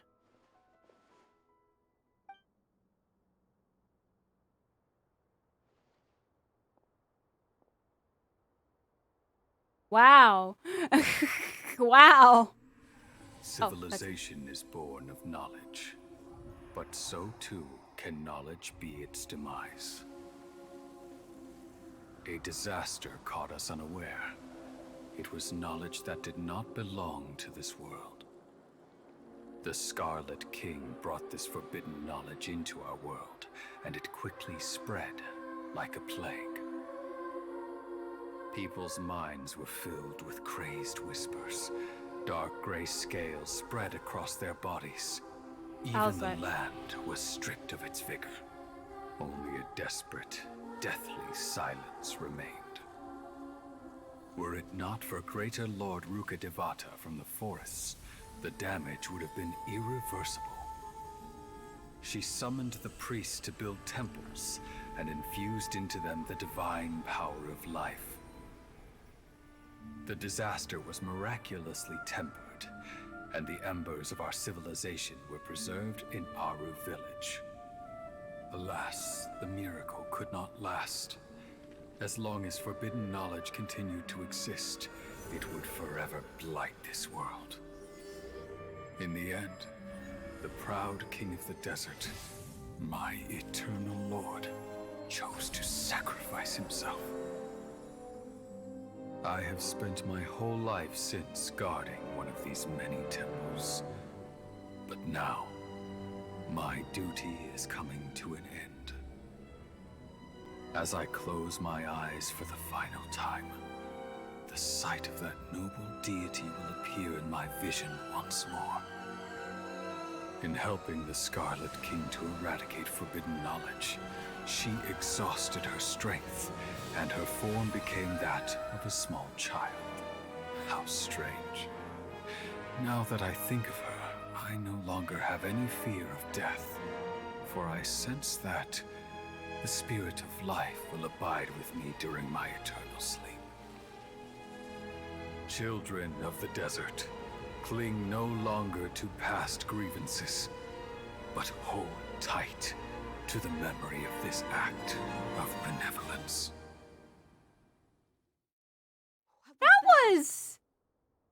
That was a lot to unpack. I had to stay silent. So first off, it seemed that Nahida actually, like, Greater Lord Rukkhadevali and Lesser Lord Kusanali are actually the same person, according to that story. Because according Greater Form Rukkhadevali changed forms into a child. Right now, Kusanali, or Nahida, is a child. So I think she just made herself be rebirthed, I think. Second, Anubis, Sino's dad, grandfather, whoever, hello? And Alzheimer's? Yeah, Elazar. Memories. No, impossible. Greater Lord Rukkhadevata. So the former Dendro Archon and the Scarlet King were never enemies at all. Yeah, you all are so stupid. But this doesn't make any sense. The Dendro Archon's followers, they're clearly... Was that the former Dendro Archon?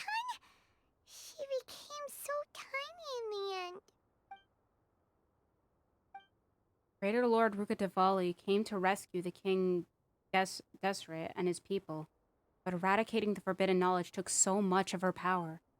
The two deities' followers have resented each other all this time, completely unaware that their gods struck by each other through life and death. You might be distrustful of the Akasha, but there's no reason for you to doubt the Scarlet King's technology.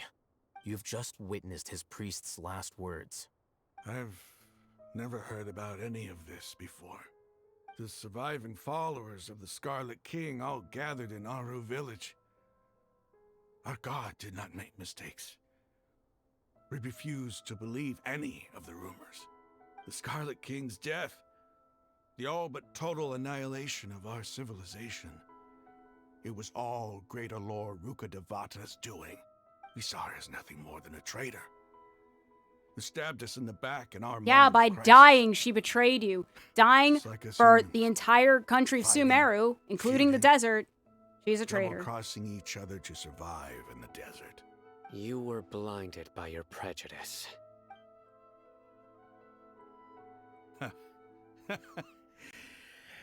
If I hadn't seen this for myself, if I hadn't witnessed his last words with my own eyes, ears, and heart, how could I ever begin to accept this? The truth is so far from what I've always known. Am I really supposed to believe that after all these years, all this time seeking revenge, suddenly now my enemy is my savior? Yes, because you're dumb. Come on, that's enough. Give it a rest. You're starting to make a fool of yourself. Dia, tell me, my Eremites and I, what are we even fighting for? Literally nothing. Rahman takes some time to collect his thoughts while the rest of the party to explore. Raha's reaction is nothing strange. To any believer, the truth he had just witnessed has become difficult to people. How you doing? I'll live. Thanks. I should probably go. Can't just stay here forever. What's your next move gonna be? Oh, I know what you're going to ask. I feel deeply ashamed of everything I've done. You'll get everything you're asking for. But please, give me some time. After everything that's happened here today, somehow I need to explain it to the others. It's not gonna be easy. Well, I guess that's for me to deal with. Dia, this is where our camp's located. Make a note of it. When would be a good time for us to go? Tomorrow, I'll convince everyone that we're all on the same side. And I'll return every last one of your your village keepers. We'll share our other resources with you too. You seem to finally understand that our true enemy is the sages. Yes. The gods never gave up on anyone. It's the people responsible for all this that need to face the consequences of their actions. I am so happy there's a character that does Seems this. to have figured things out now. Rahman's no fool. Being the leader of your own faction in the desert is no easy feat. It's too bad he was held back by his belief in the Scarlet King. But now that that's changed, I guess we have a few more people on our side. This is a turn for the better. The outcome, at least, is favorable. We should get going too. Let's head back, have a proper meal, and a nice, long sleep. We'll need all our energy tomorrow. Yeah, Sino sees it too. Yeah. Paimon, let him grieve. Stop yelling. Let him grieve. That was probably like his grandfather.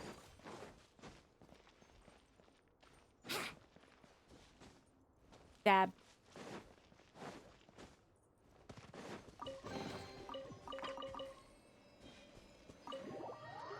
Oh, and I gotta find a waypoint. Oh no, don't make me walk all the way back. Don't make me walk all the way back here, please.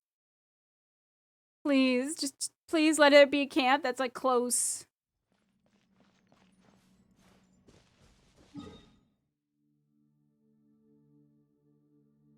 Okay, that's not terrible, but man, I got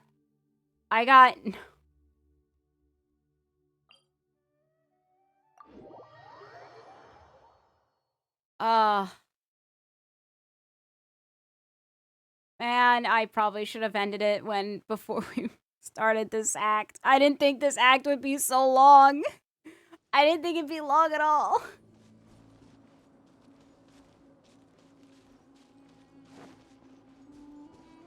And I don't have any of the waypoints.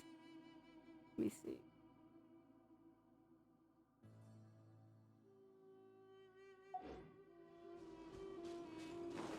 Okay. I'm going. I'm going.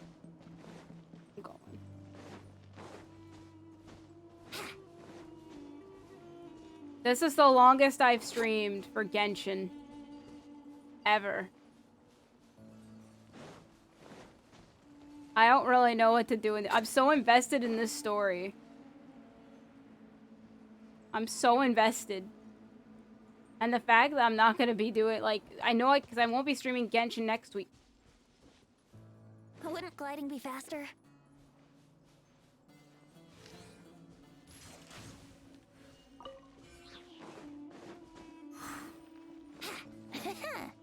The fact that I'm gonna not be streaming next week, that just makes all the more reason I want to do this, because then the week after, I gotta speedrun the Razor event, which I believe is only in 15 days.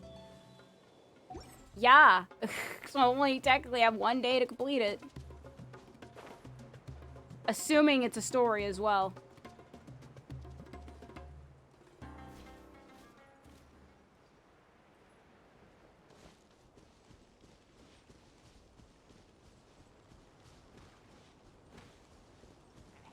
I am going to through your camp to take this.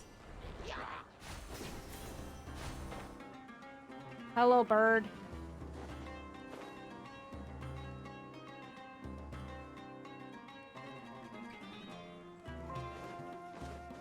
Oh my gosh, guys, it's a waypoint.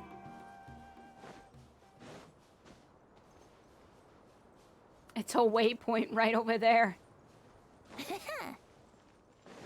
Just following orders. No, you're not. Please. Please. Please let me take... Good. Wouldn't gliding be faster? Sorry for making sure. No, it's not your fault. Not your fault at all. Honestly, if I didn't want to, I would have I would have ended it before. Everything's But been the fact that I'm arranged. continuing is because I Someone want will bring to. the village keepers back to Aru village shortly. I guess all I can say now is thanks for agreeing to help. Ah, don't mention it. I think we can both agree you went to hell and back for it. But we share a common cause now. From here on out, we're allies. Where are the perpetrators? I'll bring you to them. Follow me.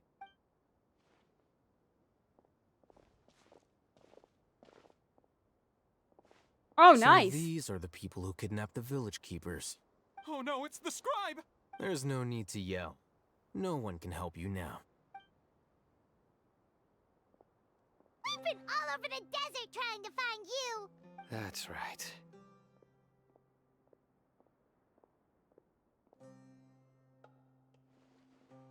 General Mahamatra? No, no! Make it quick, please! Swift and painless. Whoa. The moment they set eyes on Sino, they turn pale like they've seen a ghost. They're like, oh no, it's the scribe. And then Sino, oh no, we're gonna die. You should have known that I would be coming for you. Wait, we were just following orders. You know what I'm talking about, right? There's no way we could have done all this by ourselves. No, not Sino. He's gonna tear us limb from limb. I could do worse. Please have mercy. Start talking. Otherwise, I'll have to resort to other methods. So, your superiors have kept you quite busy recently. Why? What are they trying to accomplish? They, wanted to extract canned knowledge. Don't play dumb. You know what I'm really asking. They extract divine canned knowledge. Then what? I really don't know how to explain it. Well, you better start talking or you'll be sorry. You don't want to make things any more difficult for yourself, do ya? May I ask them a question, friends? Be my guest. Thank you. Oh my gosh, you guys are great. Ahem. The sages are trying to create a new god, aren't they? Uh-huh. That sure didn't sound like a fancy metaphor or anything. You're serious, aren't you? How did you know? There's no use hiding it now. Yes, you're right. The Akaedamiya is working on an important and potentially world-changing project. They are creating a new god. A god that will belong to them and to the people of Sumeru. It may seem as if Sumeru's academics are thriving, but ever since the death of Greater Lord Rukkhadevata, scholarly breakthroughs have been few and far between. The withering of Irminsul has been getting worse recently. The sages have tried everything they could think of, but nothing's worked. I'm always hearing them say things like, if only Greater Lord Rukkhadevata was still with us. Which, fun fact, she is. Continue. And then, someone from the Fatui showed up. They called him the Doctor. He brought a gnosis and said he wanted to borrow the Akadeemiya's research facilities. The Doctor was previously expelled from the Akadeemiya. At first, the sages looked down at him in disdain. But when he said those words, everyone's expression changed. He asked them, "Do you wish to create a god?" This is what the arrogant ignorance at the extreme end of academia looks like. First, the Akadeemiya spent a long time constructing a divine vessel, which was based on an exquisite humanoid puppet. After that, they harvested dreams via the Zeb-Zerus Festival Samsara, maximizing the Akasha's output. With the Doctor's help, and the Akasha now functioning at maximum efficiency, they were able to use it to extract the power from the Gnosis and convert it into a divine core.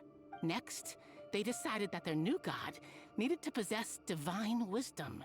For that to happen, they needed a huge quantity of divine canned knowledge. It adds up. But how do you determine whether the knowledge extracted is of divine origin? Call it an educated guess? The Academia has been trying to figure out the exact source of the Scholar's madness for centuries, but to no avail. Nobody can explain the cause of this phenomenon. Surely you can see what that implies, Scribe Al-Haytham. If it's knowledge no mortal can comprehend, then it must be something only gods are able to decipher. In other words, it's the source of the God of Wisdom's omniscience and omnipotence. But the sage's end product won't be Greater Lord Rukkhadevata, it will be the Balladeer. You must have noticed by now. The Academia doesn't care about who their god is. It's the ability to exercise control over knowledge and wisdom that matters. It is as if they are cursed with a desire for omniscience and omnipotence that burns in their blood. Some organisms demonstrate phototaxis, and thus orient their entire lives in respect to sources of light. For the sages, their only source of hope is the existence of a deity who embodies the acme of wisdom. This is but a form of phototaxis. For many scholars, the absence of a god of wisdom means stumbling in the darkness for the duration of their lives. Then what does Lesser Lord Kusanali mean to you? Is she not a true god present in this world? If you already have a new god, why try to create another one? From the beginning, the Academia has never treated her as a god. When the Academia first discovered Lesser Lord Kusanali, the newborn god of wisdom, the sages hoped that she would be as wise as Greater Lord Rukkhadevata. But upon evaluation, they found that at the time she possessed no more intelligence than any ordinary human child. The sages never had a ruder awakening.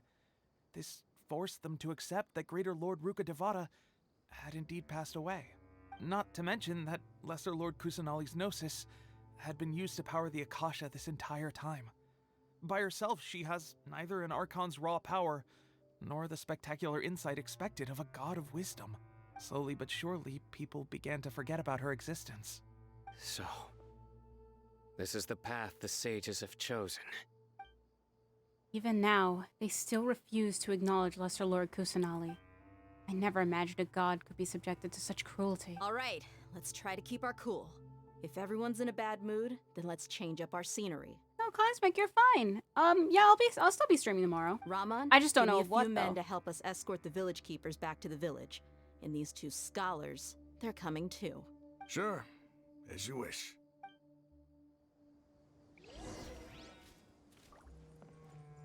At least there's a waypoint here so I can easily get back. I wonder if you would try to get there in the past. Would they actually still be enemies to you? That would be interesting. I wonder, I'll probably look up if someone has done that because it's too late for me now. And no, I'm not making an entirely new Genshin account just to see if that's the case. The village keepers you found have all been returned to their homes, and each one has a dedicated caregiver to look after them. The two new scholars are being kept under close supervision, too. The atmosphere is so heavy. It's hard to not feel weighted down by what we just heard. Despite everything Lesser Lord Kusanali has done for her people, the Akaedamiya has abandoned her in the sanctuary of Sarathana like a lost cause. Even those she was protected have never realized there's such a small and childlike god in the world. Hey! Say something! Stop spacing out! I mean, I'm about to get glared at by these two people being like, you withheld information still? I'm like, Come yeah. on, is there nothing left to talk about? In that case, let's all get some water and try to think about something else. Or I can go fetch some snacks. I got some snacks. Oh, I'm so coming with you. Do you have any plans, traveler? Gods above, you're not talking about work, are you? I want to share everything I know with all of you. So you were still withholding some information? Yes, I'm sorry. I had my reasons. Now I know we're all in this together. In between conversations, Candace and Paimon bring over snacks and tea. Because I definitely don't want to hear this. Daya's expression is relaxed, as if her mood hasn't been affected by the heavy conversation at all. Cerno has a firm and solemn expression on his face. It looks like he's made up his mind about something. The core of his beliefs, motivation to pursue something. Alaim also turns towards the crowd. He wants to listen to.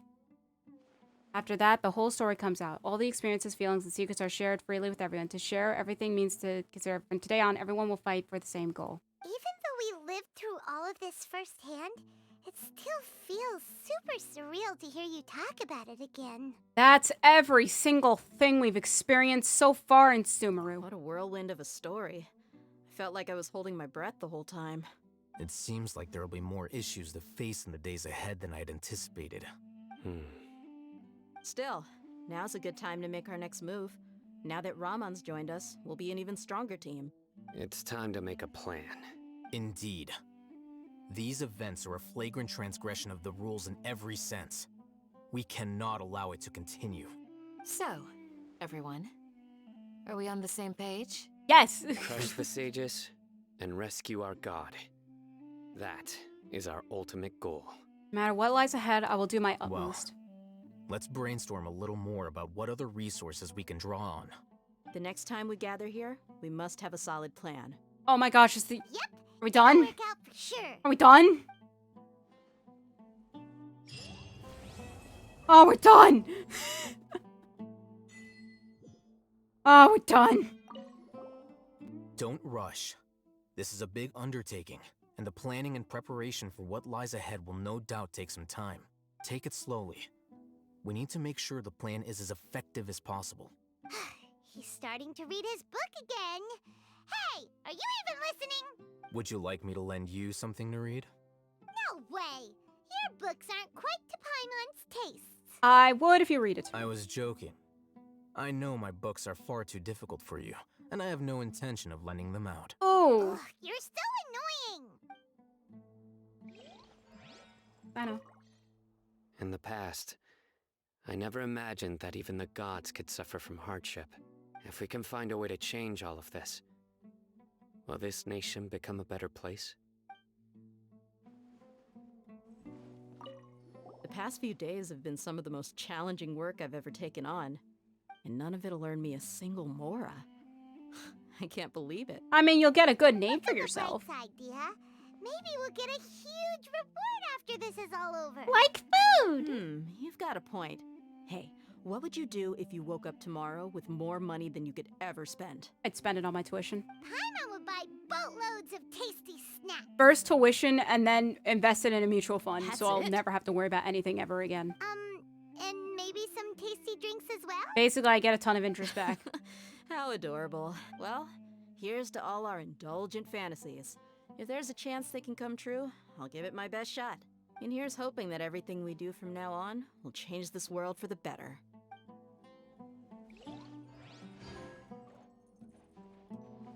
You must let me know if there's anything I can do to help. Though I cannot leave Arbor Village, I can't help but feel stirred when I see the looks in your eyes. Well, to help me, first off, fix the I've never harshness felt of as your roused asses. as Thank this you. when fighting alone in the past. I suppose this must be the power of camaraderie. Please fix the mic. So harsh. Okay, good. I'm just gonna skip this because they're not talking. Okay. That's everybody. We're done. We're done. That's the stream. We finished. We finally got through this. Oh. The story's great. At least I like it. I'm enjoying it. I very much enjoy it. It's just... That was so long. Okay. So, thank you all so much for watching. For Twitch, if you're not already, click on the higher icons to be notified whenever I stream next. YouTube, like, subscribe if you want to do the fun... Basically, do the funny things. Tomorrow, I'll be streaming at 7 PM EST. 7 PM EST. Something. I don't know what. Just something. I'll figure it out when the time comes. So until the next streamer video, I'll see you all later. Bye-bye!